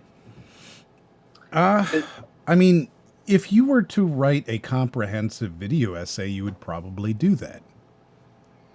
Or even just one sentences, but in the Legendary Edition, which is a remastered compilation of these games, because the issues that what's really confusing me is a lot of his thoughts. I'm like, all right, is he worried that these are things that won't be fixed in Legendary?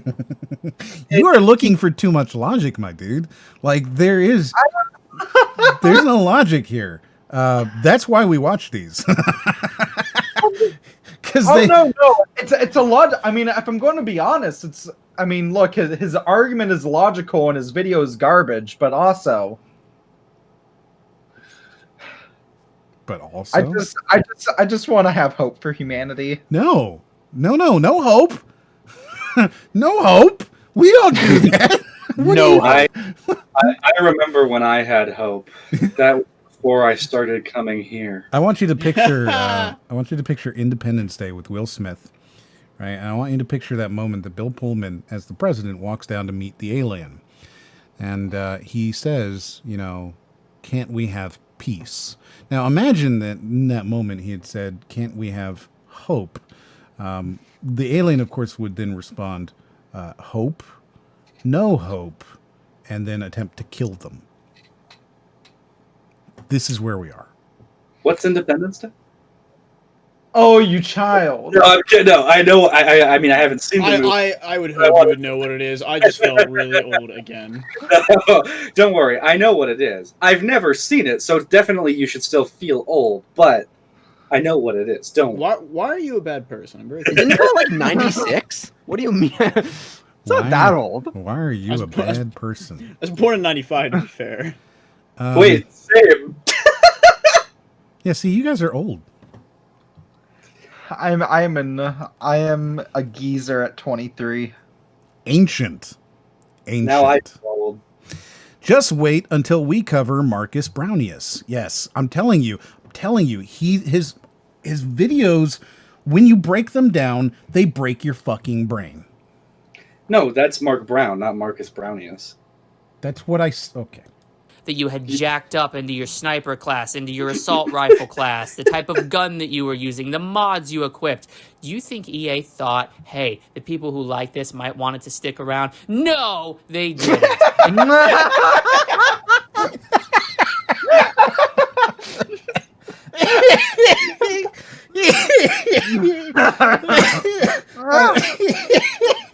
Oh no. I really like that. Oh. No, they didn't. Oh my goodness. They stripped all that away and made it just like the other two Mass Effect games, Gears of War clones with horrid combat. But they didn't strip it all away and make it just like that. I think he's talking about the Legendary Edition now, right? Like, hypothetically, the Legendary Edition removed will be removing the tactical. I don't actually know if that's true. I haven't looked into this game. No, he's already played supposedly, so this is like no, the game's not out. Didn't he just wait? I thought he posted the review or his first impressions. The game is just not out. It can't be out. Well, I mean, yeah, he could be posting his quote-unquote first impressions, but for all we know, he could just be bullshitting. No, he's got that EA hookup, they give him the review copies. Yeah, because he posted a video saying, like, first impressions not what I expected, and that, to me, sounds like he played it. No. So this comes out in 5 days. The game is not out. It comes out in 5 days. I can't believe he got Michael EA himself to come down and give him a copy of this game. Yes, at his 500 subs or whatever, he is so large that he's able to get it himself. Yes.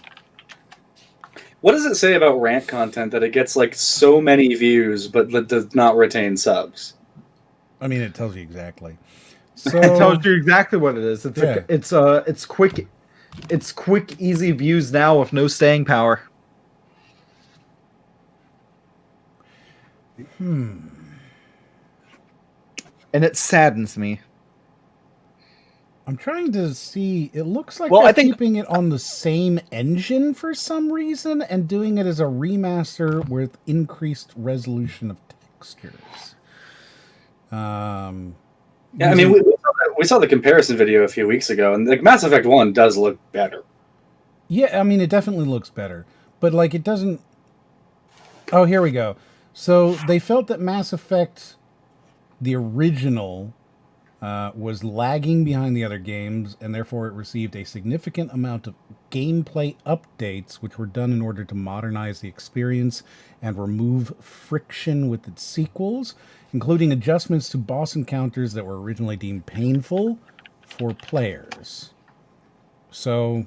Well, you know, if Legendary Edition is changing things, like are they changing the creative vision of the original game instead of just remastering it, then I think that's a totally fair criticism. It doesn't look like they are. It looks like what they're doing is they're changing it from, in some way, right? I wouldn't say the vision of it, though. It's going to be less tactical and more action RPG. Well, it seems like they're taking away the vision of Mass Effect 1 to fit it in with the vision of Mass Effect Trilogy. I mean, I suppose, but is that... Is it also entirely possible that you can just swap between the two types of gameplay? I mean, maybe. If it's going to be on the same engine, maybe. Yeah. But I mean, they did that with Dragon Age, didn't they? Where it's like you could do it the tactics way, or you could, you could press like O and be in the tactics mode, and it sucked because it's really fucking antiquated and not that much fun. You know, so like, would you want to do that? I mean, maybe for the lulz of it, you know, like. I mean, I'm sure there's definitely like a subset of people that are like, yeah, I would just those like. people are playing fucking XCOM. They're not playing Mass Effect. I don't even mean like a subset where it's like, oh, they enjoy the gameplay for the gameplay's sake, but it's more like people who played Mass Effect 1 were like, I want to get a similar experience to the one I had, even if it's not necessarily like the best tactics experience. I want to relive that, right? I guess. So I just realized something with a quick Google search, and it's something that really irks me about this vid now. Mm-hmm. So like this poor Photoshop job like implies that he's holding a PS5 copy of this game, right? Mm-hmm. It's not getting a standalone PS5 release. It's just coming out on PS4. The only way to get it physically is on PS4. And if you popped a PS4 disc into a PS5, it'll be enhanced. Well, there you go. So, Which, I mean, so, like, he has something, maybe that's why this video is getting so many views, because, like, he's holding a copy of the game that, as you can see, like, is poorly photoshopped. But from a distance, it looks like he's holding a copy of this game for a system that's not even getting a standalone release on. And I just realized this. Mm-hmm. So you think most of the views are coming from people going like, wait, is there really a physical PS5 edition? I need to see this. I mean, it's clearly clickbait. Actually. It's clearly clickbait, but I think you know, a few folk, I mean, let's be honest, most folks who are probably looking into getting this game are probably also a bit less in the know, so to say, as we are, right? Right, but I mean, that's exactly why I feel like it wouldn't be, because it's like the line of logic would have to be like, you already know that it doesn't have a PS5 edition for it to be excitable for you to see a PS5 edition. Either that, or I'm not sure, you know, how this is ranking in YouTube search right now, but like, what if someone just types in Mass Effect Legendary Edition PS5, and this is like the first thing that comes up? Yeah, I mean, well, someone who doesn't search that stuff should give it a try. Here, I'll do it. Hold on. Oh, no. While you're doing that, Framinator says we should rename this video to Local Troglodyte Emerges from Cave to give barely legible speech about how things used to be good. Oh, right there. One of the top searches for Mass Effect Legendary Edition. I typed Mass Effect L, and like the 7th one on the list is Edition PS5. I still don't know if he likes the games or not. I'm telling you, this is why I haven't chosen the prediction yet, because we're not done yet, and it's really hard to know if he likes it. And remember, I added in circa 2007. So, like, I'm not saying does he like the whole franchise, because clearly he doesn't. We're saying, is he a fan of this game or not? We'll see. We'll answer that question at the end. what they did. Sorry. The moment you search this, you get like the top 7 videos that YouTube's kind of pushing, and then right after that, it says people also watched, and this is the first video. Oh my! It's coming up as number 7 regularly in search for me. Yep. Yeah, see? He's going to go viral, man. This is going to be the next big dude. Although I am wondering, because all of you have now been on his channel, right? So how much does that tell YouTube that you want to see his content in your search feed? Oh, I didn't go on his channel to do it. His excellent content? I can't believe if you would... I think Brody's saying if you had clicked on his channel, like, or the video, like, earlier and then closed out of it, then YouTube knows that you've seen his channel, so it might recommend it higher to other things. I can't believe this video has gained 5,000 views just in the time that we've been watching it. Mm-hmm. Yeah. This is what it is, my dudes. They ruined Mass Effect 1, and then they're doing camera cuts in Mass Effect 2 and 3. Yes, the joke. Do you remember the joke? They're doing the camera cuts. Do you remember the joke? It's just M effect now, because they took out the ass. They took out the ass. Yeah. That's funny. The joke. I thought you were like referring to like the one joke he tried to make earlier. Did he try to make a joke? I was just gonna say that. Which joke? I couldn't remember. That's why I was trying to like. You're like, remember the joke, and I didn't say anything because I was like, fuck, what was that joke? You are supposed to respond, so I'm not just all alone talking to a void. But I don't respond when I don't have anything to say. Should. Like, You should just so that I'm talking. Yes, just talk. Just say things. I love the line of logic of just like, I know I am the co-host. I know it is my job to always be talking if there is silence, but I shan't when you say things that I do not want to respond. Yeah, right. I need to take time to figure out what to say. This is why everyone thinks you're a guest. If I just jump in, oh god. Okay, fine. You know what? We're gonna do it your way. You guys are getting exactly what you wanted. Let's continue the show and let's see how it turns out. Talk about the SJW focused crowd getting what they wanted. Oh, hey, look, we just switched it up again. I love it. I love it. What I love it so much. Talk about the SJW crowd getting what they wanted. Okay, that is what I thought he said, but I didn't want to be that disappointed. Really? Huh? You weren't already there? He let you down? I'm sorry. Yeah, it's the kind of thing where it's like you expect it, but you're still like, maybe they won't. Congratulations, you've completely ruined the artistic vision of the original trilogy, and you morons are gonna lap this shit up because, oh my god, game was so good back then, it's gonna be even better now. Oh, he's back onto it sucking again. Also, apparently we're morons. Well, yeah, I mean, obviously. Yeah, I knew that going in. Yeah. I mean, yeah, but it's different when he says it. Yeah. It hurts a little bit when he says it. Because you inherently respect his opinion, so when he thinks you're a moron, it's like, oh, that's real. See, you did a lot better here, Raiden.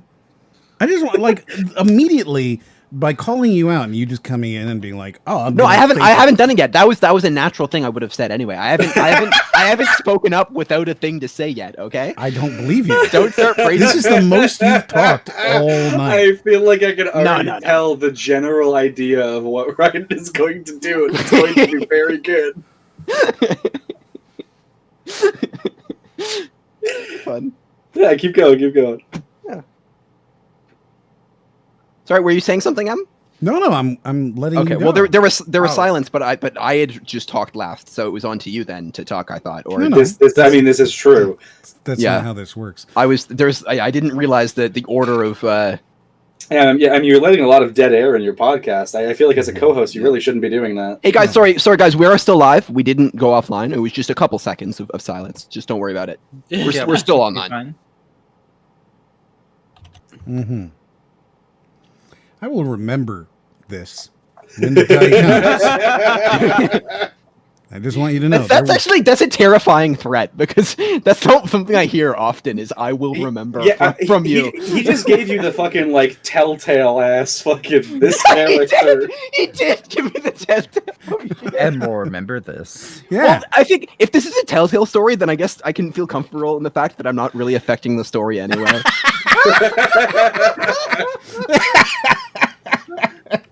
Yes. God damn it. Oh my. I've had this cough now for like 3 fucking weeks and it won't go away.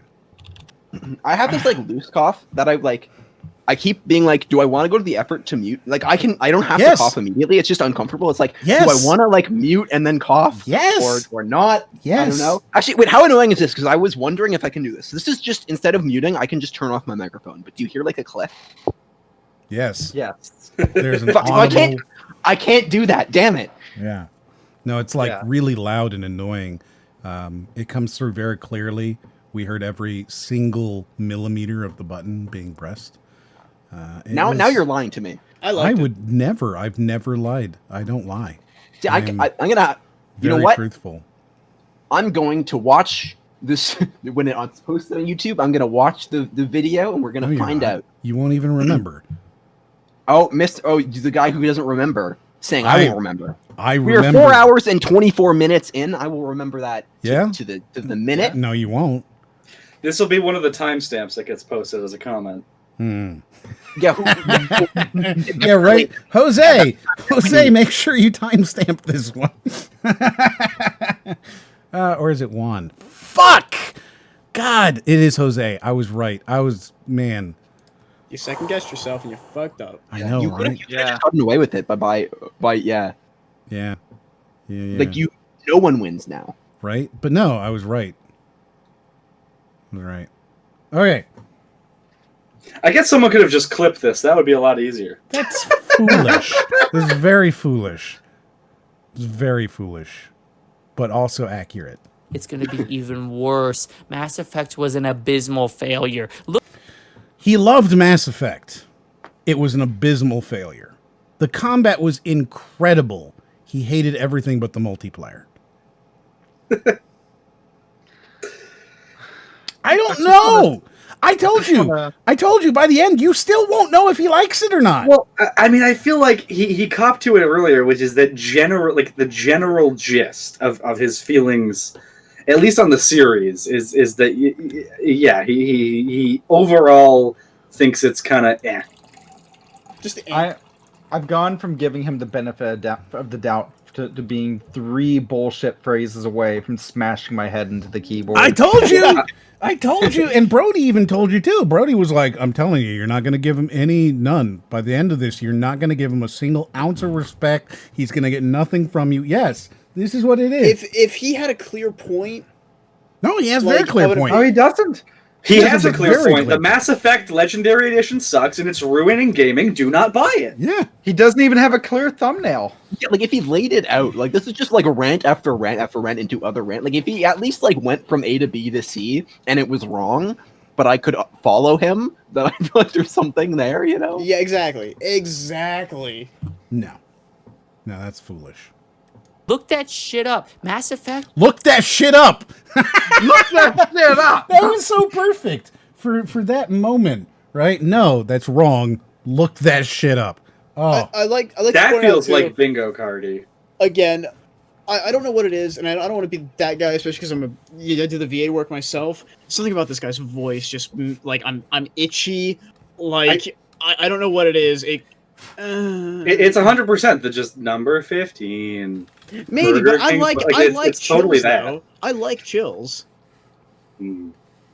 It's not that. It's something about, like, I don't want to be rude about it, but at the same time, I just don't know how else to say it other than I don't know what. Maybe it's the microphone quality or something. This video is painful. Like, whenever it's off and paused, I'm fine. Whenever it starts, I immediately get a headache. I don't think it's just the voice. I think it's the voice combined with the attitude that kind of makes it. And the only thing you can point out is like the tone of the voice, but it's not like maybe it's not just his natural speaking voice. It's just the way that he like his natural cadence.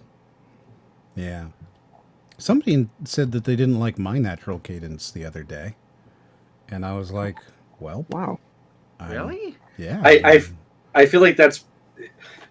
I feel like M's head, on compliments on his voice, has just been ballooning and ballooning up to that point where someone just sticks a pin right in it. Just boop. Good night to Tim. Happy 10th Duke Nukem Forever anniversary next month. Yes. Yeah. So they didn't like the cadence. Here's the thing. I have been told many times that my natural cadence is sort of like Robert California, which I didn't know who that person I don't know. was. Wait, isn't that an Office character? It is. I don't think Office character. I mean, it's been a long time since I've seen The Office, but I would not say that even a little bit that you have that kind of cadence. Well, I have been told it many times, and I've never seen The Office, so I haven't either. I don't know, but I have heard that. I've watched a lot of good parodies of it on YouTube. There are a lot of Office parodies on YouTube. Like the one by Pymations is really good. The one by Meat Canyon's really good. Meat Canyon? Yeah. Yeah, he does look really creepy, like sexual videos. It sounds like it would be very sexual. Yeah.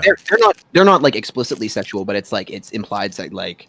You got he did the Moriarty. You would know the one. The one he did was the Ed and Eddie one with the Jawbreaker. I have no. You would know it if you've seen it. If I put a GIF in chat, you would immediately know what this is. Hold on. He's going to be shocked, I think, when I don't know what the fuck he's talking about. Dude, you would have had to have seen this thing everywhere. Everywhere you've seen this. I know it. Like, it was so big. It's the video that blew him up massively. Wasn't the Bugs Bunny one the one that blew up? That's the no, that one came out after it, and that one just took off because like everybody was watching for the yeah. Anyway, continue. I'll find this GIF. You guys can go and continue having your thing. Yeah, see. Oh yeah. Very good. Gonna be even better now. It's gonna be even worse. Mass Effect was an abysmal failure. Look that shit up. Mass Effect was not commercially successful. All right, we're gonna do that. Well, okay, let's look that shit up. Yeah, we're gonna look that up. I'm curious because it might be true about Mass Effect 1, but I feel like Mass Effect 2 was a big hit. I don't see EA making 3 games because it doesn't sell well. But he's like, you're already by following this line of logic, you're buying in to his argument that how much a game sells is reflective of its quality. I mean, it won't be good because it didn't sell well originally, so it was bad originally. That's kind of the leap he. I'm going to read it to you though. Mass Effect debuted at number 6 with sales of 473,000 copies, having previously forecast 328 sales for the same period. The following month, it was absent from the top 10, but it did proceed to sell over 1 million units worldwide within fewer than 3 weeks. Sales rose to 1.6 million copies after 6 weeks, and the game was expected to cross 2 million in sales, generating an estimated $120 million in revenue. The Xbox 360 version received a gold certification indicating lifetime sales of at least 200,000 copies in the United Kingdom, and by April 2011, it was reported that both Mass Effect and its sequel had combined sold more than 7 million units worldwide. So this is being wrong in the same sentence, right? And not only that, but if we look at the next 2 games, it was only up from there. Despite being released at the end of the month, Mass Effect 2 sold over 500,000 copies in the month of release. And the next paragraph down, Mass Effect 3 sold over 800,000 copies in its first 24 hours. Yeah, I would not say basically, unless you're Square Enix, this was successful. If you're Square Enix, this was a very disappointing failure. But that's because they think any game that doesn't sell 5 million copies is a disappointing failure. I feel like Activision is like that too. No, like Ubisoft said that Tomb Raider 2013 was a failure. They said that Hitman was a failure, and they said something else, I can't remember, was a failure. And these games had sold millions of copies. And they were all failures.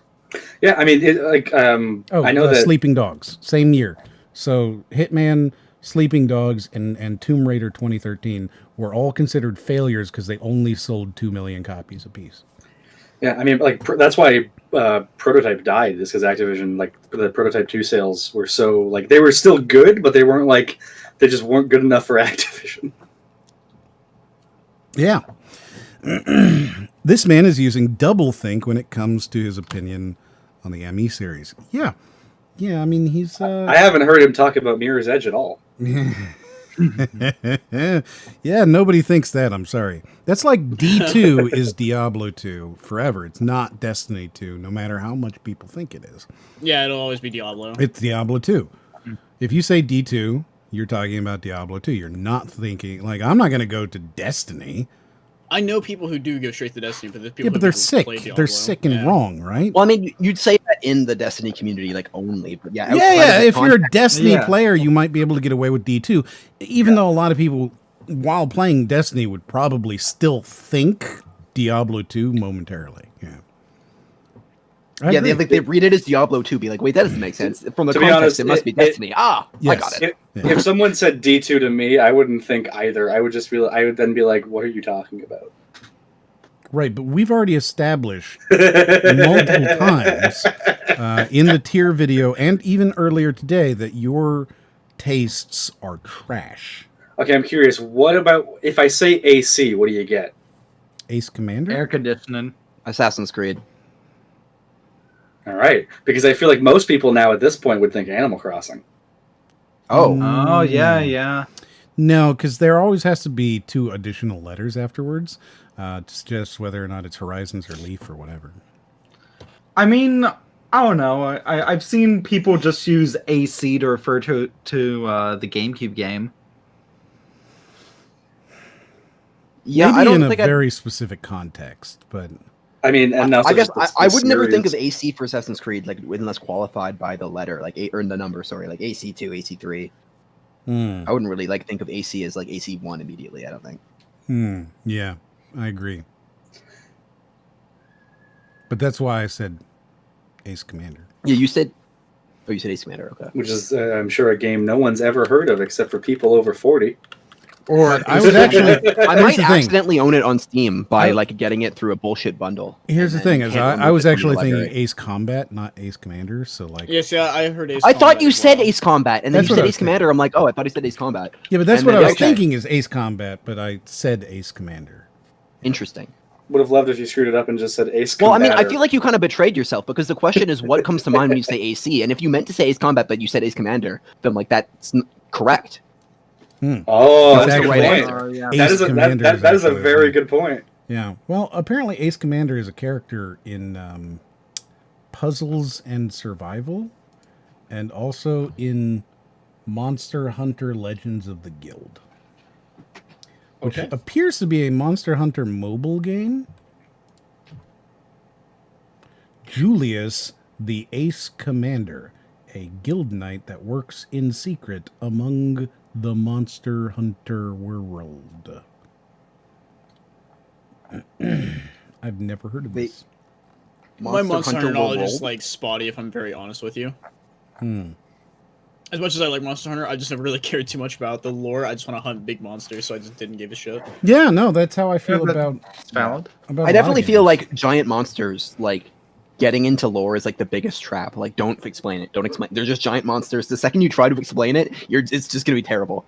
The only thing I know and care about to explain about Monster Hunter is that literally, you are not the good guy. You are progressively interrupting a circle of life in these biomes, in these environments, that if you left it be, nothing bad would happen because no one would be there for anything bad to happen. Life would go on in those areas. So, like, are you trying to like colonize the area for humans or something? Like, make it settleable? It's literally you go to. So, if Monster Hunter World, for example, is literally you go to this new world. Like, you set sail from everywhere else where there's all these monsters. You go to this new world for discoveries and research. Okay, that's valid. And then it's like, hey, we need to establish. It's like the base is already established. Like, hey, we need to get these resources, or hey, this is kind of happening. And it's like, hey, go mine us some metal. Okay, hey, go do this, go do that. But then it's like, we want to research these monsters. Go catch a couple of these things. oh, these things are being wiped out because of this event, and they're not even being wiped out entirely. They're just like, oh, this creature's being seen in this biome when it's not supposed to be there. Why is that happening? Why is it messing up the ecosystem? We should stop it. Why? It's not gonna yeah, it's gonna mess with the ecosystem. It's gonna come back. Like, it gets to the point where they just start asking you to hunt and catch random creatures nonstop, which is fine. I get this the point of the game. You're monster. So like hunter. you're releasing snakes to solve your rat problem, basically. Exactly. Yeah, then you have a snake problem. Like, you're just gonna hunt everything into extinction anyway, and you're interfering with the way this biome, the way this world, this whole new island and area they've discovered has been living for what the game, if you Monster World tells you for hundreds of, like, thousands of years even. You're interrupting that entirely. Well, is that the intended way the game is meant to like be understood, or is that just a consequence of the writers not like realizing? I think it's a consequence. Or is this just you your reading actions, too much into it? Yeah, that's what it is. Like, your actions having an effect on these like, it does affect on the biomes directly. It's that you're not letting the evolution take place, and you're not letting this food chain happen for the circle of life to continue. You're interrupting it. Okay, but by that same argument, I interrupted it. It's like, I interrupted it, but now I got to fix it by doing this. But by that same argument, anytime that you like ate a turkey, you're disrupting the natural order of things. Have you eaten a hot dog? Have you eaten a hot dog in the past year? Because then you've like completely changed the world with the 15 different animals you ate. Yeah, see, that I understand that. That's a little bit too Psych 101, I think, my dude. Yeah, it's if you want to try. I don't think that comparison tracks necessarily, but hey, I made my comparison, and I'm willing to force you to stand by it. you're willing to force me to stand by your comparison. Yes, or you're willing to stand by it. You got to remember, M's opinion is right, and yours is valid.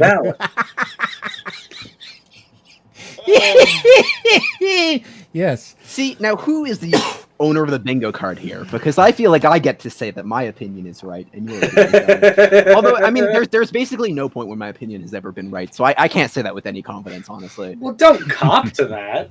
I like that you said that. I'm an honest. I don't know. Mm-hmm.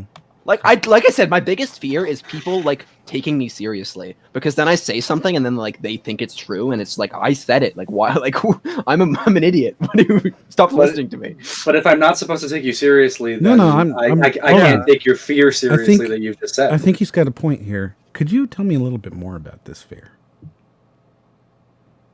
Like, I don't ever want to like. I feel responsible for like the information I say. So if I'm like, I'm an authority that people are looking to, then I feel like I'm representing something that I don't feel comfortable representing, because I could just make a mistake. I see. So I'd rather just be like an anonymous nobody and like just unqualify my opinions than unqualify. Now, how does that fit in with the fact that you've named your YouTube your full legal name? So the fact that it's arguably not my full legal name because I have a middle name. Mm-hmm. And I think that I told you that I never wanted my name to be known. I didn't name my so basically my original channel was just my channel name because YouTube forces you to do that. Basically I ended up like posting a couple videos with the intention of changing my channel name. And then when SpongeBob Endgame blew up to a couple million views, I still didn't have a profile picture, and my name was my full name. So I'm like, fuck, if I change it now, then they won't even know who they subscribe to. So I have to set my profile picture now, and then make sure that people recognize the profile picture enough so that I can change my name to something later on. So I feel like that's a sunken cost fallacy, and if you want to change it, you just got to change it. No, I fucked up. It's done now. It's not like my full name's okay. Once a video goes to like 4.5 million views and my full name's on it, like can't put that back in the bottle. Like everybody knows my channel. I feel like I feel like you can just do that. Well, no, I can change it, but then like I'm not like hiding that information. Like there's articles written on like Screen Rant with my full name, so like I can't do anything about it. You can still like change it. You can become a brand. You could become. Yeah, no, I could do that, but then that would just. It's Rhino like, PP. and the thing is, like, time is on your side. Well, the only reason I didn't want it to be my name was because I wanted to be anonymous. So now that that's ruined anyway, I don't think having a brand is like that much of an advantage. Sure, it is. You could be Rydop. I know I could be. I know You I should could be. be Rydop. I don't agree anymore. Yes, you do. You should be Rydop. I think you should change that live on stream.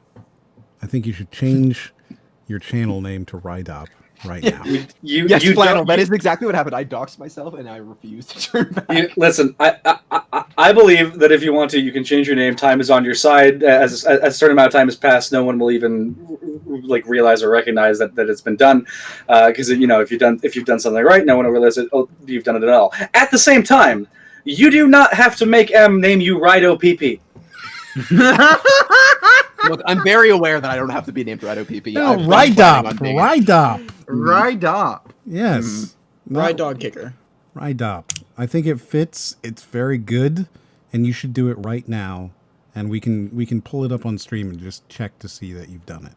It's like you know it's Rido PP. He's established it as Rido PP the first time he said it. He wants you to do this so that it becomes Rido PP. This is it's like it's backdoor Rydop. It started as Rido PP. It was capitalized. He's like, this isn't working. I'm gonna pivot to the lowercase. Exactly. Pretend it's a good name, and he keeps trying to obscure that. It's not happening, man. Rydop. It's perfect. Everyone agrees that is the perfect name for you. I don't agree personally, but yeah. But it's still pretty good. I appreciate you. You know, like Jeff would agree it's still pretty good. It is pretty good. Yeah, I would agree with that. And he likes it. I would agree it's not the perfect name because but perfection doesn't close. exist. It's pretty close. Like if you were going to choose that versus what it is, I think that you would choose Rydop. You would. Yeah, well, all I'm saying is that perfection doesn't exist and that it can't be perfect. So it's but it's the closest it can be to perfect. Right. Jamie, you would choose Rydop, right? Yeah, I'd definitely go with Rido PP. And then I'm so disappointed in both of you that you were enabling this. And then Brody, I'm just being supportive. Rydop is memorable, brandable, very unique. I think it works. But you're always gonna know in the back of your head. No, see, this is you. This is you constantly putting it in there. I've not said that. I would never do that. It's just Rydop, man. It fits because it's a portmanteau of his current name and his previous name. I'm going to go from Rydop or from Mass Effect to Rydop. Wait, what do you mean it's a portmanteau of my current name and my previous name? Ryden and Ryan Dop. But Ryan. I like Rydunkaroos. It's just a Rydunkaroos. You could do that. Oh yeah, because you were having the H in it. I forgot you. What about Rydunk? Just like, and then you could like kind of do like some sort of like a dunk view when you do a review. God damn it! I'm 100% sure that is like stealing directly from Dunky at this point because I think he calls them dunk views. Like he literally calls his reviews dunk views. Oh. I mean, everybody steals from Dunky though. He steals from everybody else. Exactly. I mean, okay, I actually do kind of like Rydunkaroos. I'm not gonna lie. You like that one? All right, so you should change it right now. I feel like you legitimately run the risk of Dunkaroos being like, what are you doing? No, he's in Canada. They don't exist in Canada. Yeah, if you want to, if they move to Canada so that they can legally sue me, then I will have won. I will happily change my name back. Either that, or this could be fuel for a future sponsorship deal.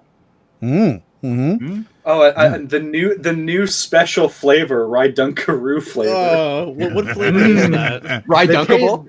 They taste just like you. Oh God, it tastes just like you. Yum. Taste that ride. Taste that Rydunkaroo. Taste the ride. That Rydunkaroo. God, just thinking about it hurts. Made from 100% rhino milk. From 100% rhino milk.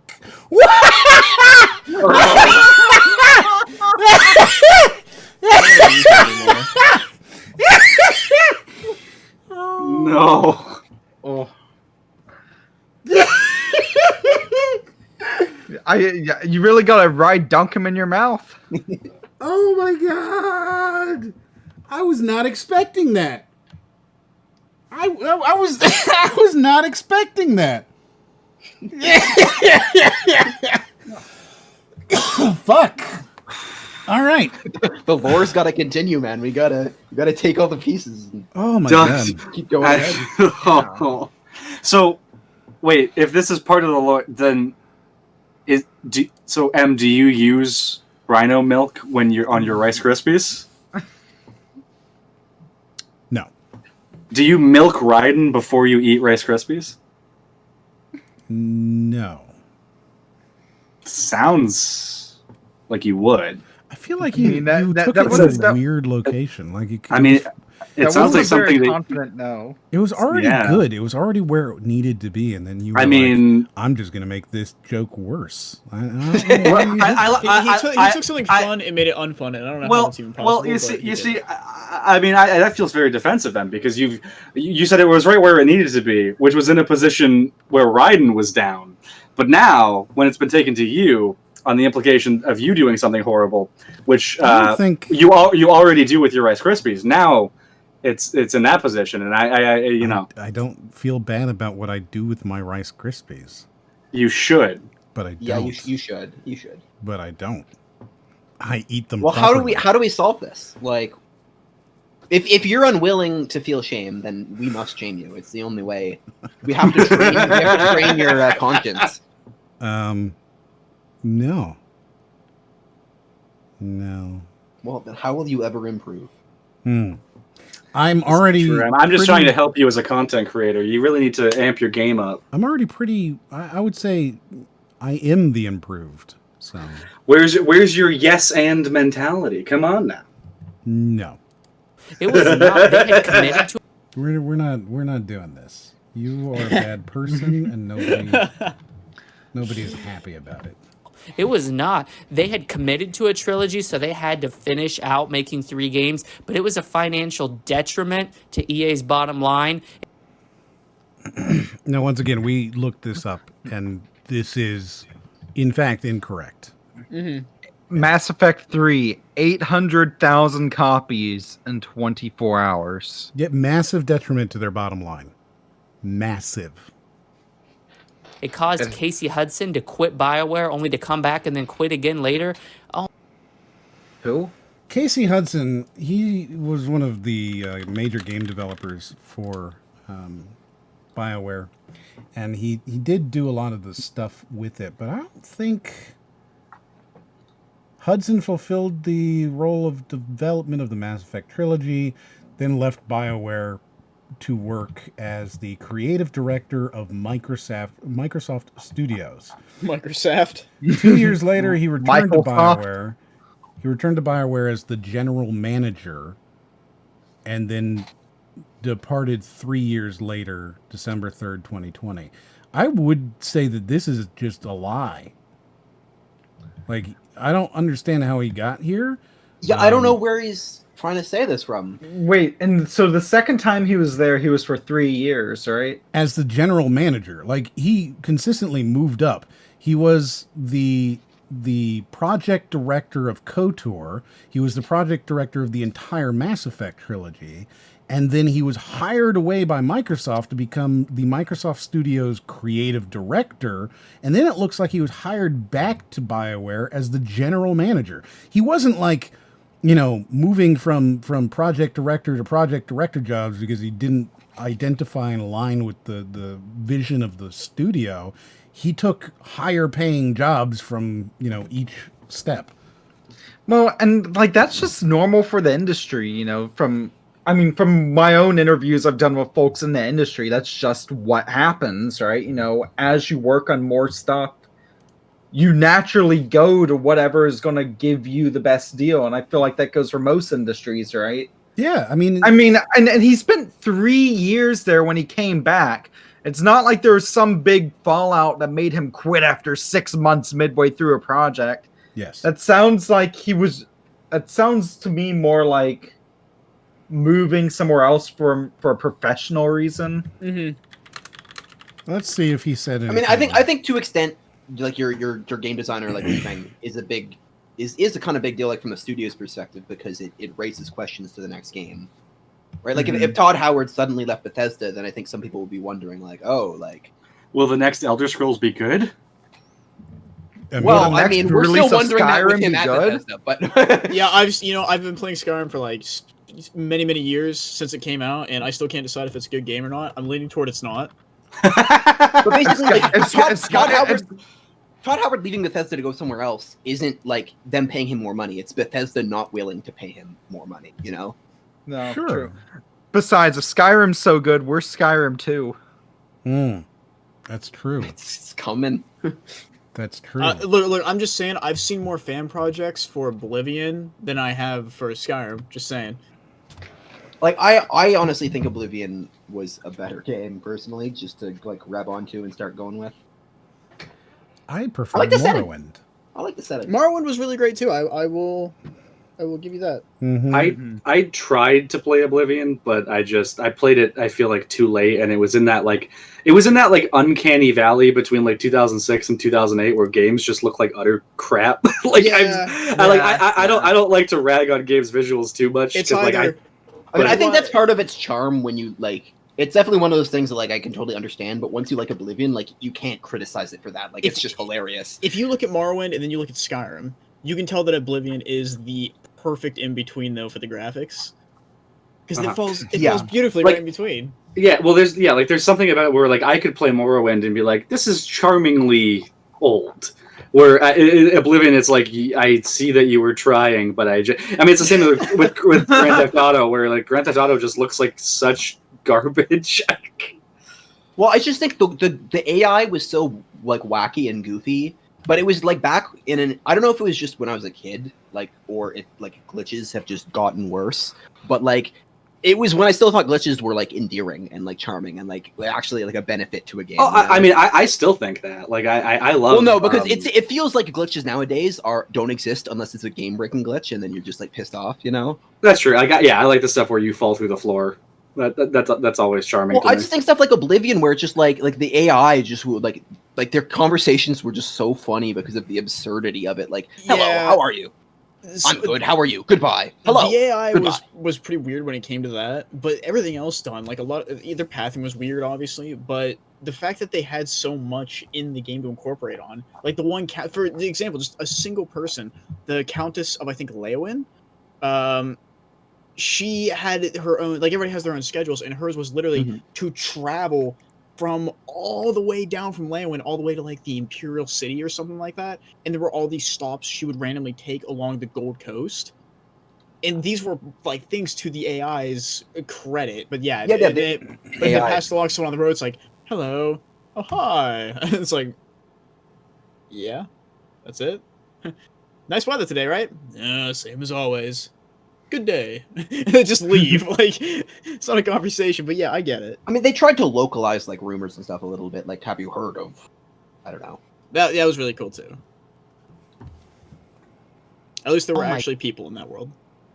Looking at you, God, Skyrim. the greatest Mass Effect game ever made was Andromeda. Excuse me?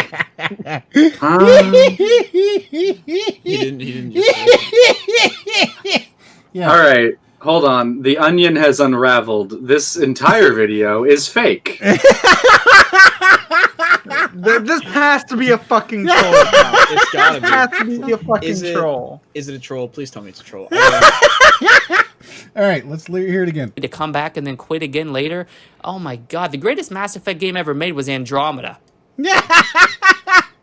Oh! This is not a real video. Yeah, it is. This is an AI generated video. This is an AI generated channel. My head hurts from this. Well, but no, think about it, because that all pissed us off, right? It's going to get pissed off comments, which is going to feed the algorithm, which is going to get the video pushed more and suggested more people to watch it. I don't know if I should be pissed off or impressed. Probably both. This was a bot made somewhere in somewhere like just in a remote place in the world that they've gone. I'm just gonna throw every angry rage rant into a fucking learning mechanism, and this is what comes out. Yeah. But wait. Really, it was. Andromeda was a single game that didn't have to worry about carrying choices forward. It was able to open up its horizons, and it was able to do something no Mass Effect game has ever done before. Allow you to explore. So his reasoning is almost exclusively the fact that it didn't have a sequel, and that's why it's better. Is that what he means by explore? No, he's talking about, like, you know, the story didn't have to artificially constrain itself down to fit the sequel.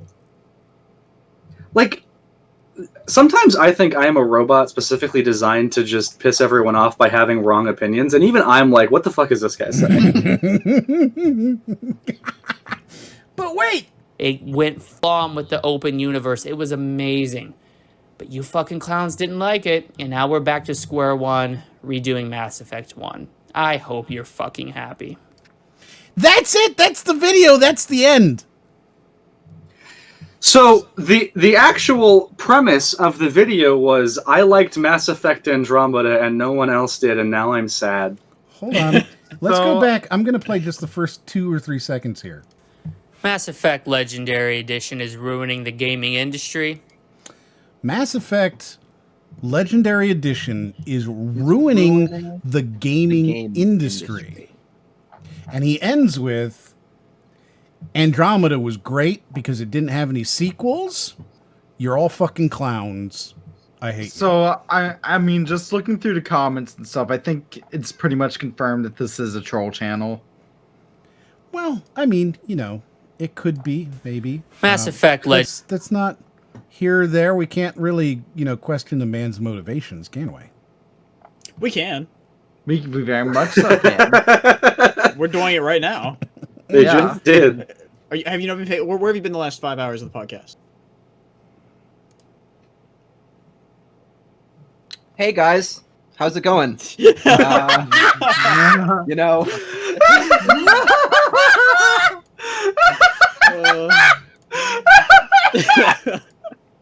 I mean, he literally has a video premiering in 3 days called "Video Games Suck and Are for Losers and Idiots." Mm-hmm.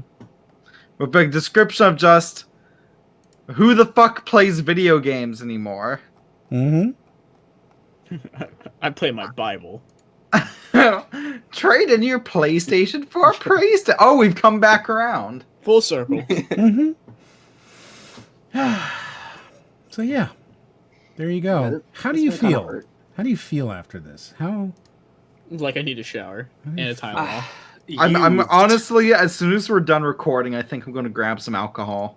I mean, you could absolutely have had alcohol during this whole thing. It is too late to grab alcohol. You needed to have already happened. Okay, so we have 2 things we need to do. All right. First, we need to choose the prediction outcome. Does he like Mass Effect as a prior series? I think it's safe to say no. The choices are, yes, he likes Mass Effect circa 2007, and no, he never really did. I think he didn't like it. I think that's... I mean, the fact that if we're taking him at his word, and he genuinely likes Andromeda, then yes, I think that he does not like the original Mass Effects, and that's why he's angry. Although, at the same time, if it's AI-generated rage bait, then who's to say?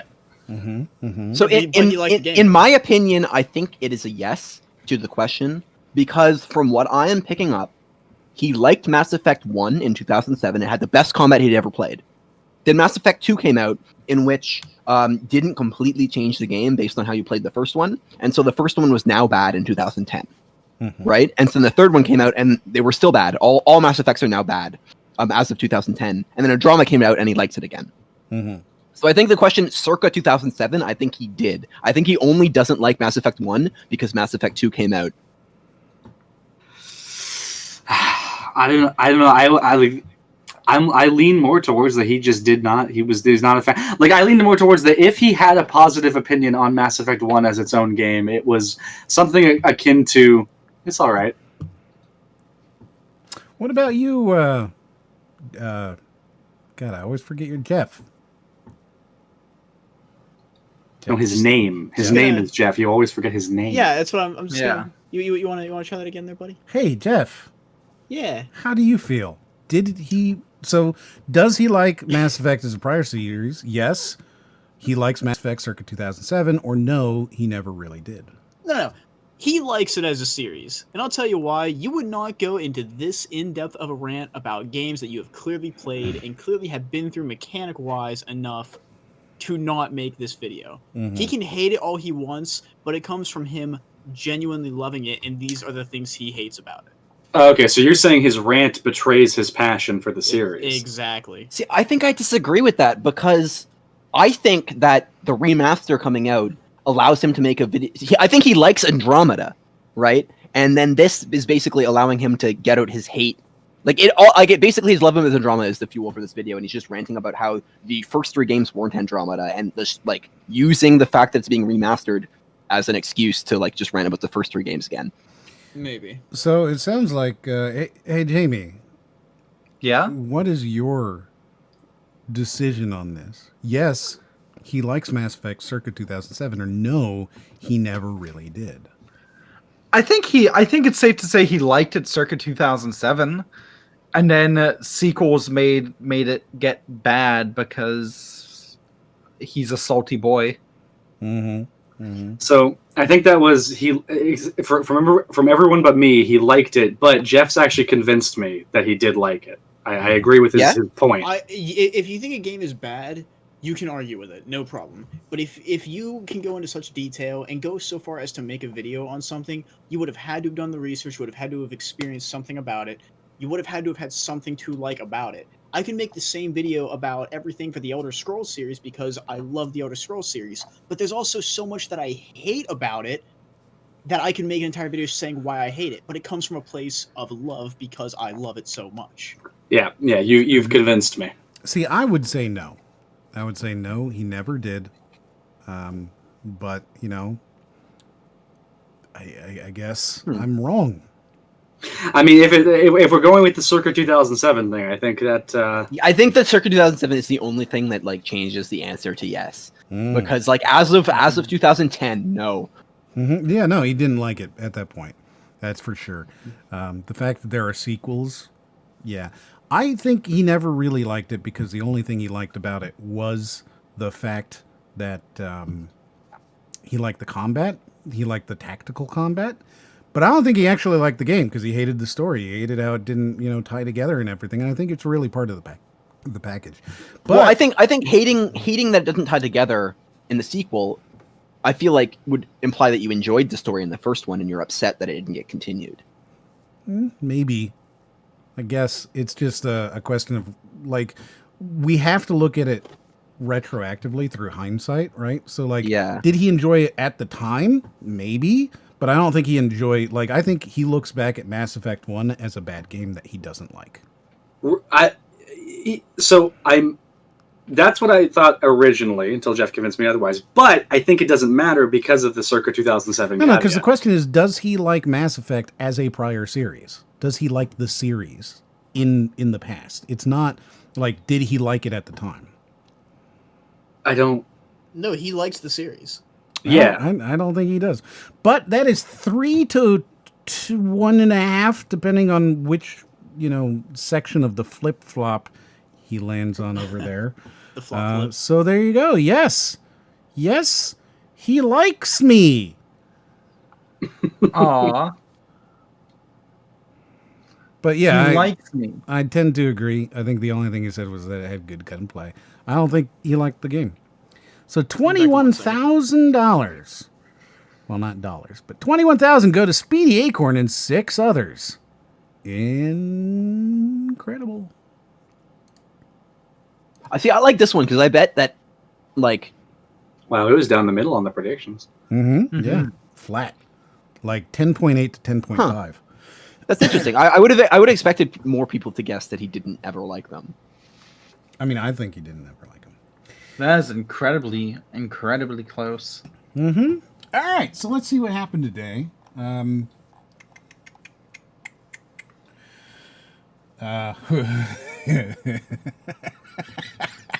Green Rob followed the channel. Oh, hey! Agent Vox 115 followed the channel. Thank you very much. Theology 5 followed the channel. Jamie Plays Stuff followed the channel. Thank you very much. Hi, that's me. Spire X Willow followed the channel. Thank you very much. The Framinator has resubscribed for his 3rd month in a row. Imagine being here for 3 months. That's crazy. That is crazy. Right? That means he's been here for almost the whole time. Tim is also resubscribed for 3 months. I'm back to that. M is loud and deep. Yeah. Well, you're definitely loud. Oh no. I can tell you, he's deep. Oh my. I have one here that says ASMR me. Well, here we go again. Well, was that because we were doing the ASMR at the time? I would, but we were you doing don't the understand. I hands. have to charge not only you, but everybody in the audience. Mm. Clee knows what I'm talking about. I have a redeem an ad. So you are currently seeing an ad. If you are not a subscriber, or if you're blessed be they who see the ads. But if you're not seeing an ad and you're not subscribed, then you're just a horrible human being. Usually I do see one, but I'm not right now. Yeah, I'm not seeing one. So both of you, all 3 of you, are horrible human beings. Yeah. Well, that's already been established. Well, I just want to remind you that you're Yeah, all no. Well, bad. I think it just lends credence to this test and how accurate it is. Because, I mean, yeah, it really does come across as Yeah. very accurate. Like we just calibrated it, we found out it's working. Perfectly works. So there you go. And hey, I mean, while we're at it, you might as well go to crimemore.tv/stocks and sign up for a Weeble account with a $100 deposit and get 2 free stocks. 'Cause it's cool. Moriarty Dundee. Hey, I forgot about that. Crikey. You were doing a better voice when you weren't trying to. Yeah. I'm being Australian now. Yes, very good. I have a Crymore Bane, Crymore Shark, Crymore Gloat, Crymore Smile, Crymore Snob, Crymore Hype, Crymore Offend, Crymore Baxter, which I believe is every available emote. Hot damn. I think that's every available emote, which means that Aaron Animates just crossed, or has previously crossed, I think the $500 in bits marker, which is Jesus. pretty crazy, right? Like, because I'm pretty sure you need 500 total to unlock the Crymore Shark, which is just stupid. Wow. Sorry, Aaron. So thank you. God, I didn't say it was stupid that she did it. I said it's stupid that that's the requirement, but I appreciate it. And you get a gold star. Spoilers. M gets excited for Hello Panda. Is that like Hello Kitty? Hello Panda are these little Japanese cookies they're shaped like a panda. And they're super good. They have a panda painted on them, and it's a different panda every single one, right? Like they're like unique and custom pandas, and then you bite their heads off, and inside are various flavors, right? So they're like the NFT of cookie. Yeah, it's like a vanilla cookie, right? And then inside will be like a milk flavor or a chocolate. Or like, cookies and cream, various flavors. Can you name more flavors, please? Like, is it maybe a strawberry? Strawberry. Yeah, there you go. We'll keep going. We want to hear more flavors. Yeah, come on, Em. Let's. How many flavors can you name? There's also a matcha flavor. Oh, you got a hard one. There you go. Now, are the flavors also non-fungible, or is it just the panda icon? Unique flavor in every cookie. So I mean, like, technically, right? The panda painting is not non-fungible because you can touch it. So, yeah. So it's a fungible cookie. It is fungible, yes. Now, what if they put like an extra film over the wrapper itself to where you could touch the wrapper but not the actual image itself? Well, I think it's still fungible because you could still. It's something you can physically feel. Well, not if it's wrapped. So you may no. So like you may not be directly touching it, but you're still like holding it. Yeah, I mean, if you want to get really technical, you don't touch anything. Like you're just like get magnetically pushed away to the fact that you feel a feedback. Yeah, there you go. Clee says that she's close to the 2,500 mark, which is fantastic. Thank you very much for being such a rabid supporter. So, okay, looking up the definition of fungible, of goods contracted for without an individual specimen being specified. Sorry, that was in parentheses. I don't know why I said that. Able to replace or be replaced by another identical item, mutually interchangeable. So I don't think the fact that you can forge one means that it's non-fungible, or means that it's fungible. Right? Because you would be, if I took your cookie and then like destroyed it, you would be unable to replace it. Right. So Rico, right? When you open an account, you put in $100 deposit, you will have a chance at you'll get 2 to 4 stocks. I can't remember what it is. 2 to 4. Those stocks are randomly selected from the pool of stocks that they have.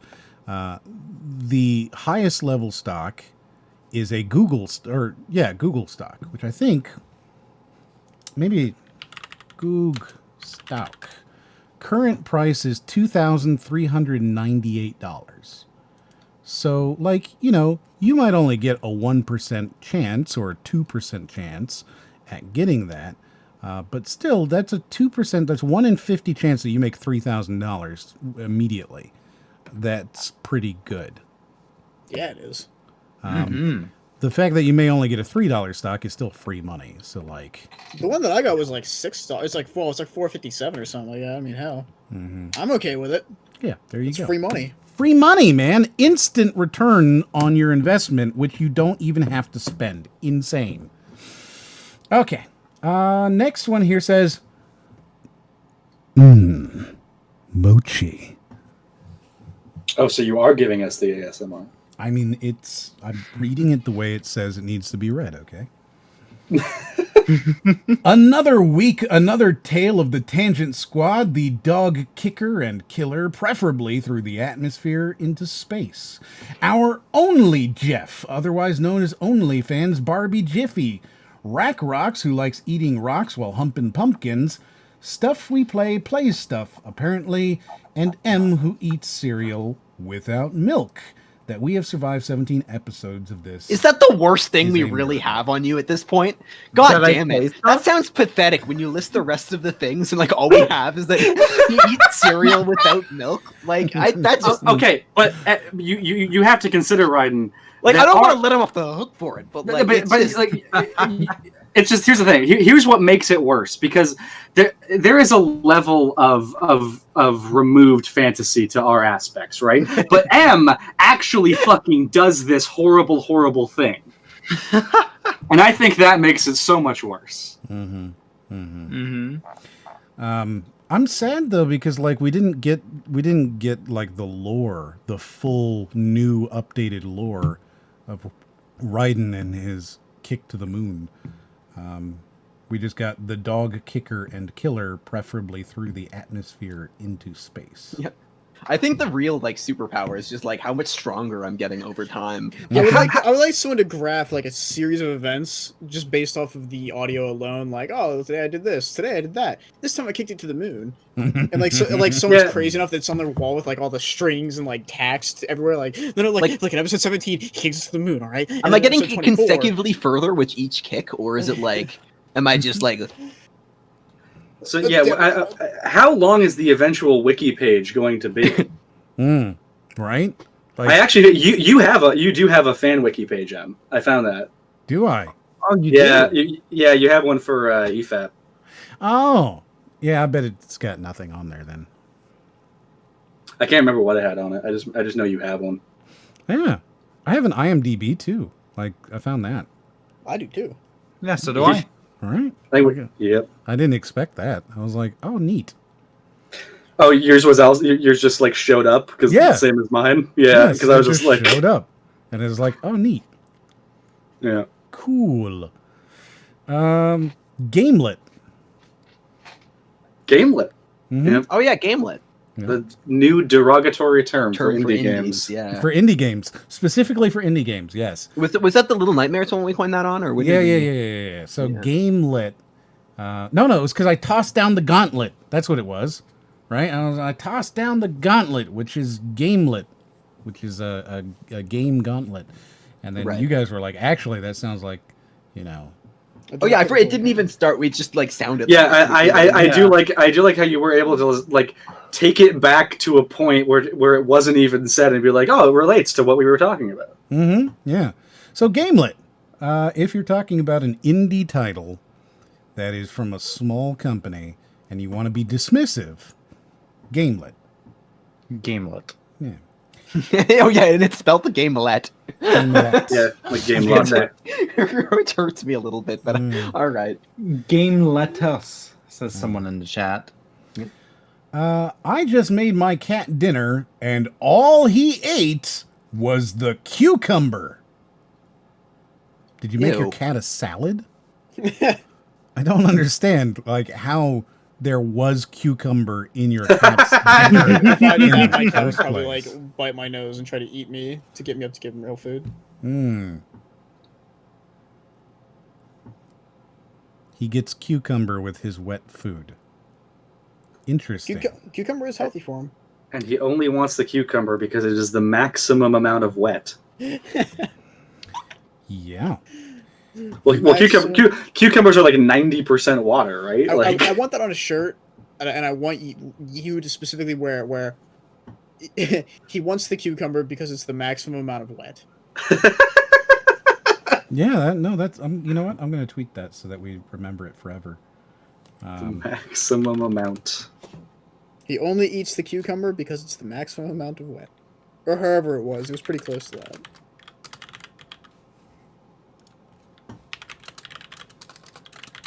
Cucumber because he wants the maximum amount of wet. What is a cucumber? It's not like in terms of like it's a pickle before it's pickled. Right, but in terms of its classification, right? Like I really just don't want to enter a situation where I find out that a cucumber is another form of gourd. Cucumber is a widely cultivated creeping vine plant in the Cucurbitaceae gourd family. God damn it! Yes. So you're just like really into gourds. Yeah. God. I mean, you just gotta. I'm getting Pajama Sam 3 flashbacks because there's a whole fucking mission in that, well, like a thing in that game where you have to infiltrate an observatory, but it's for gourds only. So you have to go and you find a pumpkin head and you put it on your head and you trick the people into thinking you're a gourd and you can go in. And it's like that's like one of my favorite parts of that fucking game. And you guys are gonna just destroy it for me. So. The cucumber is a creeping vine in the gourd family, but an actual cucumber is a berry of the cucumber plant, which itself is a gourd plant. It's very, very complicated. But now I've learned that cucumbers are berries. It's a little weird to think about, isn't it? That is a weird thing. So... You Framinator just said the exact same thing. So you fuck pumpkins, and what do you use the cucumbers for? You eat them because they're so wet? I mean, I don't know, but when they're the maximum amount of wet, that's when you eat them. All right. Well, good. I'm glad that we know this. And now. Aaron, you're right. That was the demo for the game. I had the demo before I had the game. I viscerally remember that part. It's really what weird. Game? Pajama Sam 3. You are what you eat. Yeah, I've never heard of that. Did you know that if you want to cancel your Adobe subscription, you have to pay for the rest of the year up front? Yes. I did know. That happened to me. That's why I fucking hate Adobe with a passion. I did know that as well. If you want to cancel your subscription and you signed up for the year subscription, which is, of course, significantly cheaper, you are allowed to pay monthly. But if you go to cancel it, they actually require you to pay the rest of the year up front, which means there's no point in fucking canceling it. I actually, that happened to me. I canceled it. But so here, I'll explain. So I had to do it for school. I was doing a school course. And so basically you just needed Photoshop. And so I was just like, okay, well, I'm just taking this course because I want to like learn Photoshop. Like, I don't actually want to use Photoshop. I use Paint.net. Like I said, I just want to learn the techniques. And like the teacher like forced you to buy Photoshop and then show the receipt that you owned it. I'm just like, this motherfucker. Fine, I'll sign up for the cheapest one on the website, and they had a student deal that like the professor recommended the student deal. So I like did that one. I went for the student one, and then at the end of the term, I went to go cancel it, obviously, because I got the student deal because I was a student and I only had it for one term.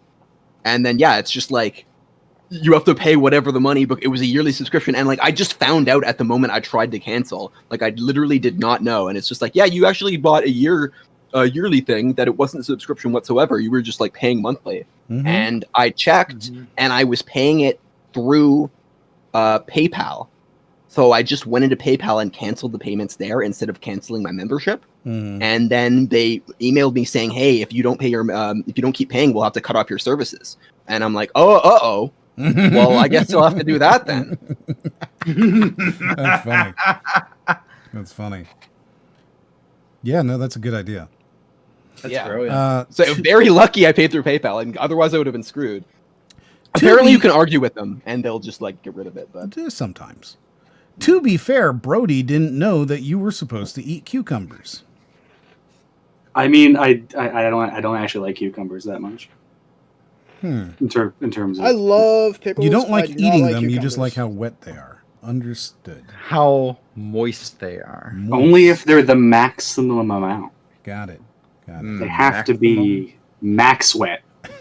Max moist. So this next one here just says heart.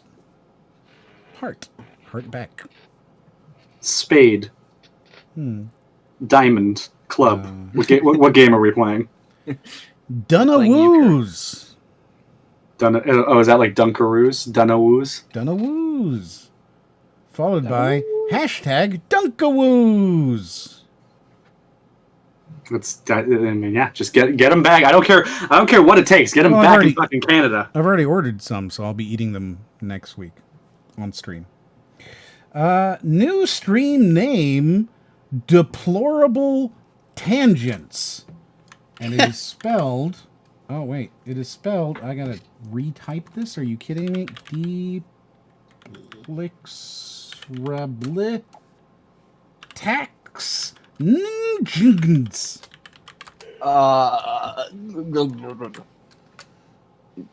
There you go. That is how it was spelled.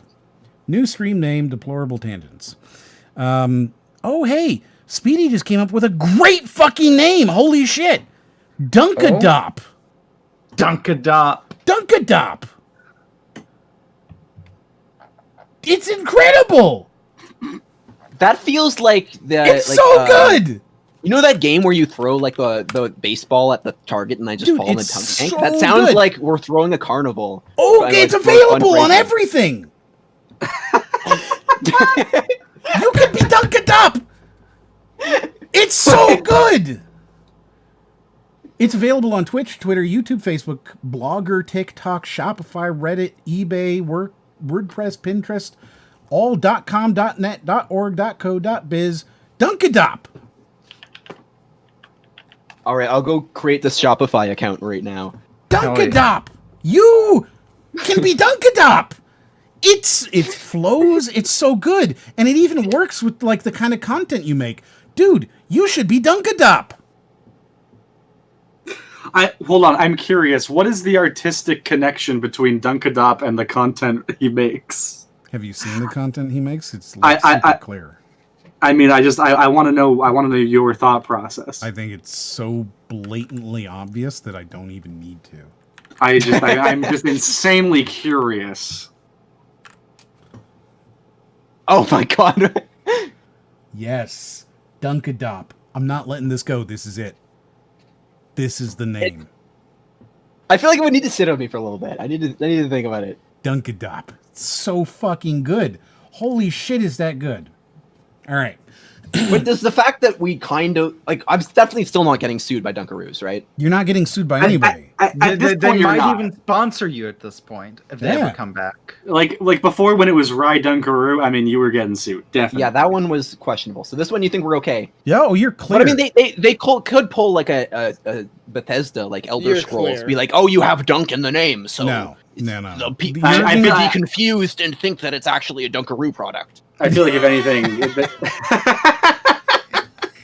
people could be confused and think it's actually a Dunkaroo product. Here's the thing, though, right? I think you're covered even in that case by fair use because you are in a completely different industry. I feel like this also leaves you open to brand deals, not just with Dunkaroos, but also with Dunkin' Donuts. So you have more options. Get your Dunkadop at Dunkin' Donuts. Dude, it's so fucking good. All right, there is a lot of brand possibilities. I fucking love it. I love it. I totally would partner with Dunkin' Donuts just to fuck Tim Hortons. Like, I'm giving up Rydop for Dunkadop. It's so good. And you could have the tagline, Canada runs on Dunkadop. There you go. Hey, look at that. All right, so next up, read this seductively. Oh, God. There you go. You call that seductive? Mochi. Wasn't bad. There you go. Not bad. Better. Who doesn't know what a cucumber is? What? That's what it says. It says, who doesn't know what a cucumber is? There are a lot of exclamations and question marks. I feel like something got lost in translation along the way.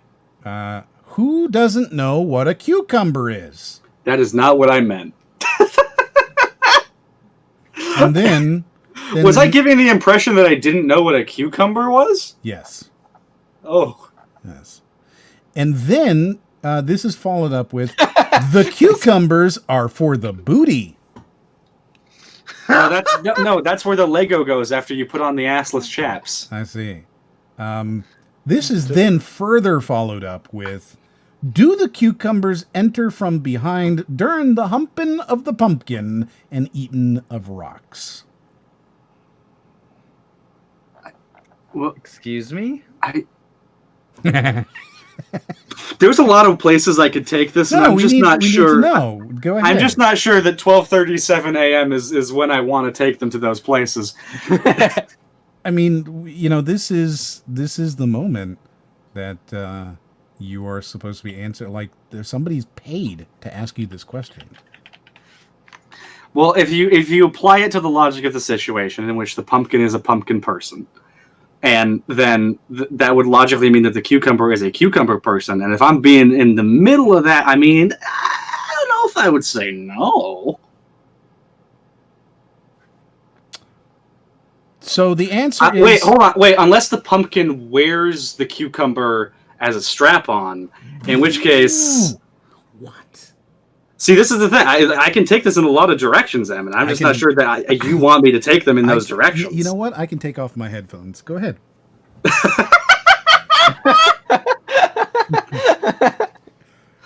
I'm just saying, if a cute tomboy pumpkin girl wants to peg me, I'm not gonna say no.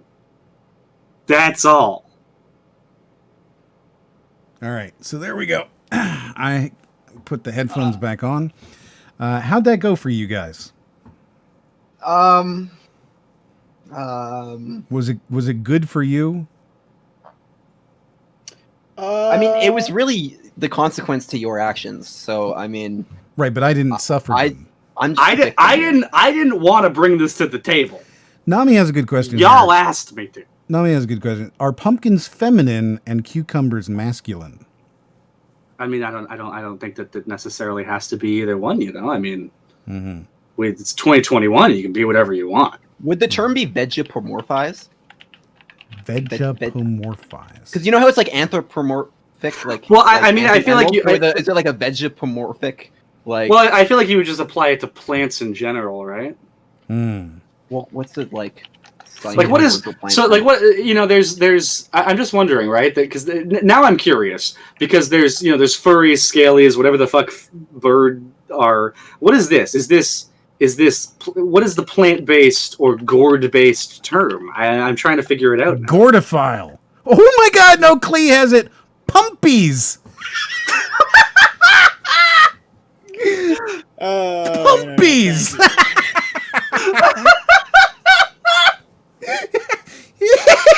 Yeah, Brody the Pumpy. Oh God, I think now we have a good brand for you too. I mean, it would be really awkward if like Brody's like texts me like, "Hey, you want to go, like, see some pumpies?" And then like I show up with my dog kicking shoes, and he shows up with his like high heels because it was lost in translation. It's like, I thought you said puppies. I'm so sorry. All right, I feel like you need to explain, at least briefly, to Jamie. I mean, the explanation. I'm curious. I mean, the explanation is simply that you can anthropomorphize anything, and if I'm vibing with someone, then hey, let's see where things go. That's really all it is. No, he wants to fuck a pumpkin, but only if the pumpkin has 3 rules, which here's the thing. It always comes back to the same rule. Yeah, the 3 rules, however, are really just one rule, right? So his 3 rules are: it don't has be to a squash. No, it has to be a pumpkin, right? But it has to be a sentient pumpkin. Okay, it just has to. Okay, anything it's just okay. It has to pass the Harkness test. But the thing is, it can't just pass the Harkness test. The Harkness test is just the preliminary to can you even like consensually fuck this thing? It also still has to have a good enough personality that we get along. Like you know what I'm saying? So what you're saying is you want to before you can fuck the pumpkin, it has to wine and dine you first. That's probably how someone of M's age would put it. Sure. So what you're saying is that I'm just saying I want to. I'm just saying like if the pumpkin wants to come over and we Funimation and chill a bit, then sure, cool. So what you're saying is things started to get a bit heated, but then they got awkward when I brought out some pumpkin pie for dessert. I mean, that would be more awkward for them because that would be like cannibalism, right? Yes. So the pumpkin needs to be sentient. Then it needs to have the ability to consent. And then, I don't think it would be cannibalism. And then it needs to actually consent, right? Those are your 3 rules. Which ultimately, and well, that's just the preliminary. Again, we still have to we have to click on some kind of emotional level. Sure, of course. But all 3 of those can be summarized, and Ryden brought this up before. All 3 of these can be summarized as gives consent, because you would have to be sentient in order to do it, and you'd have to be capable of giving it in order to do it. So, gives consent is really the barrier there for you fucking a pumpkin. I mean, yeah, like if I'm gonna fuck something, it needs to give me consent, right? As I would need to give it consent. Well, hold on a second. If the pumpkin was wearing a strap-on, as you said it before, like that cucumber hasn't yet consented, but you said it was perfectly fine. Well, so this, I mean, and this is the thing, right? Is the cucumber the strap-on, or is the cucumber sentient itself? It's the strap-on. So what you're saying is that you want the pumpkin to use a cucumber on you. Yes, but it needs to be very wet. Maximum wet. Y'all, I'm just not vibing with this new VeggieTales season. No, but see, here's the thing. If we're actually taking it to the conclusion where it's like, I don't think so, because I feel like a cucumber would just be unsafe from like just a sanitary perspective. You know? But it would be maximum wet.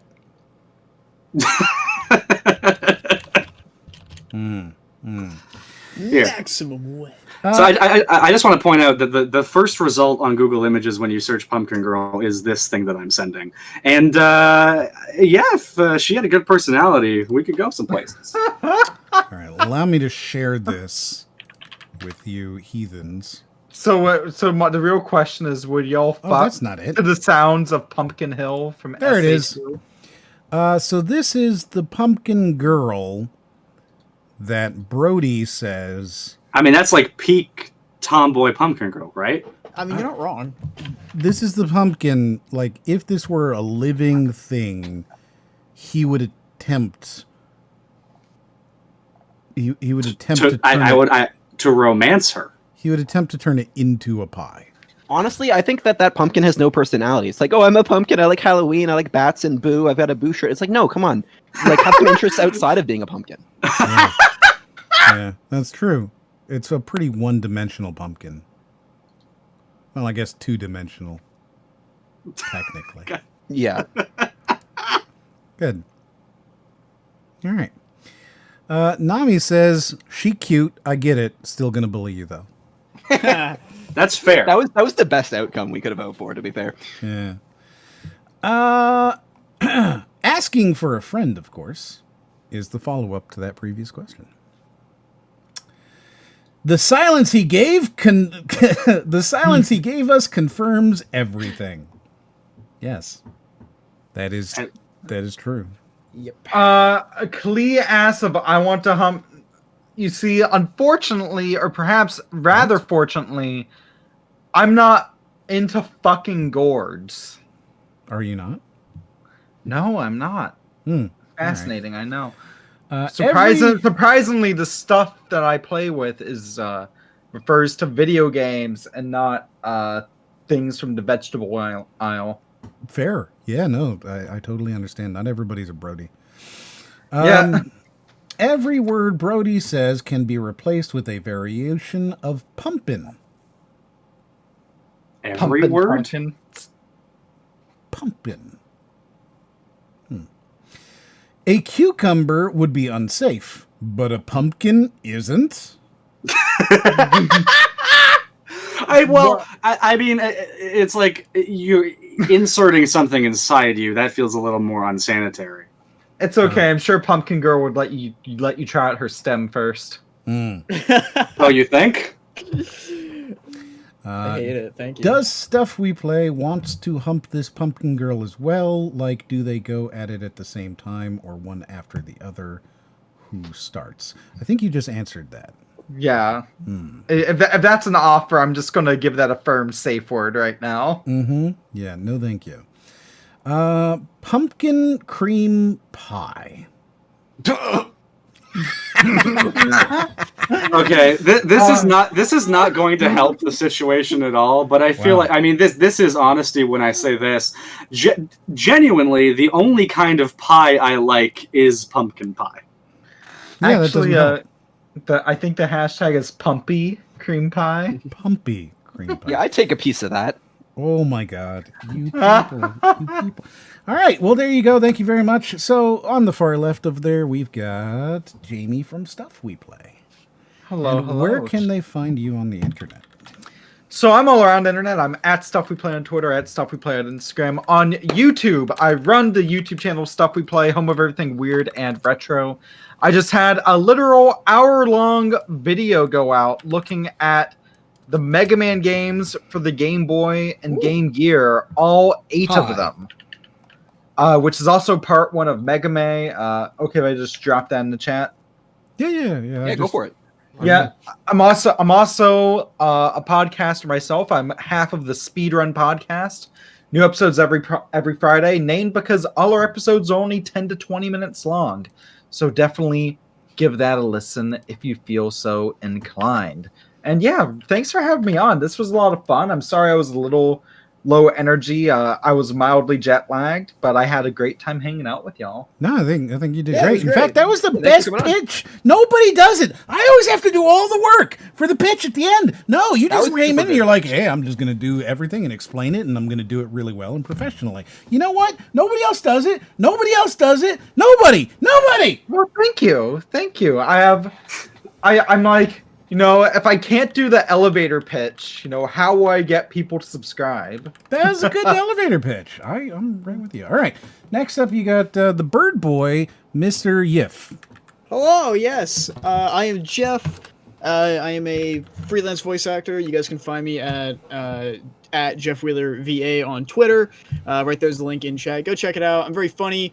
Not really, but I do try to be wholesome, and I will encourage you to chase your dreams. So, if you follow me, I'll drop a follow back, and if you post something cool, I'll be like, yeah, and I'll tell you I'm proud of you very much all the time. And then we've got, next up is Brody. Yeah. Where can people find you? You can find me. I'm currently working as the editor for a little channel called MRIXRT, pronounced Marixert, and you can find my work right now. I believe there's a video up called 40 plus games that deserve sequels, and that's Are any of them Mass Effect? No. I don't think any of them are Mass Effect. Well, there you have it. Yeah. No. That's a good video. It's a fun video. I enjoyed it. Like, it's super just kind of like laid back. 40 minutes long of just talking. Yeah, so I have stopped editing mostly because I'm terrible at it. And Brody is not. So yes. You can find Brody the Pumpy at High Speed Idiocy. That too. I mean, on Twitter, I basically just retweet a bunch of art, but yeah. That's where you can send him. You can send him art, and he will retweet it. Wait, Brody isn't the Pumpy? Brody the Pumpy, yeah. I thought the Pumpies were the pumpkin girl that he wanted to fuck. No, Pumpies are like scalies or furries, but for vegetables. We've established that. Right, earlier. so he just wants to fuck the vegetable. He doesn't want to be the pumpkin. I mean, but he's kind of he is the Pumpy, right? Oh wow! Who's your veggie Sona? Veggie Sona. Oh, I'm a turnip. God. Oh my god. It's a turnip too. I know. I'm an onion because I have layers, but Oh my god! Wow. Yeah. What vegetable would you be, Em? Potato. I'd be a watermelon. Interesting. Why is that? Because I'm really sweet, but you still have to spit. Imagine Timmy from South Park, but he said Jiffy instead of Timmy. There you go. That's our last one of the evening. Thank you very much for coming. Everybody have a wonderful time. Blah, blah, blah. We'll see you next week. We're going to take a look at probably we're going to take a look at a video called... Oh, we should have Brody for this. 10 video games that kids should never play. He's a big fan of the Watch Mojo style. This is not going to be Watch Mojo, but it's a Watch Mojo fan who does Watch Mojo worse than you might think. No. No. Mm-hmm. Oh, hot ziggity. All right, everybody. Have a wonderful evening. Say goodbye. Goodbye. Goodbye. Bye.